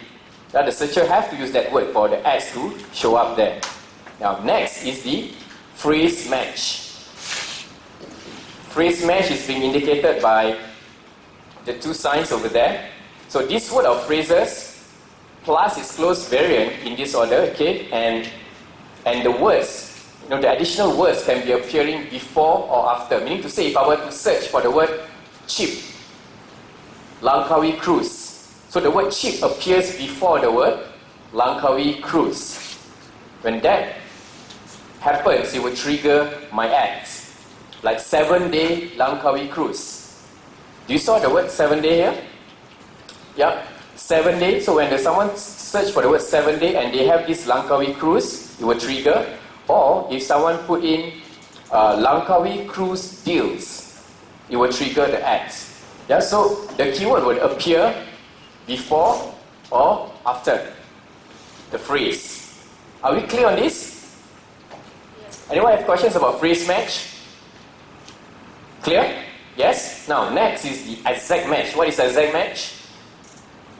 It matches the exact variant or the closest variant, like the plurals. Yeah, when someone search for the word Langkawi cruise, it will trigger. When someone type the word best Langkawi cruise, will it appear? No. Because when you bid for the word exact match Langkawi cruise, when someone search exactly Langkawi cruise or the plural version to it, then it will trigger the ads. Yeah? And lastly, there's this thing called the what? The yellow color. What is that? Negatives. Now, what are negatives? These are words that obviously not for your ads to be shown, but these are the words you use to filter. For example, if I run a cruise, Langkawi cruise business, and my packages are not cheap. My packages are not cheap. It's maybe starting from, for 7 days, that it's not going to be below 100 ringgit or something like that. It's going to be quite competitive to the rest of the cruises industry here. And I would tell myself, whenever someone search for the word cheap Langkawi cruise, I do not want my ads to appear. So I will use the word cheap as my negative. So I will put minus, yeah, minus cheap. Or best still, in this example, if I'm not going to give it for free, so what do? Minus free. Are we clear on this? Let me give you an example over here. A live example on Google search results now. Let's see. How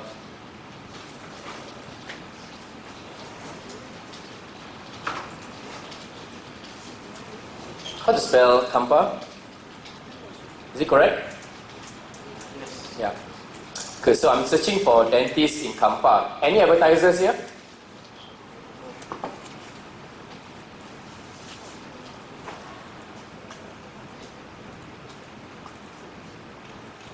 Okay, not much advertiser here.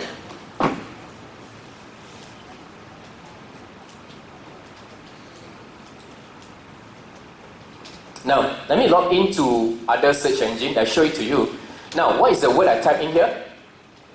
What is the word?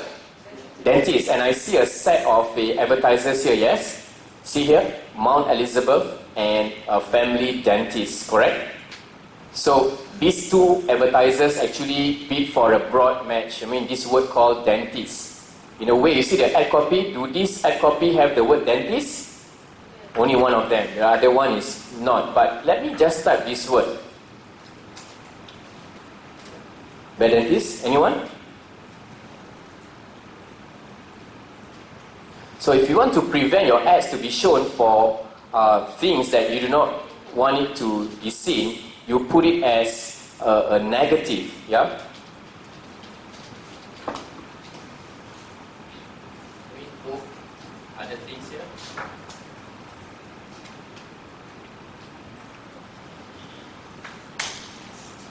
Right, you see this? If I type the word buy flowers online here, there's a set of advertisers. Now, if I'm not selling flowers, or I'm not giving it as a free, you see down here, this whole advertisers over here, do you see there's a lot of advertisers, yes? Now, if I were to type the keyword free, I should not be expecting any advertisers to show up. Yeah? Because why? Because why? These companies are not giving flowers for free, correct or not? Hello? So, now when I type the word free buy flower online, and there is a set of advertisers here. So what does it tell me is that these guys, they do not have the word negative free, minus free on their campaign level. Right? That's why the ads is being triggered. Yeah? So, are you all clear about what is negative keyword? Yes? Right, so there's how many types of match types available in Google Adwords? There's about 5. Yeah, broad match, modified broad match, phrase match, exact match, and negative match. Some ideas about negative match that is commonly being used by service providers and most of the other advertisers, yeah, such as this is just an example. Obviously, negative word, there's a lot of variation and permutations to it, yeah, which give you an idea. I talked about the Google Keyword Planner as a tool for you to research words that closely related to your the consumer that you're targeting, right? How you research it using Google Trends to look at certain trends and to locate certain locations that you want to see whereby they have a higher search intent. Right, up to this stage, any questions? Yes? No? Are you clear with type of keywords that we are looking at? Now, on your keyword, Google Keyword Tool, at the Google Adwords platform, okay, there is a feature, take note of this, it's very unique and it's very powerful. It's a good practice to take note of this point, that in this Google tool, every time ads is being shown, every time an ad is being shown, there is a keywords, that is being searched, right? And those keywords is actually being, I would say, being gathered, will be reported back to Google AdWords. And one of the ways for you to pull up this data is to go to the keyword level, click on to details, and you saw this term called search terms. You click all. So using search term reports for you to derive what other ideas of keywords that you can use in your campaign, that would be very useful, right? So search term report is also another way for you to find keyword ideas at the same time. So when you click all, this is what you will see. You will see a set of keywords, and these are the words that you are bidding. You are using these match types on your campaign, and some of the words is actually you have not used before. Like this guy over here is phrase match, but it's not included in your campaign yet. So do you want to use it or not? It's up to you, but give you that idea, other opportunities, words that you can use. Right? So moving on here, there's a couple of tips here that you can spend some time reading here. Number one, use matching options with your keywords to help control which searchers can trigger your ad. We talk about the broad, modified broad, phrase, exact matches. And when choosing the appropriate for a keyword, we typically recommend starting with broad match to minimize your potential to show your ads on relevant searches. But do take note, you need negative keywords. Whenever you use broad matches or any other match types, you need to have a broad match to filter off words that you do not want your ads to be shown. This is important. Why? I will come to that in a while. Next is use the search term report to monitor which keyword variation trigger your ads. Add negative keywords in your ad group or campaign level to improve relevancy. Now, questions might be asked where you edit your negative keywords. So take note of the last point here. You can actually edit or add those additional negative keywords on the campaign level or at the ad group level. Campaign level or the ad group level.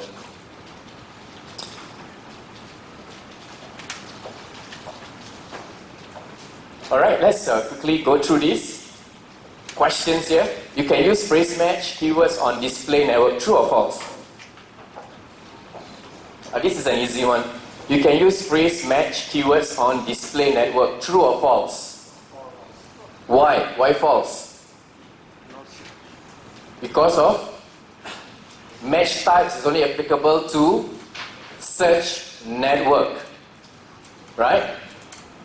In display, there's no match types for you to choose from. You will take it in the contextual form. You know, most of the words are in broad. They will match you according to the kind of themes, the right context. Then you will show your ads and stuff, right? Next question: if I add a keyword phrase plus cricket plus bats, then my ads may show on searches for what type of words? Cricket bats, English willow cricket bats, baseball bats. Which one? Okay, this is a modified broad match, yes? So I'm telling Google, anyone search for the word crickets and bats, and they have other additional words in between, but these two words must be included inside that search term. Please show my ads. Are you all following me? Right, so in these two answers, they got cricket bats, and this guy also, even though they put English below cricket bats, you know, the word cricket bats is here on the search term. Right? So the other two, you see down here, they have English below bats, but do they have the word cricket? No, because of that, Google will not show the ad. So when this happens, you are actually restricting where your ads is being shown. Yes? Why? Because at the end of the day, you literally want to target users who have high interest. You are going to show them your high interest in searching a specific product or solution which is highly relevant. You just want to target those people who are highly relevant, and the chances of them converting eventually to become a sales or to be on the positive sides of things. Yes? So take note of these kind of questions. Surely most of the time we'll like to ask these modified broad match type of questions. Take a look at this question over here. If you add a broad match modifier to any term that are part of a broad match keyword phrase, then what happens? If you add a broad match modifier to any term that are part of your broad match keyword, what happens next? So meaning, you're putting 2. See, zoom in, let's take a look at this. Your ads can only show when someone's search contains those modified terms or close variation of the modified terms in any order. Now, this is very closely similar to the term just now that I showed you, the cricket bats. The cricket bats, you know, those terms, if you add in the broad match modifiers, it has to contain the search terms that you want Google to show your ads to. So they must contain the word bats, must contain the word crickets. Are we clear on this? Yeah? Now next. Now, Rahul performs a Google search from his desktop computer using query Mumbai flats on rent. He will be shown ads based on what?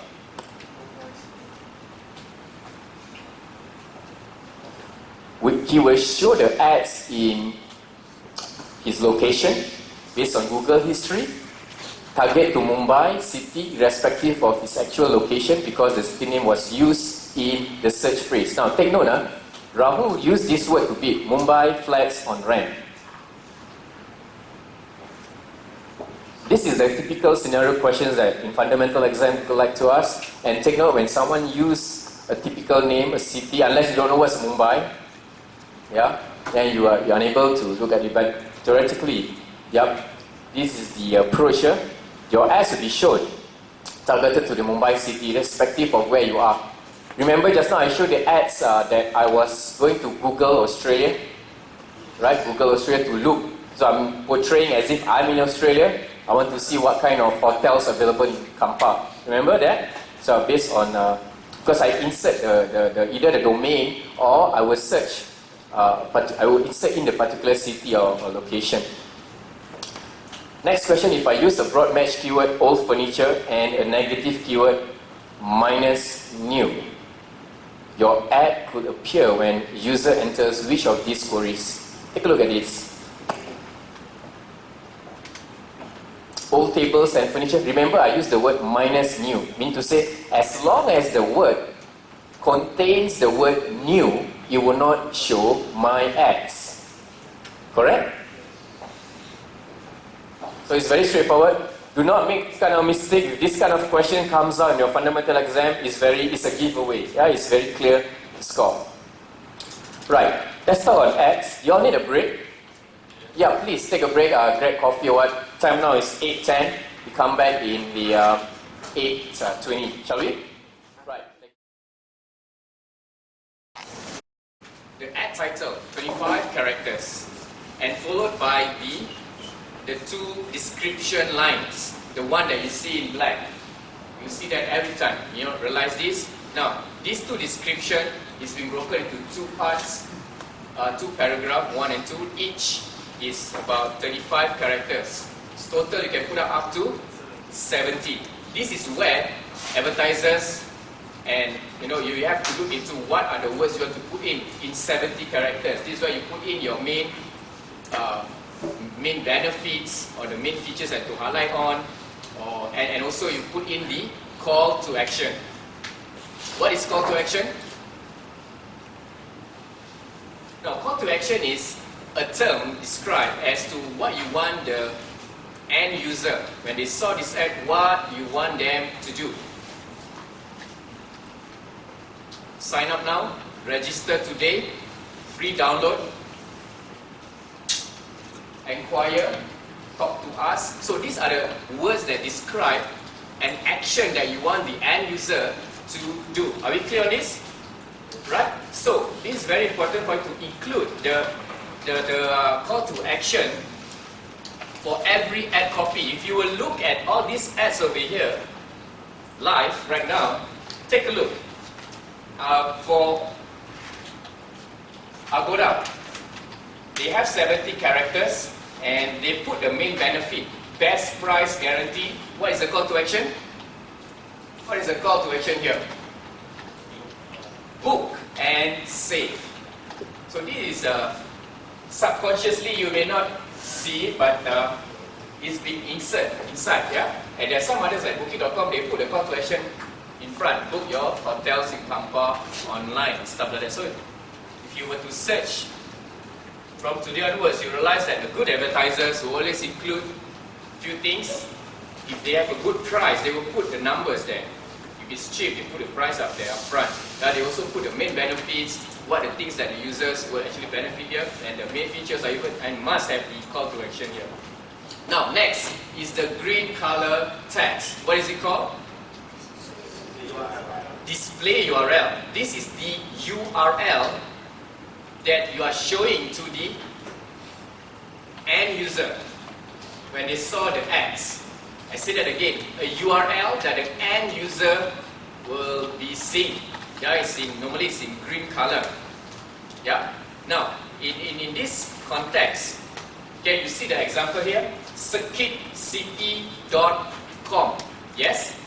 Now, this is a display URL, but it is not the actual URL that you are bringing the potential customer to. You will place the exact URL of the landing page in the next portion, which is the destination URL. Are you following me with this? So there's a display URL, there's also the destination URL. Now this destination URL is the exact URL with all the tracking parameters to that particular landing page. So perhaps I guess here, circuitcity/cameras/digital cameras. Maybe, is the exact landing page here. Yeah? So the destination URL, how many characters it can contain? How many characters?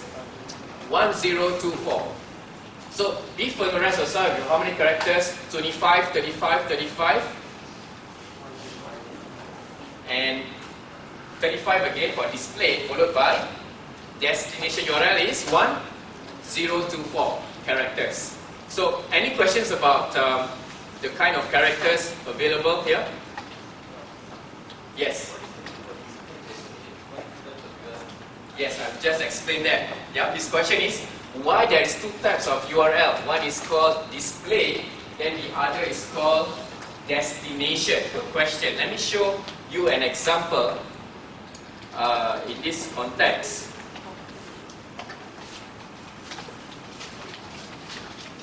Now,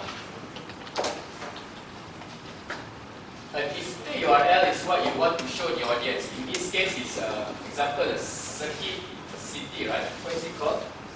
Yeah, circuit city. So this is what they display, circuitcity.com. So this is their display URL, yes? But when someone, this is what they want to display for show, display. But knowing that I've explained prior to this, that the ads, from the keyword selection to the ads to the landing page, it has to be relevant. Yes? So the last thing you want is to bring someone to your home page. Why? If you're advertising for the word digital cameras, and when they click to this URL, assuming you're pointing them to the home page, what is the experience of the end user going to be? They can't find that digital camera, yes? Because it's pointing to the home page. They have to start navigating into the different types of products that this guy has. So that will hinder, or I would say, impact the conversions. You will not have much conversions if you were to practice that way. So, what Google does here is that they advise, for best practice, they advise advertisers to actually point to the page that talks about the exact or relevant products. In this case, if you're advertising for the word digital cameras, bring them to the page that shows the site, the landing page that talks about all the different types of digital cameras, instead of letting them go into the home page and then navigate through that category called digital camera. Are we clear on this? Yeah. And that particular page is definitely not going to be circuitcity.com. It might be things like a circuitcity.com/products/digital cameras. So that domain, circuitcity/products/digital-camera.php or .html. Now this is the whole domain that you put in onto your destination URL. Are you all clear on this? Now, however that being said, how many characters you can put for this display URL? How many? 35 characters. Now, take a look at this. This domain, www.circuitcity.com, how many characters is that? 1, 2, 3, 4, 5, 6, 1, 2, 3, 4, 5, 6, 7, 8, 9, 10, 11, 12, 13, 14. Now, it's less than 15 characters, correct? So you have a remainder. So in fact, what you could do here, you can put a / and put the word display camera if you want to, as long as it's still within that character limit. Are you clear on this? Yeah. So this is just for display, but the actual URL is the exact landing page. Now, if I were to paste the whole destination URL onto the display URL, what's going to happen? What's going to happen? Not enough character space. It's exceeding that 35 characters limitation. Yes, that's why Google created another one called destination. Now, but there's another reason why destination URL contains 1024 characters. Why so much? Why nobody asked me? Why is 1024 characters? What's the problem with Google? Why? So these are the things I want to explain in between, a little bit details. Now, one of the reasons why Google does this for, especially for destination URLs, that this is where, at this destination URL, assuming /product/digital camera. Now, most of the time, in advertisers, they actually also want to track where this traffic or this particular user comes from. They might want to put in additional codes onto the destination URL. Things like the tracking code, you will start with the word $UTM_source, which I'm going to show you at the advanced search how we do tracking. So whatever tracking parameters that is available, advertisers will include it together at the destination URL. Are we clear on this? That's why you have to take up at least about that much of a character. So display URL, destination URL, are we all clear? Yeah? Great. So the URL can be Sorry? the display URL is this function that can be Destination URL, display. this display. So when someone clicks, when someone clicks this site, where do they go? They go to this page, /products/digital cameras. Are you clear? So they don't go to the homepage, they go directly to the destination URL. Alright, so we covered this one. Now, there are also the character limits in AdWords. You know, they're giving some allowances here. On the left side, example of an ad. I mentioned about the headline. Yeah, there is characters, 25 characters. Now, do take note, there is a limit for double width languages, assuming you want to put double width characters like Chinese characters, Japanese, Russian, yeah, all these type of different languages, you know, it requires a little bit more width, yes? So in this context, for those exceptional languages, you know, there is also a new limit that Google is having here. Now, so for headline, the limit for double width languages is 12 characters. And the description each carries about 17, and the display is about 255. Now, this is this tag over here. You know, have this link. All you have to do is to click on this side. It opens up directly to that page that talks about the tag ads and what are the things that you can you need to know about. Yeah.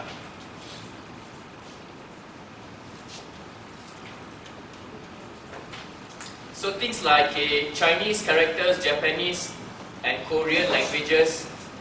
We can also use AdWords to advertise on, but you have to take note of the double width characters. So highlight the word double width. Sometimes Google might want to test your understanding about, do you know that there's other alternative other than English words? If they're using other type of languages, what is the limitations as well? Questions? Now this is an example in Google when you need to edit the ad text, right? The headline, the description, display URL, and there is this thing called the destination URL. Now take note that recently Google made changes to the term, to the destination URL feature.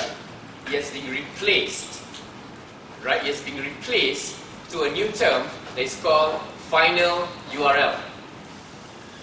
Yeah, meaning to say, you can put your URL here, and all your other parameters, you know, you put it under options. Now, I will not be covering about the updated URLs for this fundamental course, yeah, but it's good to know that this is how it looks like. Now, bear in mind, in Google AdWords, there are a lot of changes happening every other month. Yeah, things that I taught today and things I taught 1 year ago is totally different. There's so many new features that Google introduced, different bidding types, different features that Google is allowing us to as advertisers. All that is to improve the overall experience. Yes? So even for myself and the rest of all the other advertisers, we are still learning and, you know, reading up what is the latest changes and how this actually have a more positive impact on our advertising dollars. Now, what I want to take note of, all of you to take note is this. For creating longer text ads, let's say you want to put in Russian language, Chinese, Korean, and all those kind of characters, you need to opt into the longer text ads, and there's a feature here below.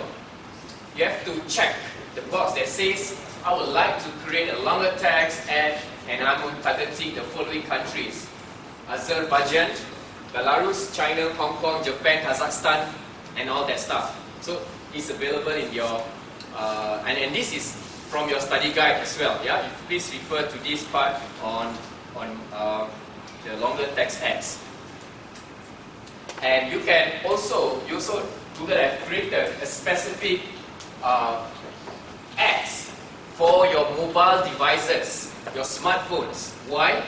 Because you have limited spaces on your smartphones, you know, your ads, and this is where Google have, they also offer that different ads that can be served on that platform. So you can see here that text ads, image ads, ad promotion ads, all these things available for smartphones supporting full browser, tablets. So can AdWords ads appear on tablets? Yes or no? Yes. So broaden up your mind. Your idea here is we are talking about targeting multiple devices at the same time. Yeah. And also there is another new thing here. Your ads can also be appear in terms of just to make a call ads. Yeah, whereby you have to specify the number for the end consumers to call. That through your mobile phone. Now, there is a few things that you also have to take note in terms of the ad policy that Google has really been introducing for quite some time now. There are policies that you need to follow when you are writing the ad text. You fail to follow this set of rules, your ads will not be approved. Now, bear in mind, every time you do an ad, you write an ad copy. Yeah, your headline, there's descriptions and all this. It will be sent to, it will be manually verified by the account managers, the Google account managers, to approve or disapprove. Yeah, similarly, if you do a display advertising, you have all those banners. Again, it will be manually being approved by the Google account managers here. Yeah, so take note about these are all manual actions. So there are certain things that you need to take note of. Number one, make sure it's relevant.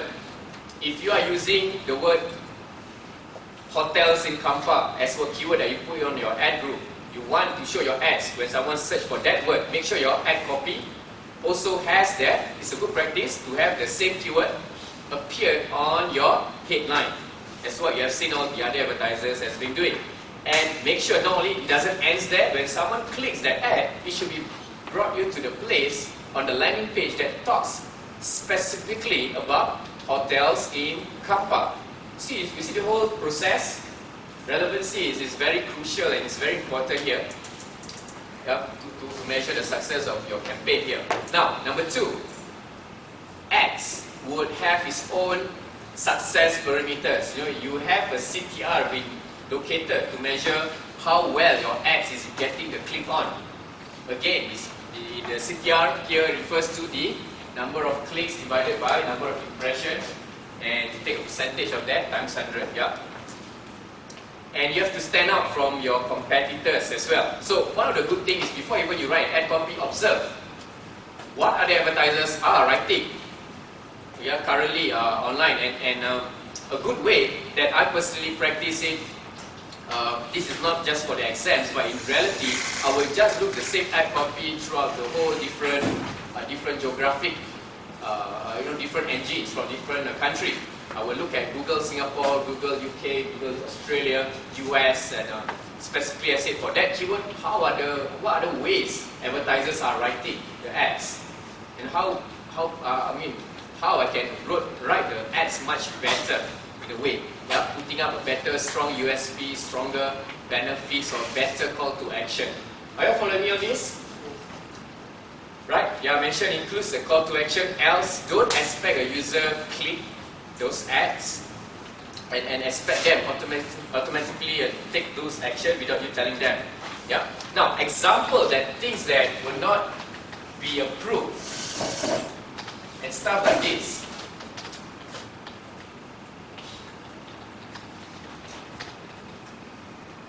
So these are some of the good example here. Vague or irrelevant ads. Example, the name of the store, Give Toys Repairs, open to publish. If you write this kind of ads, now, looking from a from this portion as an end user, you won't tell the difference, yes? You think this is fine, but take a closer look. You are selling gift, you are selling toys, and you're also doing repairs. Yeah, so Google, this is Google is that this is irrelevant, so they will not approve. Second one, good stuff, cheap. You are writing a headline, you're using the word good stuff, cheap. Now guess what is the keyword I'm bidding for? Every product you need, great service, cheap prices. No, Google will not approve it. These are not robots that is approving the ads. It's real human. You can't simply offer words like, offer everything under the sun. Every product you need. It's not defined, it's not specific enough. So Google will not approve this kind of ads. Are we clear on this? Yeah, there are also other things that you want to take note of. Assuming you are putting a headline, award-winning school or award-winning classes or award-winning course, for example, you have the word award-winning, you can include those kind of words on your ad copy. In fact, it's a good way to differentiate.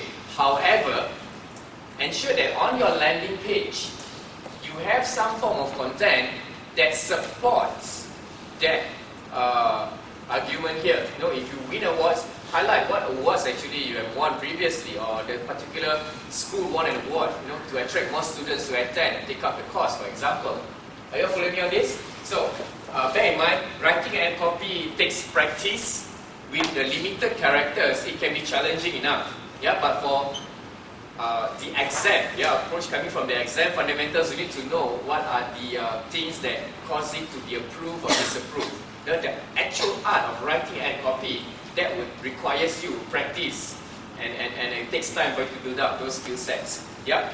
So I mentioned again and again here the importance of having relevancy. You can't control what users are typing on the search box, but what you can do is, you know what keyword you want to use to target. You have to show your ads. Now these are the ones that you can control, and make sure that your ad copy at the very minimum, you know, has those search terms on the headline or even on the description. Make sure it's relevant, and when they click, I mentioned this again, it has to brought to that page that talks about the keywords that you want to advertise on. Yeah, in this case, Langkawi Cruise Tour.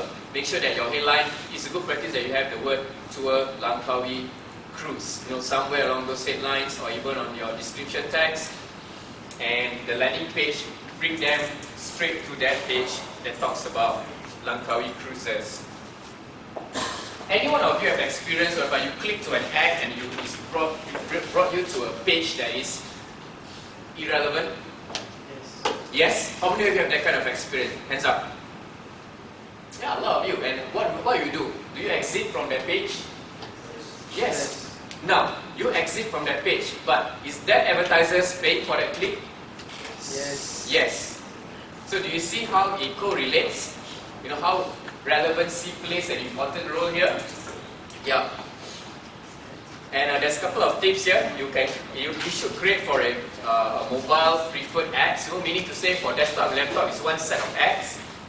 For mobile, you know, in terms of the mobile users, you know, audience, unless it's the same, you know, else you create specific ads for mobile users, and you should, you know, look into choosing the right ad rotation, optimize for clicks or conversion, or rotate evenly over a period of days. Yeah, this is part of the bid strategy that we talk about here.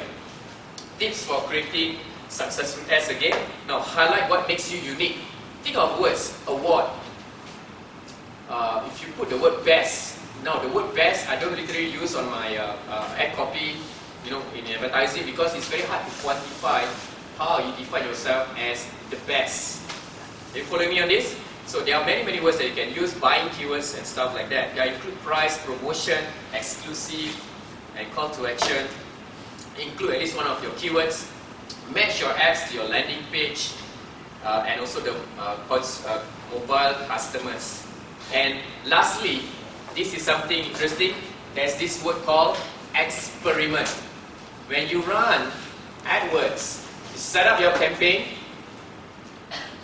specific to your target audience. You know, you choose all your options. You set up the different ad groups. Now, under each ad groups, you will have keywords, yes, and you also have ads, yes. The ad copy, you know, is a best practice for you to create two versions of those ad copy. Two versions. So Google will permute the ads A and B to different, to all the traffic. Whoever saw those ads, it will rotate and show, and it will reflect which are the better performing ads. So for example, the scenario here, the hotels in Kampar. My headlines, I might want to just put in hotels in Kampar, and the second variation, I will put the word looking for hotels in Kampar, question mark. Are you following me on this? And these two ads will run concurrently, and Google will rotate these two ads and see which one gets a better click. Yeah, so it will measure in terms of the CTR which performs better. And when you find out which is the better ones, you create C, D, E, F, G, on and on. So you keep testing the ad copy, and you don't stop there. Because at the end of the day, you want to achieve the ultimate, one of the best click-throughs, yeah, that you can achieve. Yeah. Can you put punctuation in headline? Yes or no? Yes. Yeah. Right. There's some questions here that I have on this. Can you all see this? Is it too small? Please refer to the notes. I think the notes is there, but sadly it shows the blue color boxes as well. Now, let's do some example here. I will read for you. This is an example of the ad text. It says this: big sale on now. Cheap laptops for sale, find the lowest price. So is this allowed or not allowed? No, it's not allowed. Why? Because the ads contains an exclamation mark. You might want to write it somewhere that the ads contain an exclamation mark. So you cannot put an exclamation mark, on the headline here. Second, big sale on the now. Cheap laptops, the number, the numeric 4, sale. Find out the lowest dollar, which is the dollar sign. Approve or not approve? Definitely it's a no-go because this is not WhatsApp, it's Google Adwords. You don't put the 4 as in numeric, you will not get approved. And number 2, you do not put the dollar sign as just in a dollar sign. You need to, if you have a price, you put starting from $10 or starting from whatever amount you want to indicate. Right? Now, the third one, antique book sale. First edition copies, buy one, get one half off.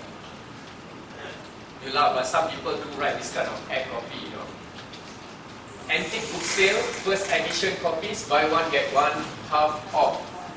Would it be approved? Numbers that are used properly to denote the hours, the offers, or the order will get, approved. Yeah, but you buy one, get one half off. I mean, logically, grammatically, it doesn't make sense. Not really the ideal case, but if you abide to the conditions without violating the ad policy, Google will still approve it. The fourth one says this: 000 big sale 000. Again, they think it's a typical sending SMS whereby you have these characters to create trees and houses. Right? Again, this kind of numeric you insert will definitely not be allowed. Yeah, you don't see. So Google is pretty strict on what shows up on the search results page. Yeah, last one, hotel deals, example.com. Great prices on 5-star hotel. But the star is not spelled as S-T-A-R, but it's a symbol, and a star symbol. See us in Hotel Experts magazine. Yeah, an ad contains a standard symbol or characters such as asterisk and all that will be used indicator will get approved. But again, is this the best way to write an ad copy? No, it's not the best way. Just an example that I want to show it to you. About the exclamation point means? Yeah, the exclamation mark here. No, the font. Which one? Also only in the allowed section. Yeah, you can use, I would say, punctuation at the description, on the description tag here. Yeah. You can put question mark, you can put exclamation mark, but not on the headline, but on the description. That is fine. No, I mean the number 4, the not allowed there. Oh yeah, you are right. So other than the number 4, right, the big sale 000, they have multiple exclamation mark. So Google will not allow multiple. One exclamation mark is fine, but not multiple. Yeah. So also only one exclamation point is allowed per ad. Is also is either on you want to use exclamation mark, you use it on your description portion. But only one. Only one, yes, not 5 or 6. So if I put buy now, exclamation mark, exclamation mark, exclamation mark, exclamation mark, definitely your ad will not get approved.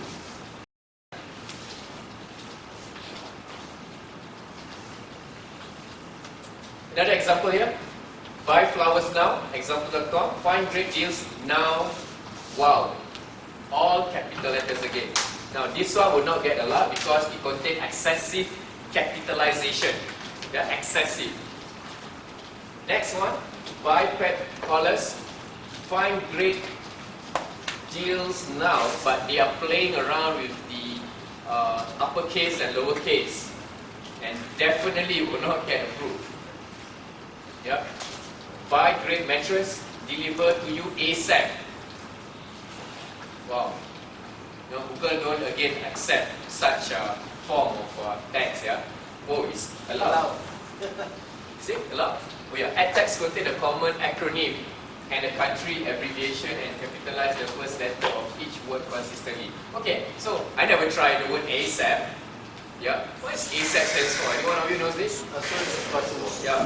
So personally for me, my own practice after 9 years doing ads, I don't put the word ASAP, unless it's really time sensitive. Else I will use a better word, a proper call to action. The big company, next, sales on bed and accessories, 1-800 mattress. This is going to be allowed or not allowed? No. Not allowed.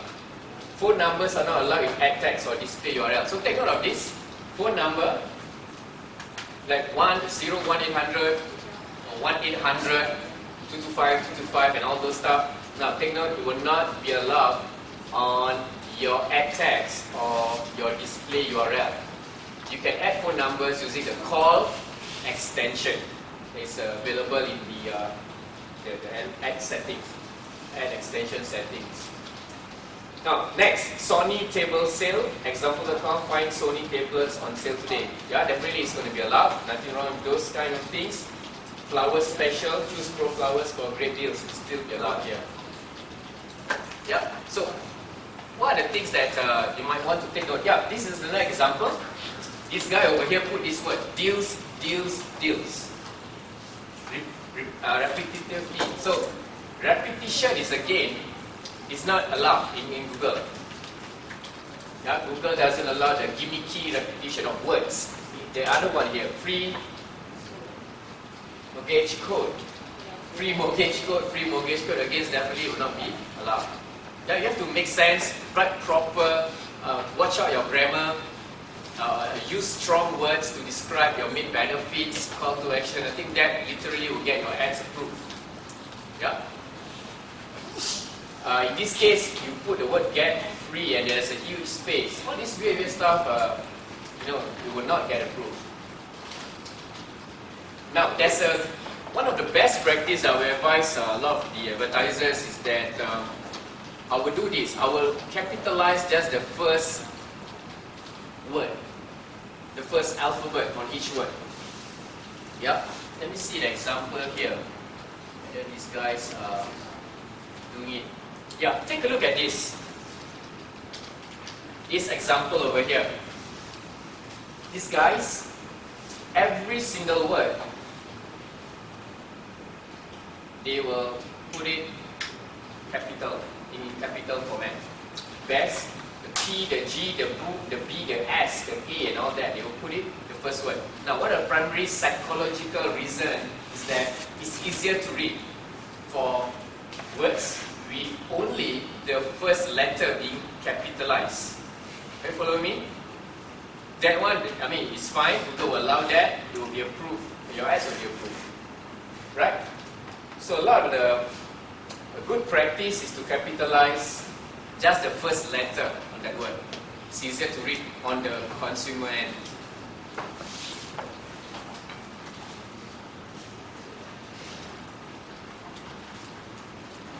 Alright, so some questions over here. Take a look at this.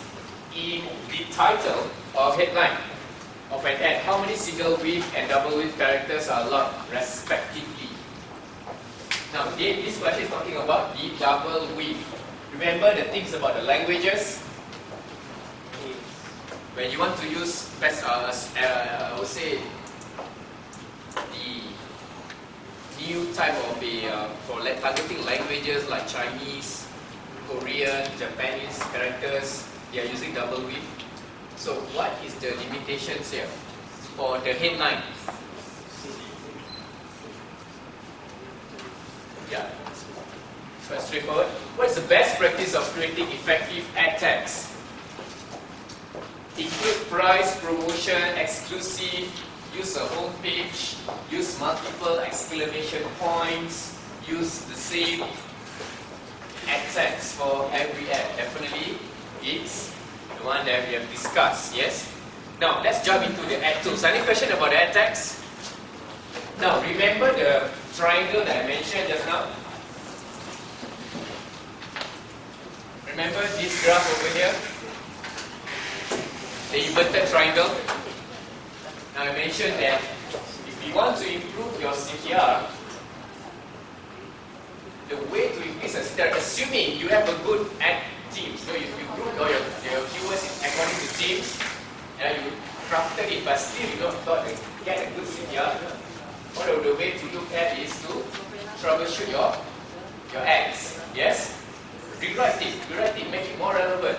If your ad groups is messy, too many words in an ad group that is not closely related, take it out, create a new ad group, and write a specific ad for that particular set of keywords. Are you following me on this?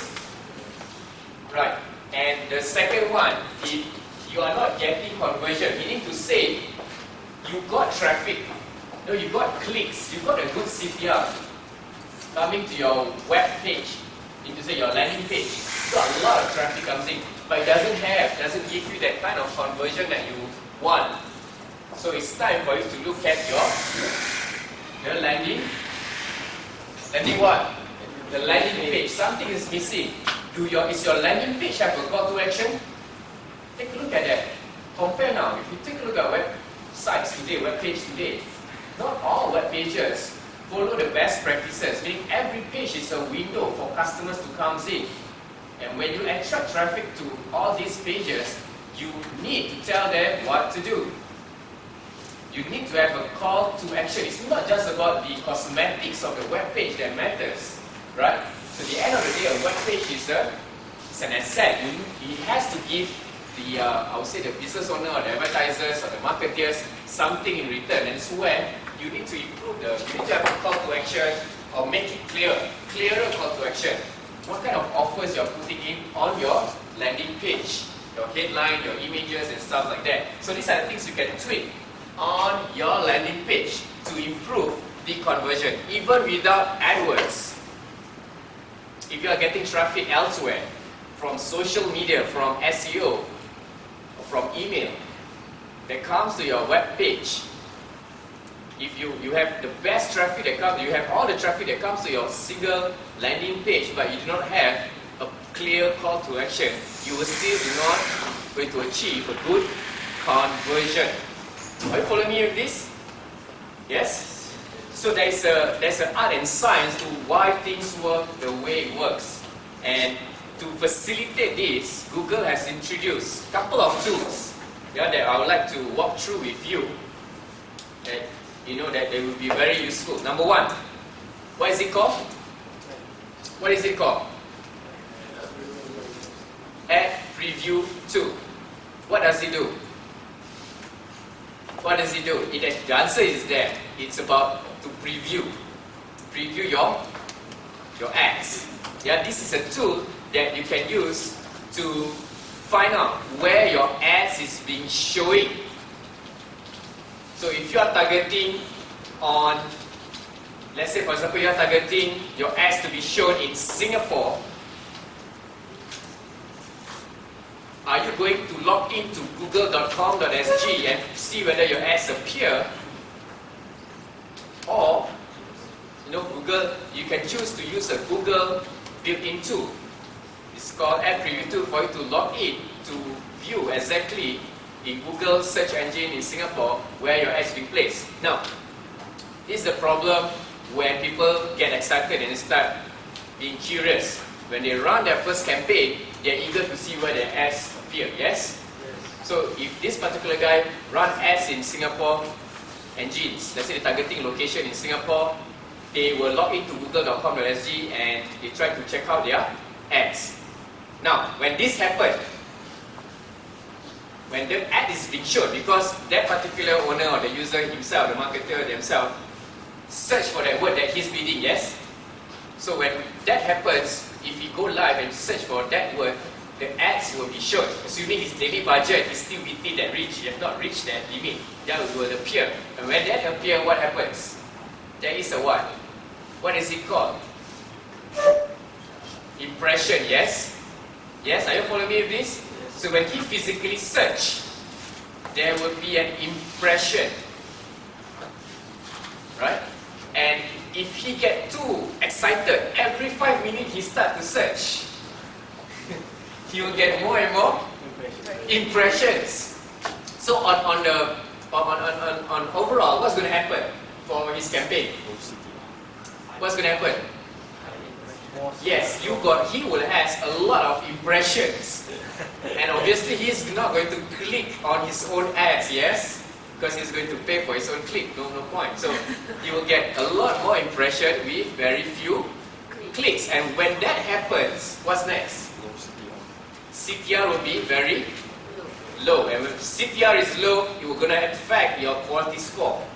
Yeah? And when that happens, you will definitely be penalized by Google. You know, if you're using manual CPC strategy, Google will tell you in order, you have to pay more in order to get a certain rank or visibility on the first page and all that stuff. So, the better way, in fact, the best way to check this is to use the ad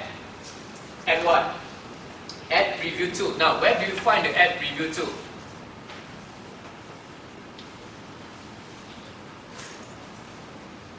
Now, in your Adwords, okay, let me just scroll this a little bit down. Can all of you see this on the top level here? You see this word called tools? All of you will have this. You will not look exactly because this is my MCC, yeah, whereby I have a choice to jump into different accounts to view. Yeah, this is my demo account. Now take a look at the tools. If you click, you will see a set of tools available. Yep, conversions, this is where we're going to talk about next. Attribution, Google Analytics, Merchant Center, where you do your shopping campaigns, to do your product listing ads, Keyword Planner, Display Planner, Ad Preview, and Diagnosis. So this is where I'm going to click on Ad Preview, and you will be directed to a page. Yeah, and this is where you will enter a set of keywords. Okay, enter a set of keywords, and there's an additional option. Okay, what's this? Okay. Now you can select which domain you want to go to. Assuming I'm running hotels in Kampar, but not in Malaysia. There's one in Malaysia, but I'm running one in UK, for example. I can choose .co.uk.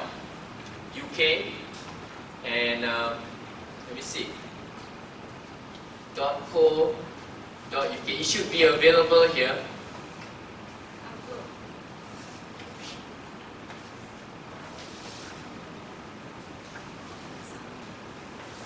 Where is the .co.uk?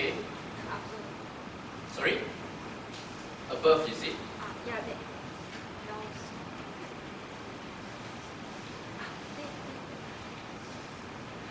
Okay. .co. Yeah, that's the one. Yeah, .co.uk.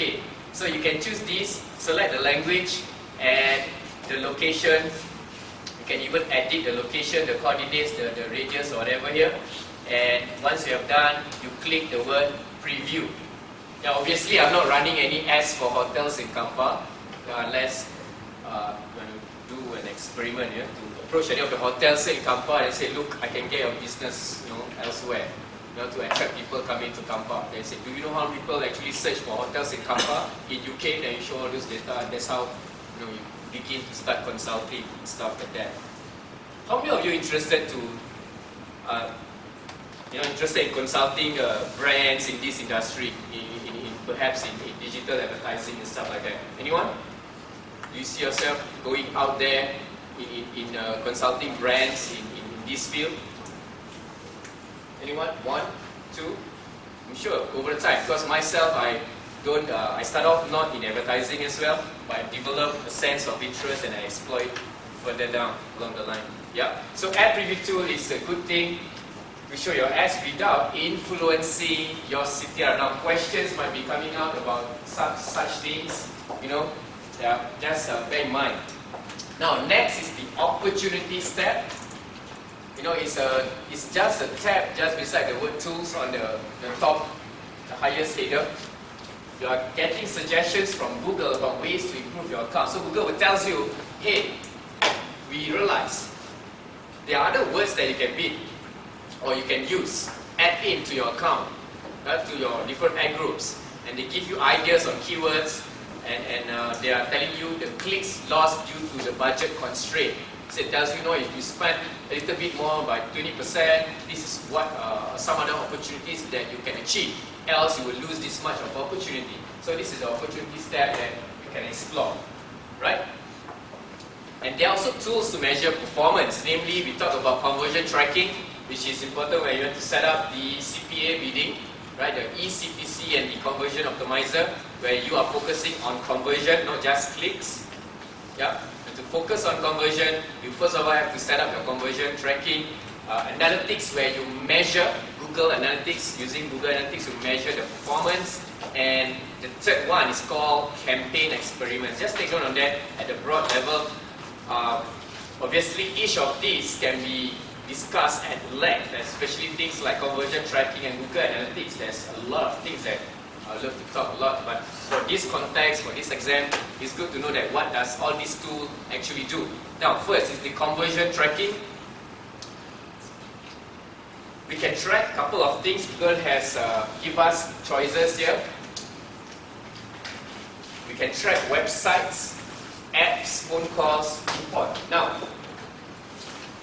let me draw something here. And if you want to, you can draw, take down what I'm about to do in a short while.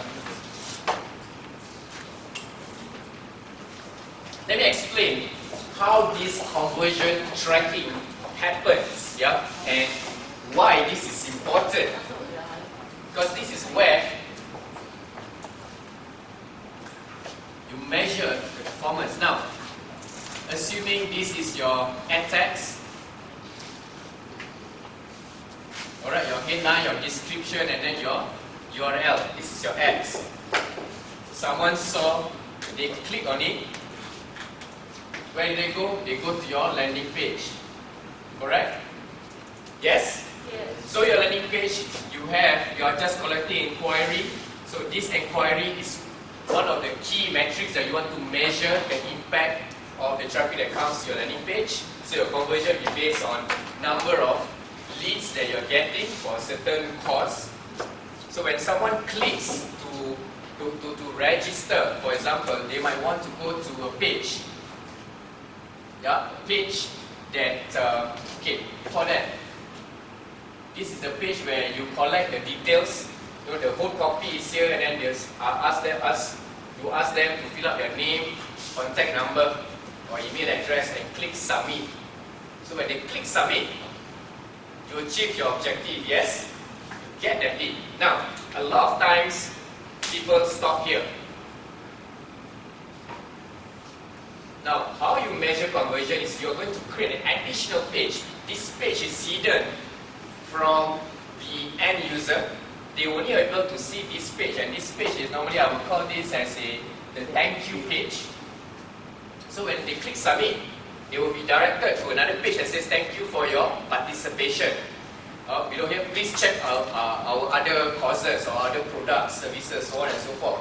Now, this is the page. The thank you page is where you will plant or you will implement or paste a code, and this is the conversion tracking code. This is where you track your conversion. or you paste your conversion tracking code here. Are you following me this? So, 100 people click, they saw the ads, 100 people click, it goes to the landing page. Yeah, 100 people clicks, they go to the landing page, and from landing page, only 20 people, comes to this landing page, and of these 20 people, perhaps only 2 people sign up, enter the name or contact number. When 2 people sign up, this portion it will capture to conversion. 100 people comes, 100 people comes, perhaps there's another page over here, and this might be 100 people comes to the it depends on how you want to navigate, or it can be straight away, you have 20 people that comes to your landing page, but perhaps only 2 convert. Yeah?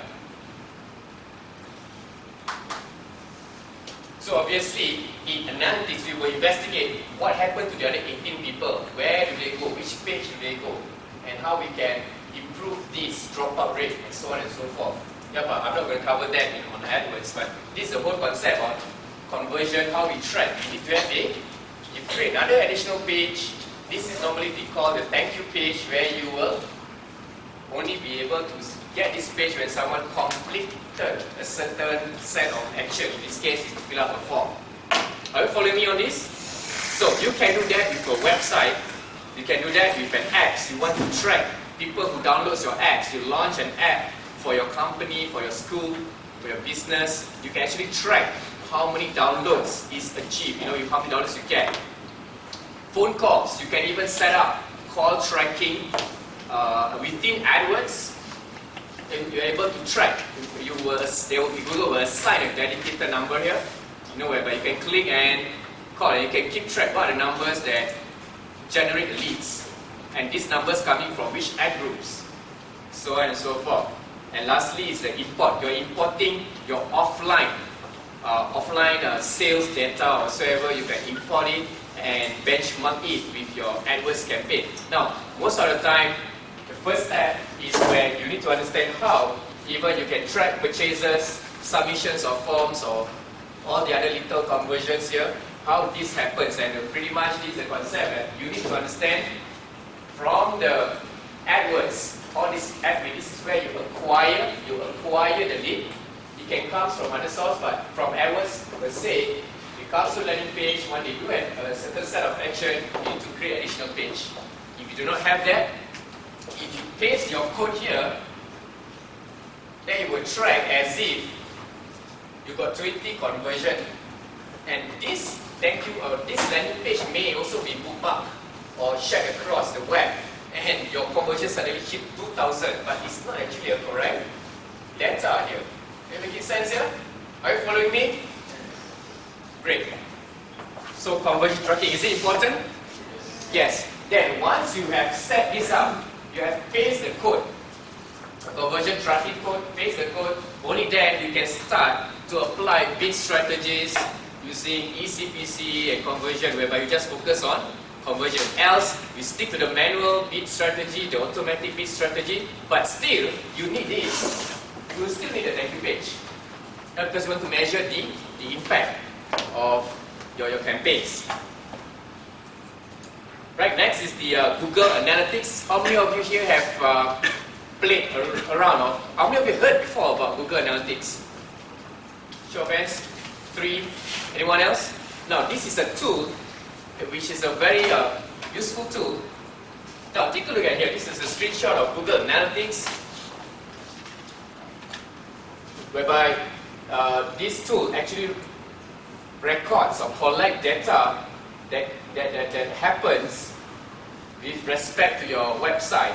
Yeah, they can record the different geographic behavior, technologies, mobile, benchmark. They can measure in terms of how you acquire those traffic, what's the conversions going to be like. You set goals.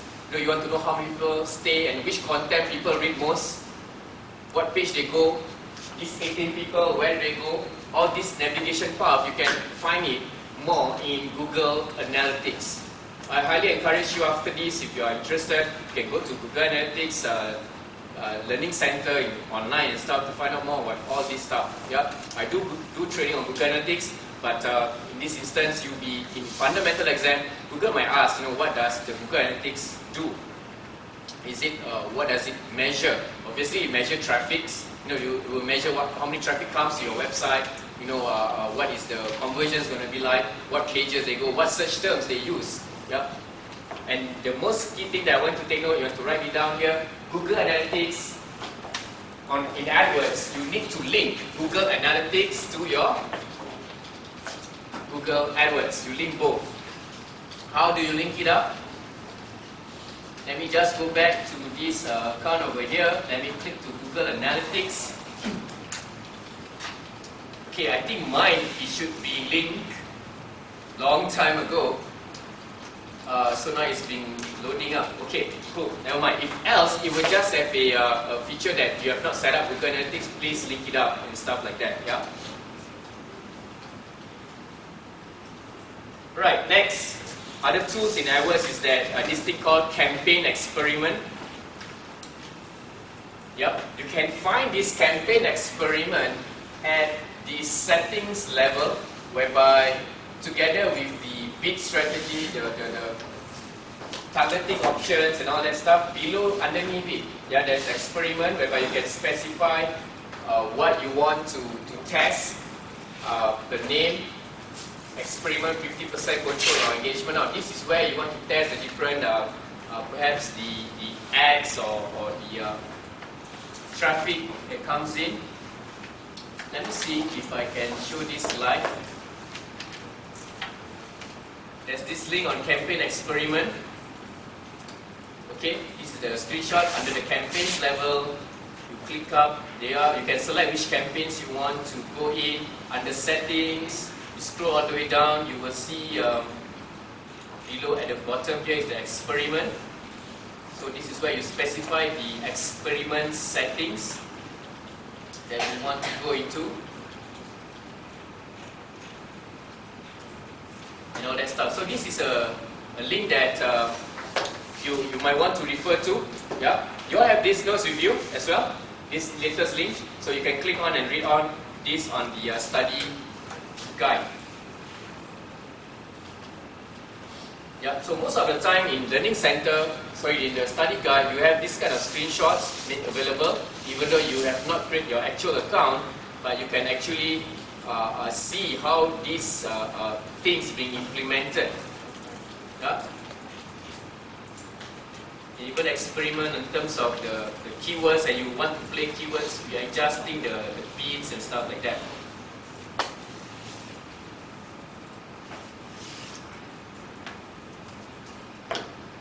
Right. Last but not least is another tool, a powerful tool called the Adwords editor. You can manage AdWords in two ways. Number one is you manage multiple accounts using the MCC. Number two, all these MCCs, yeah, all individual account, if you can link it up to a tool that Google developed called Google AdWords Editor, whereby you can edit keywords, edit new campaigns offline. Then when you got any connection, you can actually import back to your actual MCC accounts. Now, this is also a tool that you can use to do bulk editing. For example, you want to clean up your ad groups. You got 10,000 keywords, for example, here, and you want to do some cleaning up. It's going to be a bit tedious for you to go to the current Google AdWords platform to find out where all these keywords are. So one of the ways for you to do this kind of editing is to use the bulk editing tool available in Google AdWords Editor. Yeah, it's available. It's free, obviously. AdWords Editor.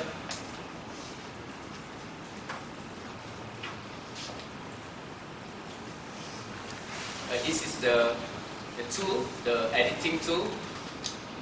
And one of the key things that advertisers use this is that it saves them time. It saves them time, and they can do this offline before they impact all this statistic back to the main account.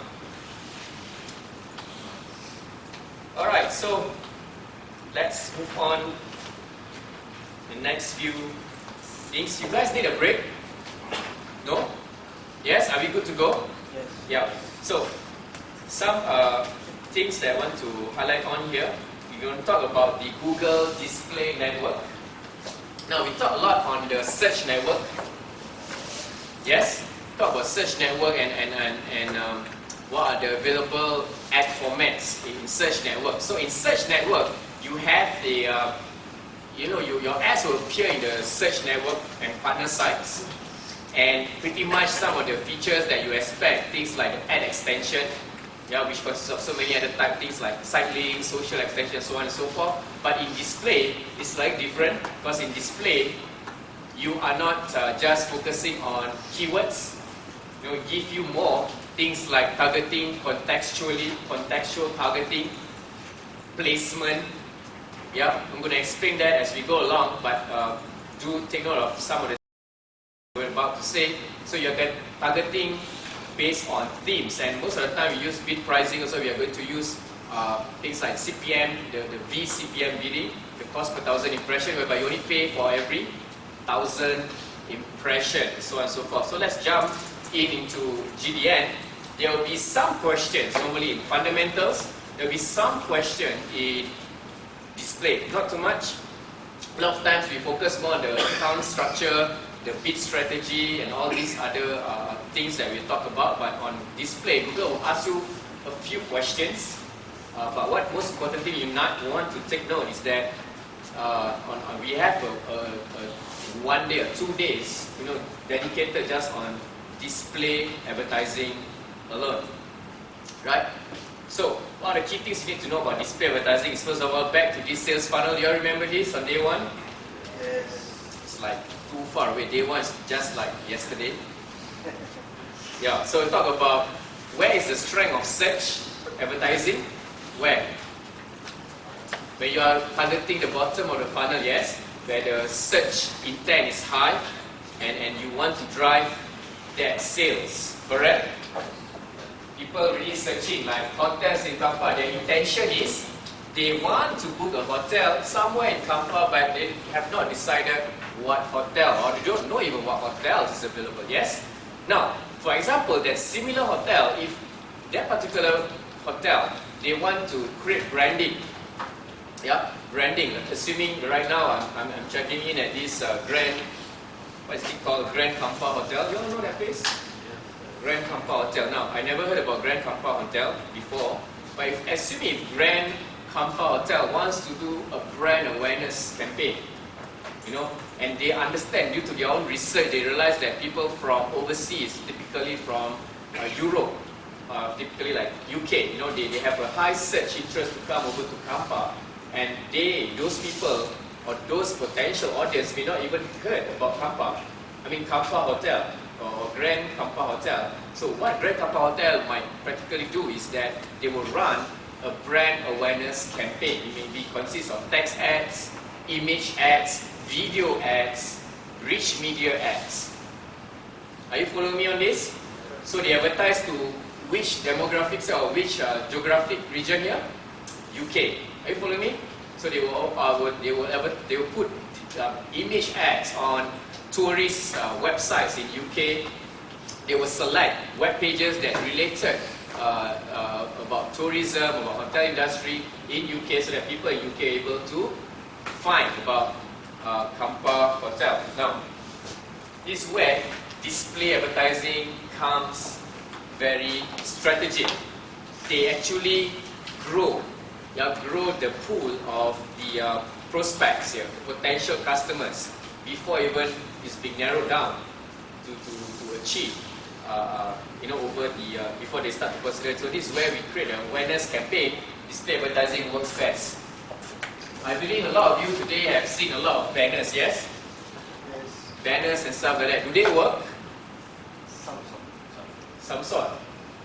How many of you saw banners and then when you keep seeing the similar banners for the next 2 weeks, 3 weeks? Yes. Still see that, right? Now all that is a part of the features available in Google advertising.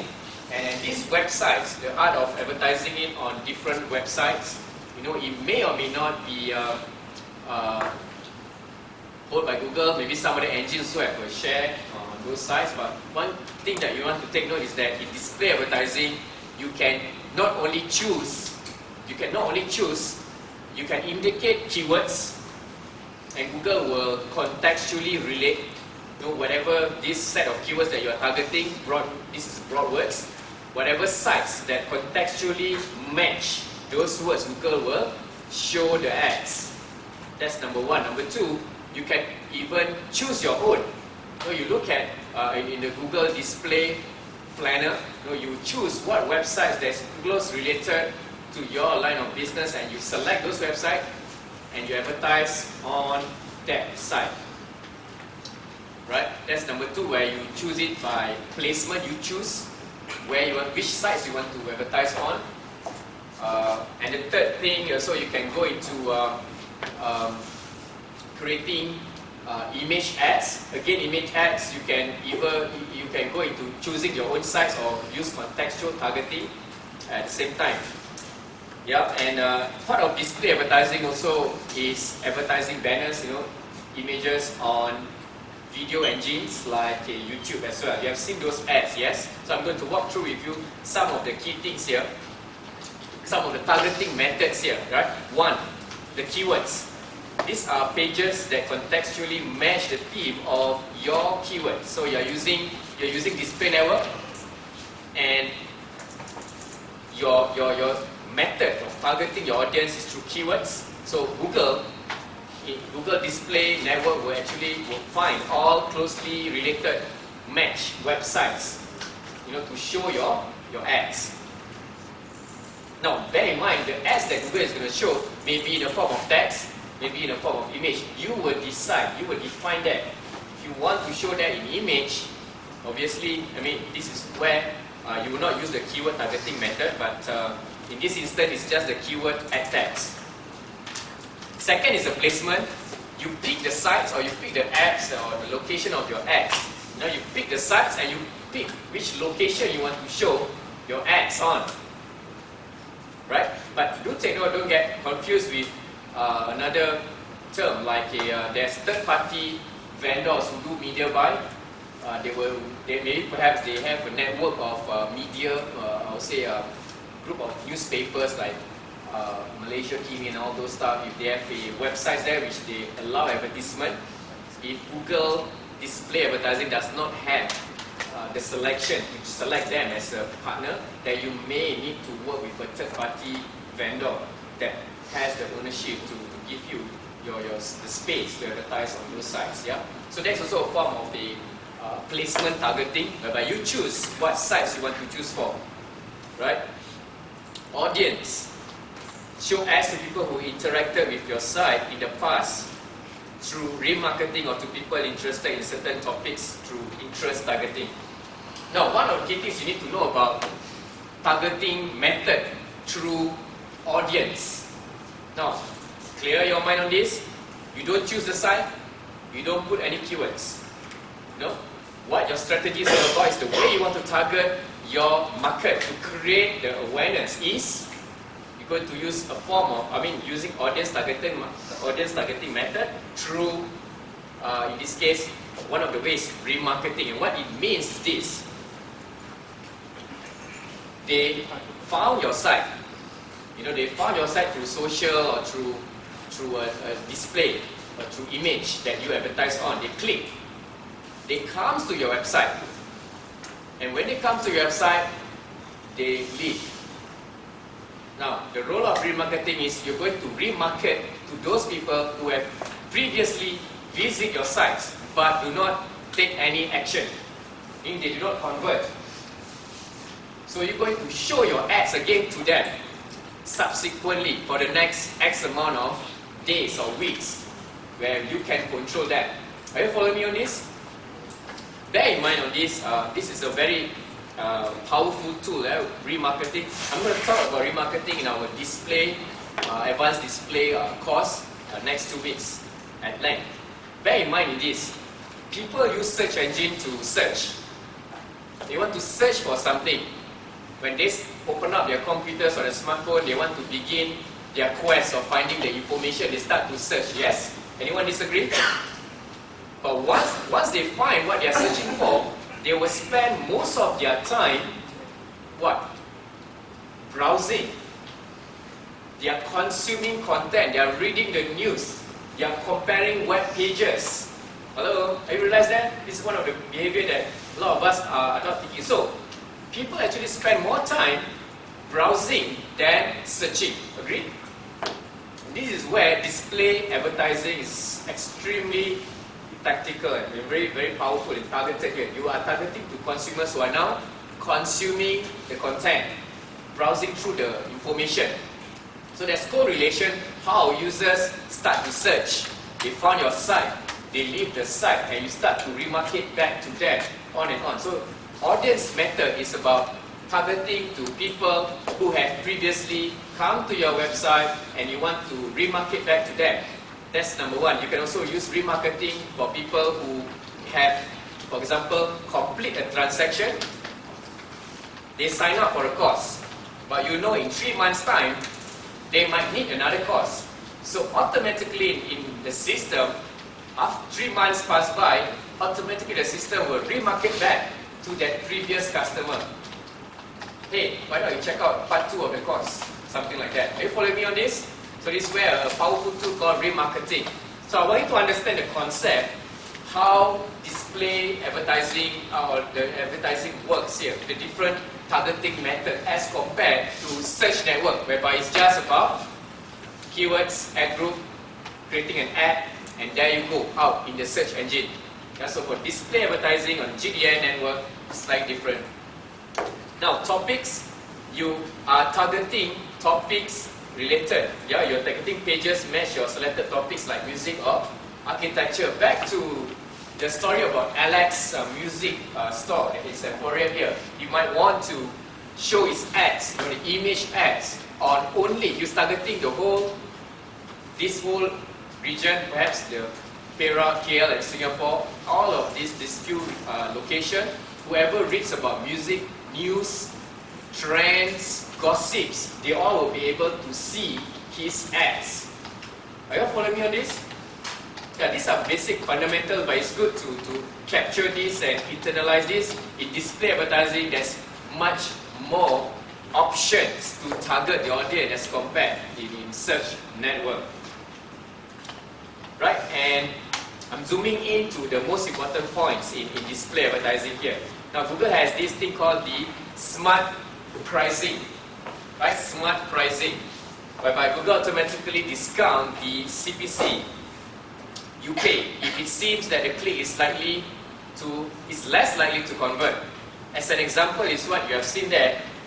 If you sell digital cameras, a click from a digital camera review site may be more valuable in terms of conversion, yeah, as compared to a site that talks about how you edit photo using Photoshop.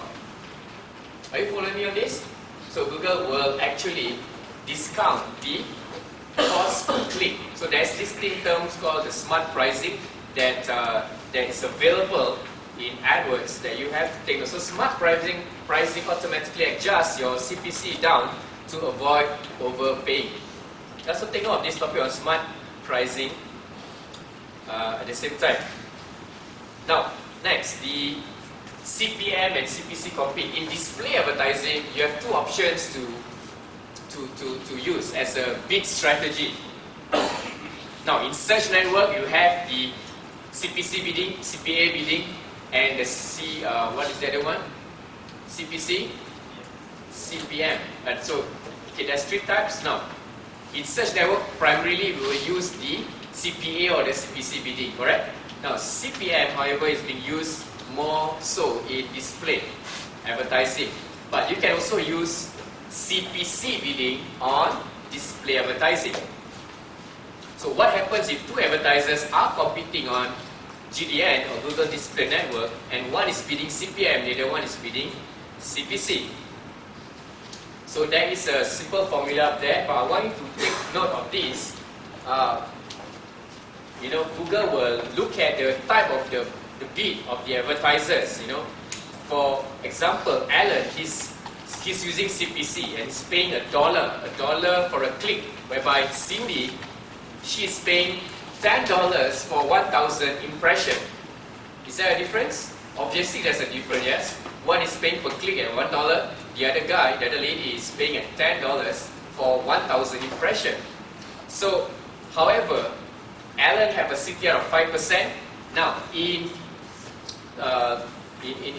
Cindy's case, she may not have a specific CTR being indicated here. But what's going to happen is that with this formula, the CPM, Google will take the CPC times the CTR times 1,000 and comes out with the equivalent as compared. In this case, we can see that Cindy is actually paying lesser than Alan.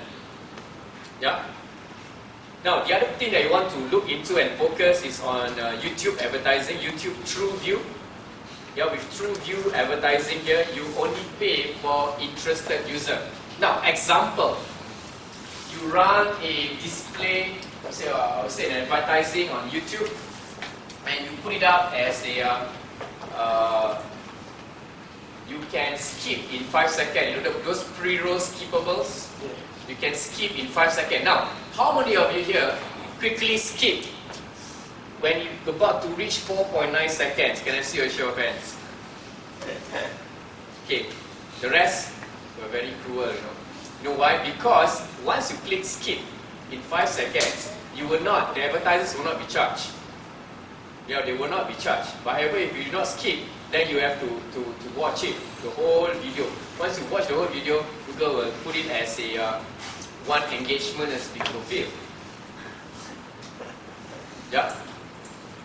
So a true view is whereby you only pay for highly interested users. So when you skip, Google knows that, hey, you know what, this guy not interested. So advertisers, you know, you're lucky you're not paying for that. You only pay when someone watch the whole thing. Yeah, so right now, if you a little bit more anal, you just want to let it play and let them pay. I don't know, don't do that to them, right? You might be, you're the one, might be the one as an advertiser here. So do take note of this topic on pre-roll skippables. Read a bit about TrueView ads on your study guides as well.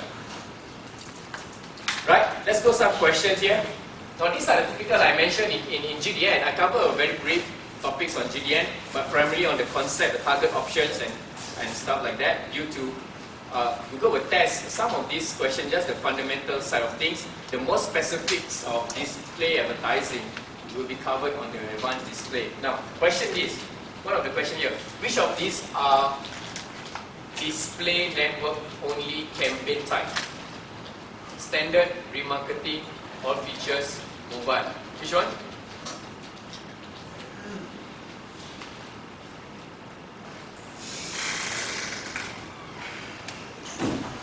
These are all type of display network. You can have, again, all features, mobile apps, it's available in display.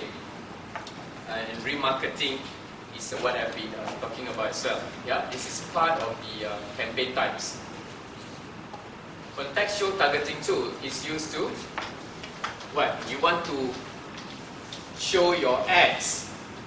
Those are you are using keyword targeting options. You want to show this to contextually related sites. Only then you will see those ads. So you might want to understand the contextual targeting tool is used to see potential web pages where your ad can appear based on your keywords. Do you remember the first slide I talked about? Yeah. So take note of contextual targeting tool. Manage placement. Manage placement. You choose. You want to place your ads, but this is an option whereby you have the choice to select what pages you want to choose. So take note of this.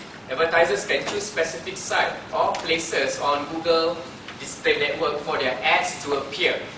Now take note of manage placements. So this is a very popular. I think this question is being asked for the past 4 years. You know, Google keep asking. This topic will always be relevant. And do read on manage placement so that you can zoom in and say, you know, focus on some of these important parts.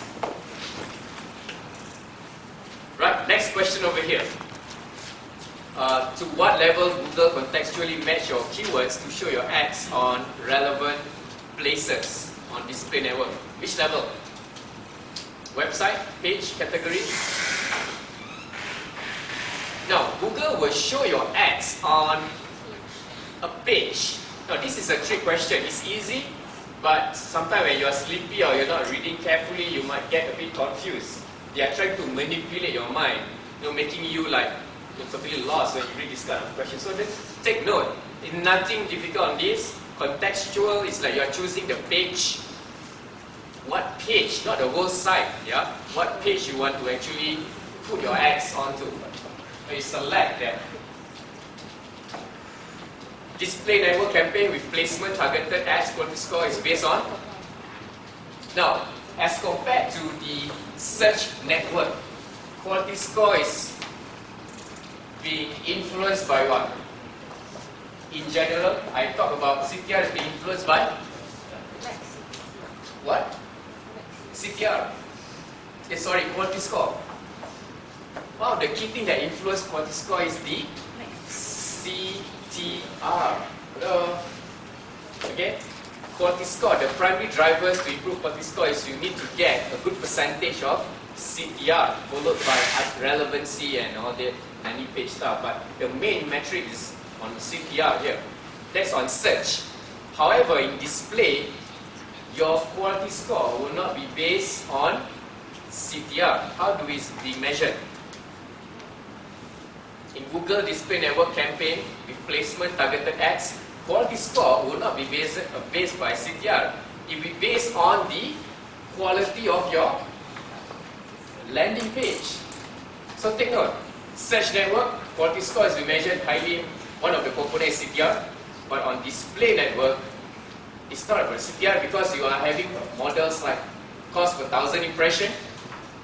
Yeah, so Google will base quality score based on the quality of your ads to your landing page. So I mean to say what you want to focus is the quality of your landing page, the conversions and all that stuff. How does a low CTR on display network affect your search network quality score? Read this question carefully. Does this make sense in the first place? Or are you missing something?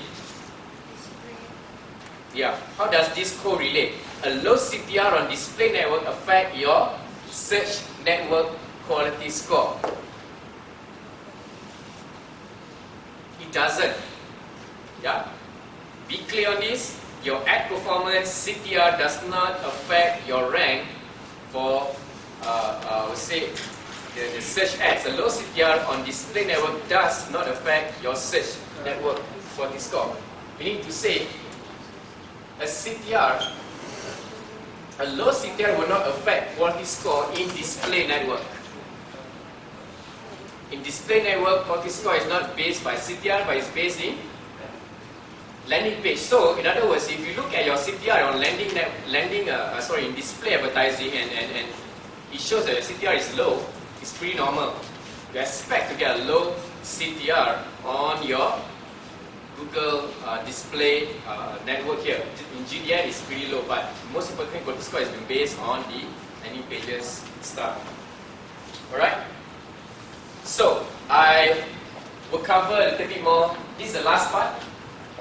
This is the last part. We'll cover a few slides only. After that, we will go for a short break, wash up, and we come back. Alright, and we do the a recap on the study guides to cover for the rest of the topic for today. Shall we? Okay? Right, let's jump into straight to this. How do we then measure the impact of your advertising dollars here and how you further optimize your campaign? Now, a couple of things. We reached to a point whereby I'm not going to talk on so much on the technical stuff here, but more to the measurements, the metrics, the KPIs here. So we have to evaluate which metrics relevant to the goals. So when it comes to performance, right, ladies and gentlemen, there are a few things that you want to take note. Measuring web traffic, measuring conversion, measuring return on investment. This is how AdWords plays an important role. Now, when we talk about measuring traffic in AdWords, how do we go about?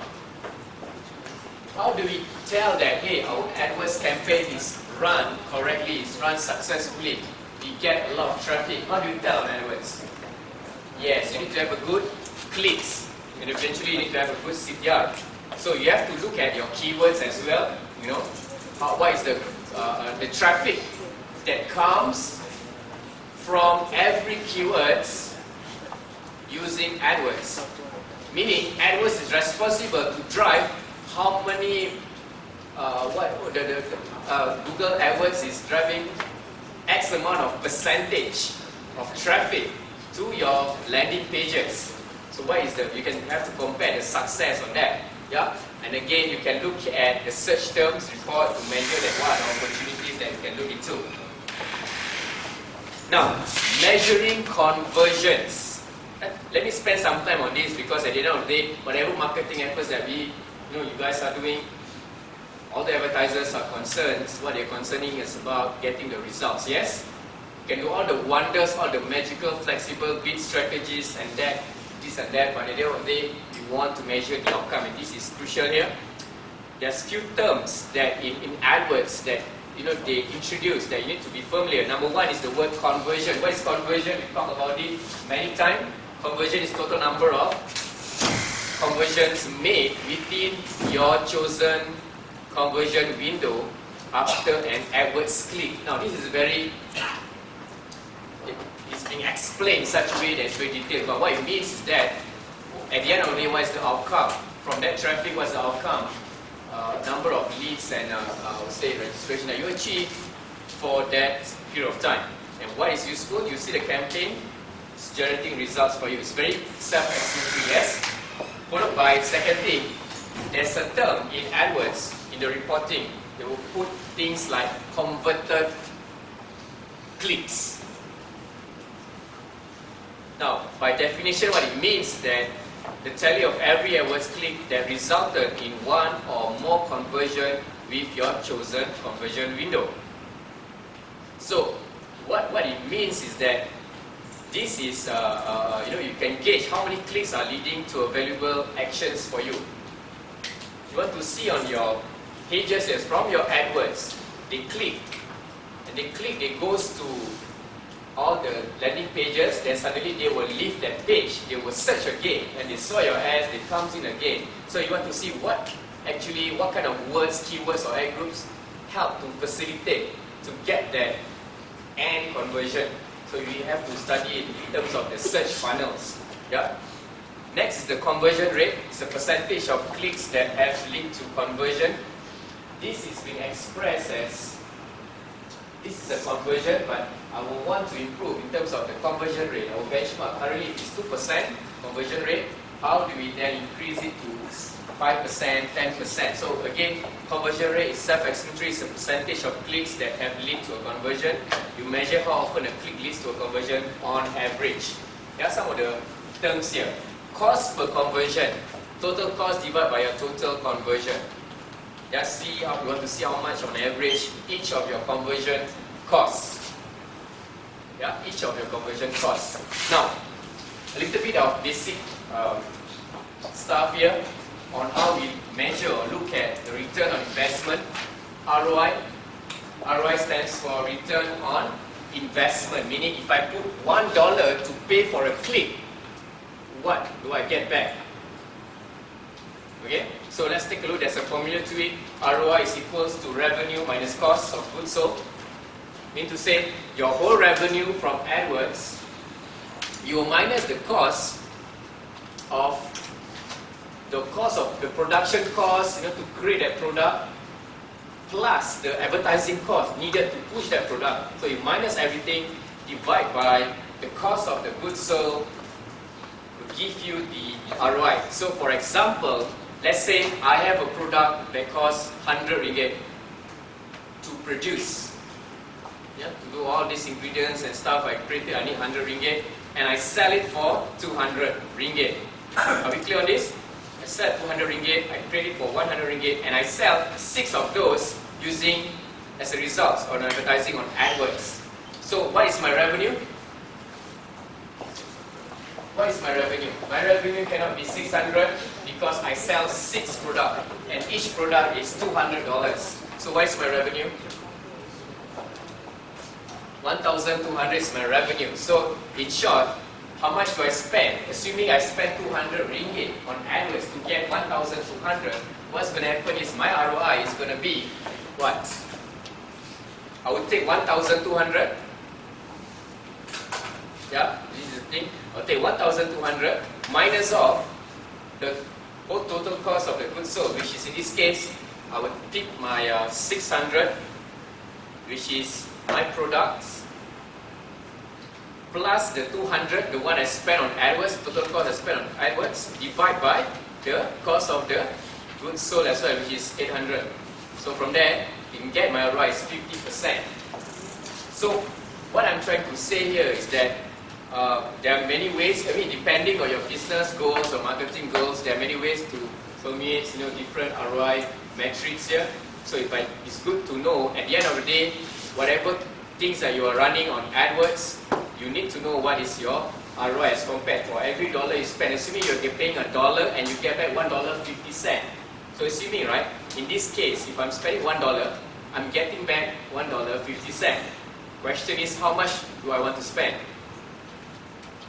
If I'm the advertisers, if I'm the owner here, I would say, the more I spend, the more I make, because I'm not making a loss. Every dollar that I put on AdWords, I get $1.50. So I'm not losing money here. So I will retain my ad spend, my spending on AdWords from month to month, because it's not making me any loss. They're giving me the ROI that I need on a monthly basis. So in short, to look at AdWords as a whole, AdWords is actually an ROI business. If AdWords is giving you the exact best ROI on a month-to-month basis, assuming you're doing things correctly based on the best practice, and you're not losing money, you're getting revenue profits from that, why should you stop? Yes? Make sense? So these are things that you want to take note of in terms of measuring ROI. Now, one of the last things is on optimizing campaign. So you run all your campaign, you have your campaign set up. Take note of the how you do your ad groups. One of the key things that I want to go in is to discuss on keywords. Right? Keywords. When we want to optimize our campaign, one of the primary things I will look, what are the keyword match types that we're using? Phrase match, modified broad. These are the two types of words. If we have too many broad words, do we have negative keywords to filter it out?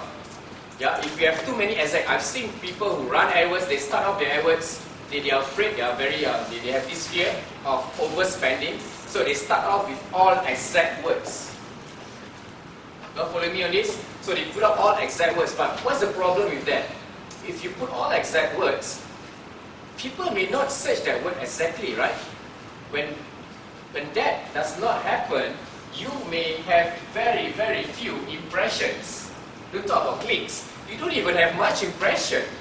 So you do need some form of broad word, to see what other permutation of words that is available, that users actually using this kind of words to find your product or services. So look at your keywords. Are you going too tight or too loose? Right? And the thing about ad tags, how you write a better ad copy, by putting in those, I would say, best practices I've mentioned, especially putting in a good call to action. Differentiate your ads from your competitor by having the right benefit, price point, promotions. Highlight that so that readers know. Yeah. Bid and budget tips. Talk about bid. If you were to run it, for starters, if you want a full control, don't choose auto CPC. If you want to decide how much you will pay for a bid, you start with manual CPC. As your account grows, then you might want to change to automate or eCPC, whereby you want to focus on your conversion here. And budget. Daily budget will affect even your impression, yes? If you have too little, too small of daily budget, you will not, users, whoever search for your product services may not see your ads frequently. Because Google is limiting the amount of impact that it can receive here. So, does it make sense to just put $50 a day or $100 a day? I don't have answers for that. You have to plan out the strategy. This budget can be optimized, can suddenly put more, maybe perhaps allocate, choosing the right time to choose, day of the time, between X amount of time, 8 to 10 or whatever, this is where you want to allocate more budget on. So, and the other thing is about increasing your brand awareness on display network concurrently. When you run search and display concurrently, you are actually open up your whole sales funnel from the creating the brand all the way down to the sales funnels here. Are you all following me on this? This is a huge topic. Yeah, it can go on and on. We talk about every touch points. You know, we can go dive deep, but to prepare all of you for this exam fundamental course, it's good that you need to see from the broad picture here before you even dive deep into respective features and details. Right, so increase brand awareness on display network. We look at the target option. How many options does GDN has? How many options? Hello? I talk about target options. You have the answers in front of you. Right? You have the answers. So, clear, be confident when the questions will come up. Targeting options, GDN. You know for a fact, number one, you can use target options for keywords. Right? You can go by audience. What else? What else? You can go by placement. What else? I said that already. What else? Sorry?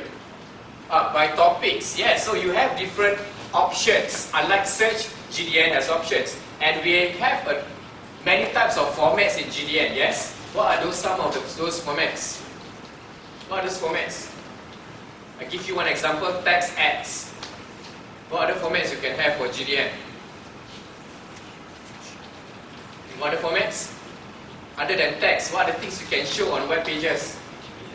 Rich media, yes. What else? Video, what else? Image ads. You know, image ads, text ads, rich media ads, which is another form of image also.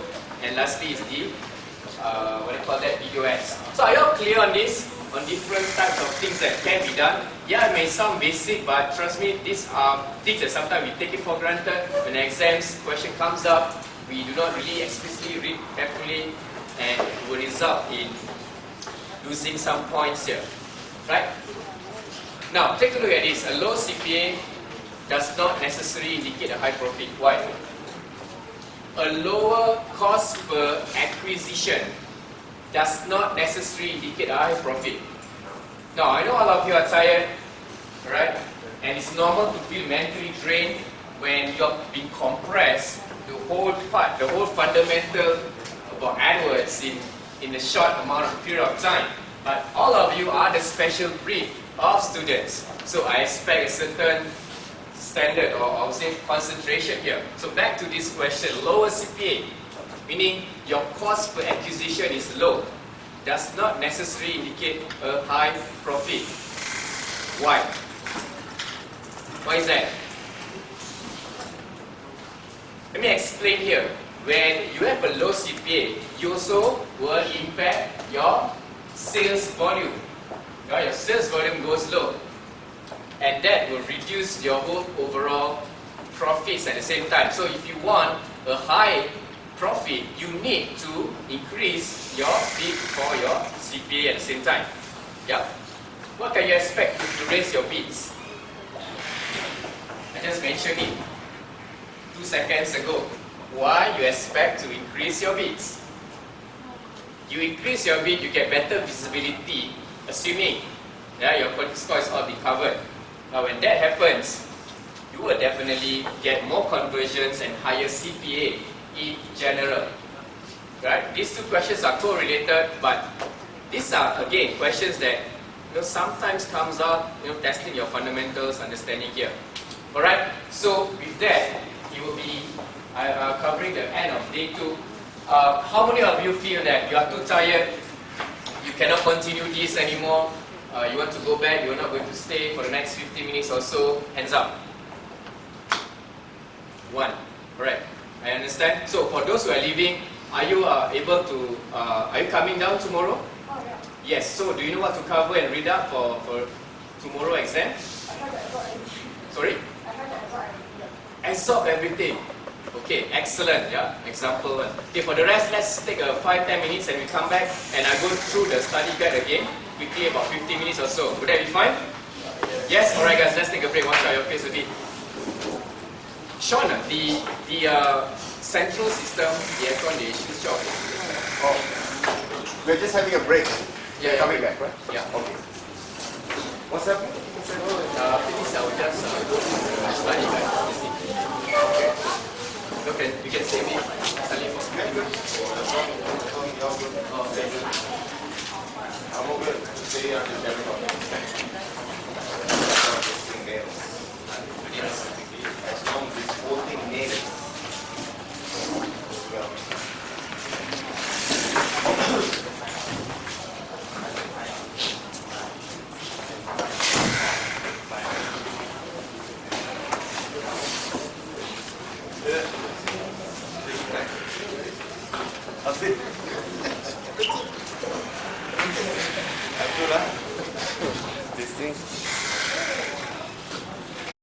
a matter of the exposure of the different types of formats. Yeah.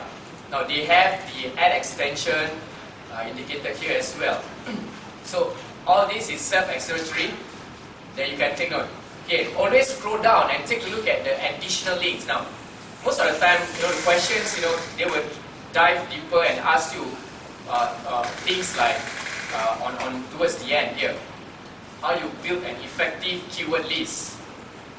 Yeah, how you research keywords. Again, what you see here is basic tips, how you organize keywords, choose keywords. Number one, what think like a customer. Again, you talk about things about from the customer standpoint, how they would eventually find your business or your ads or products in here.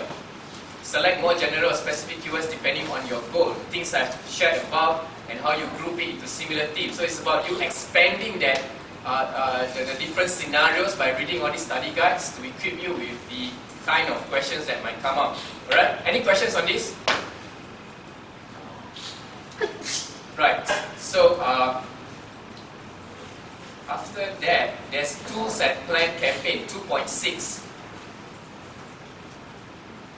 Now, tools and plan campaign, they will give you a scenario list. Now, I know Google have changed the format on how they ask questions during exams. Sometimes they have questions like this. They give a scenario and they ask you, what is the tool used for?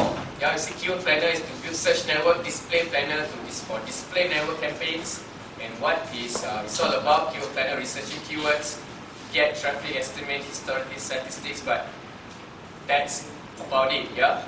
So basic fundamental concept about what this tool does. Yeah. The history of the tools and all that, most of the time they will not be asking.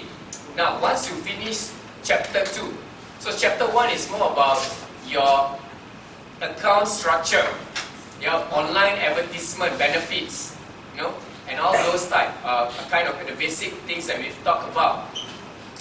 The ad rank, the quality score questions. Yeah. Second part, they talk more on the bid strategies and budget, and even keyword research, the tools that is involved in AdWords. So once you cover to chapter 2, smile, give yourself, you're coming close, because the last chapter is just the chapter 3, and chapter 3 is talking about measuring results.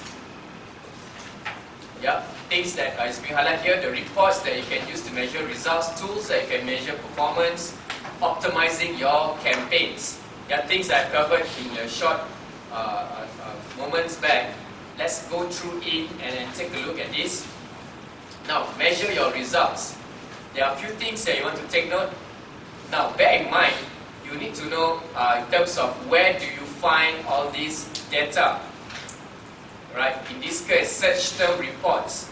Well, you can actually, by using search term reports, you're able to find new keywords. You can also use that for negative keywords. If these keywords trigger your ads and it's not related at all to your to the set of keywords that you're targeting, then you put that as a negative keywords, right?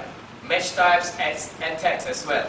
So do take time to scroll down and click on to the drop down and go through on things that is available here.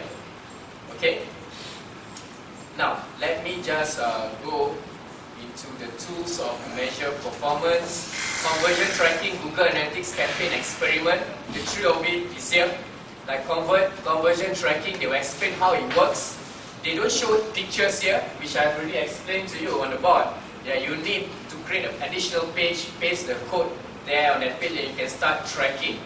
Yeah. Better still, if you are like me, I like to watch videos. You can actually watch it. It's just 2 minutes. Yeah, take some time to watch it out. I advise you tonight, after you go back, settle down, have a short break, and go through, at least spend some time to look through at all this. And tomorrow morning, gather in a group. Just group up yourself, groups of 4 or group of 5. Check with each other the things that you are not clear. And if all of you are not clear on certain topics, there are 2 ways to go about doing it. Number 1, go to this learning study guide, and number 2, together you research, where you find such things. Even for Google Analytics in this guide, they are not going to explain Google Analytics in detail. They will tell you what Google Analytics do, in terms of getting the goals, the metrics, measuring the performance, and that's about it. It's a whole concept about how Google Analytics works with Adwords. Yeah, campaign experiment, what are things you can test. Now, there are 3 important things at the bottom here. Conversion tracking is one thing. This is where they will show about how this is being set up and what it does here. Right, so cover the basic tools on conversion tracking, analytics, and campaign experiment. All these are just words here. And bear in mind, although this exam is an open book, it's an open book. It's good that you actually, at the end of the day, even though you need to refer to certain notes, you know where to find them.